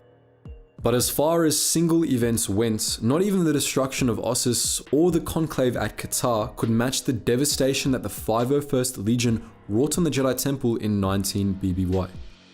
Officially named Operation Nightfall, this infamous battle has been featured in all manner of Star Wars media, and in this video, we explore it in detail. You all know how Operation Nightfall began. On the last day of the Clone Wars, 4 Jedi Masters tried to arrest Supreme Chancellor Palpatine, who had been revealed as Darth Sidious. They were defeated, in part thanks to Anakin Skywalker, who fell to the dark side and became Darth Vader. Following Anakin's fall, Sidious sent him to the Jedi Temple with the 501st Legion to wipe out all the Jedi inside, while Sidious transmitted Order 66 to clone units across the galaxy.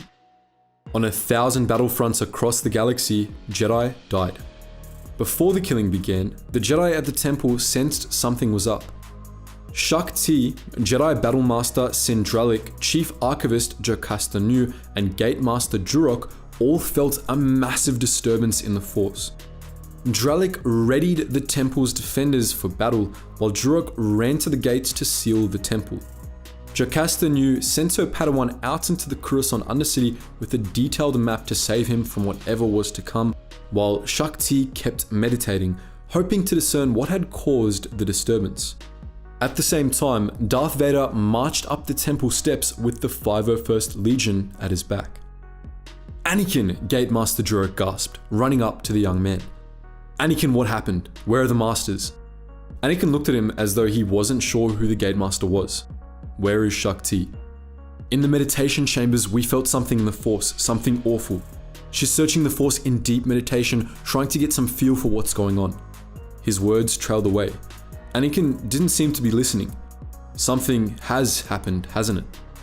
Durok looked past him now. The night beyond the temple was full of clones. Battalions of them, brigades, thousands. "Anakin," he said slowly, "what's going on? Something's happened, something horrible. How bad is it?" The last thing Jurok felt was the emitter of a lightsaber against the soft flesh of his jaw.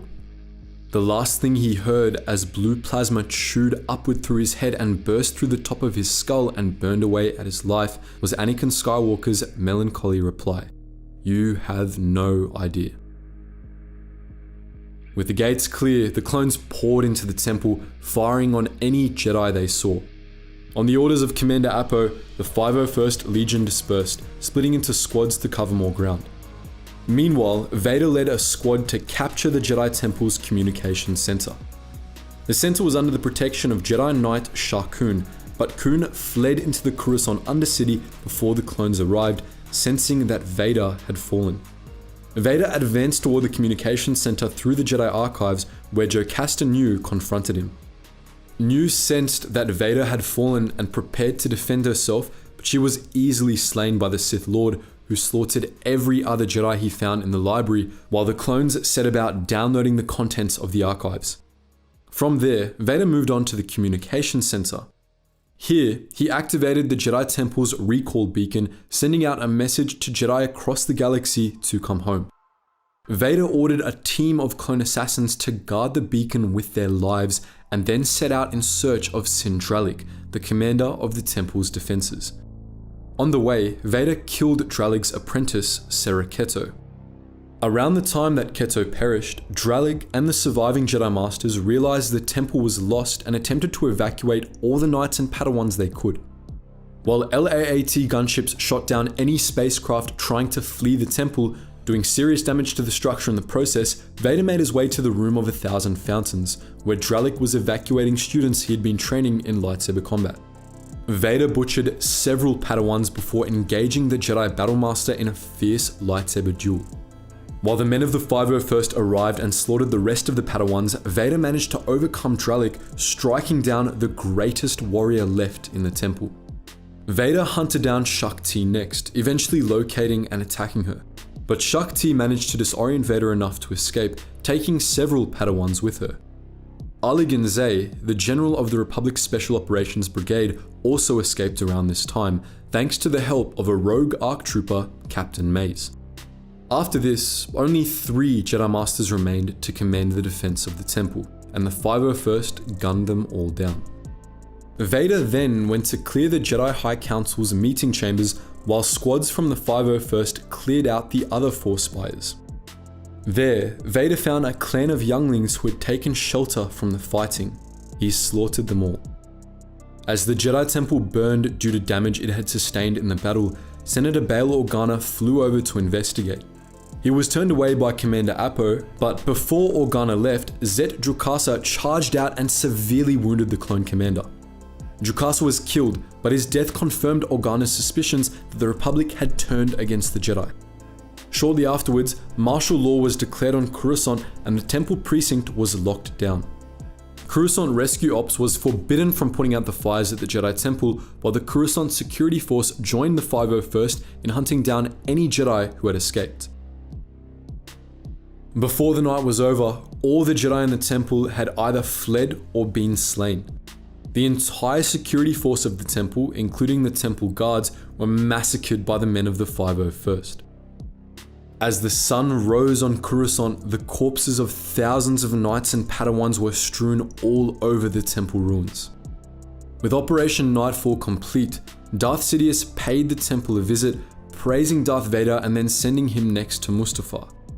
Following this, Sidious, in his guise as Supreme Chancellor Palpatine, called an extraordinary session of the Senate for later that afternoon. In that session, he declared that the Jedi had attempted to overthrow the Senate, and he formally transformed the Republic into the Galactic Empire. While this Senate meeting took place, Jedi Masters Yoda and Obi-Wan Kenobi stormed the temple, cutting through any clones who got in their way. Commander Appo sent all the clones he could muster to kill the 2 masters, but Yoda and Kenobi nonetheless made it to their objective, the temple communications room. There, Kenobi defeated the clone assassins guarding the recall beacon. He then recalibrated the beacon, having it instead transmit a message informing any surviving Jedi that the Order had fallen and that they should get as far from Coruscant as possible. Before leaving, Kenobi went through the temple's security footage, discovering that his former apprentice was responsible for the massacre. Yoda and Kenobi vowed to kill the Dark Lords of the Sith before parting ways, leaving the Jedi Temple behind. All over Coruscant, rumors spread about what had happened at the temple. Even after the official explanation of a Jedi coup had been released, many didn't buy it, believing there must have been another explanation. There was also plenty of confusion about who was dead and who wasn't.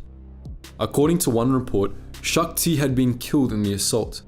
It was widely circulated that Anakin Skywalker was also among the dead.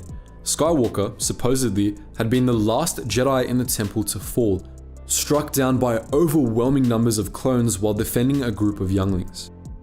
Few knew the truth about what Skywalker had done that night. In less than 24 hours, the Jedi Temple was cleansed of life, the Jedi Order effectively destroyed in the process. In the immediate aftermath of Operation Nightfall, Vader and the 501st took the temple as a base of operations, using its facilities during the later parts of the Great Jedi Purge. As the number of Jedi in the galaxy dwindled, the 501st abandoned the temple, handing it over to Sidious's Shadow Troopers. After the Jedi Temple ceased to be useful, Sidious had several sections of it altered to make it seem as if the Jedi had always been up to no good. Once these secret renovations were complete, Sidious offered guided tours of the temple ruins to high-ranking Imperial figures, showing it off as a rather dark trophy. In Legends, the new Jedi Order eventually reclaimed and rebuilt the Jedi Temple. But what do you think? Are there other Star Wars battles you'd like to see us analyze? Let us know your thoughts in the comments section below. And as always guys, thank you so much for watching, and I hope to see you in the next video.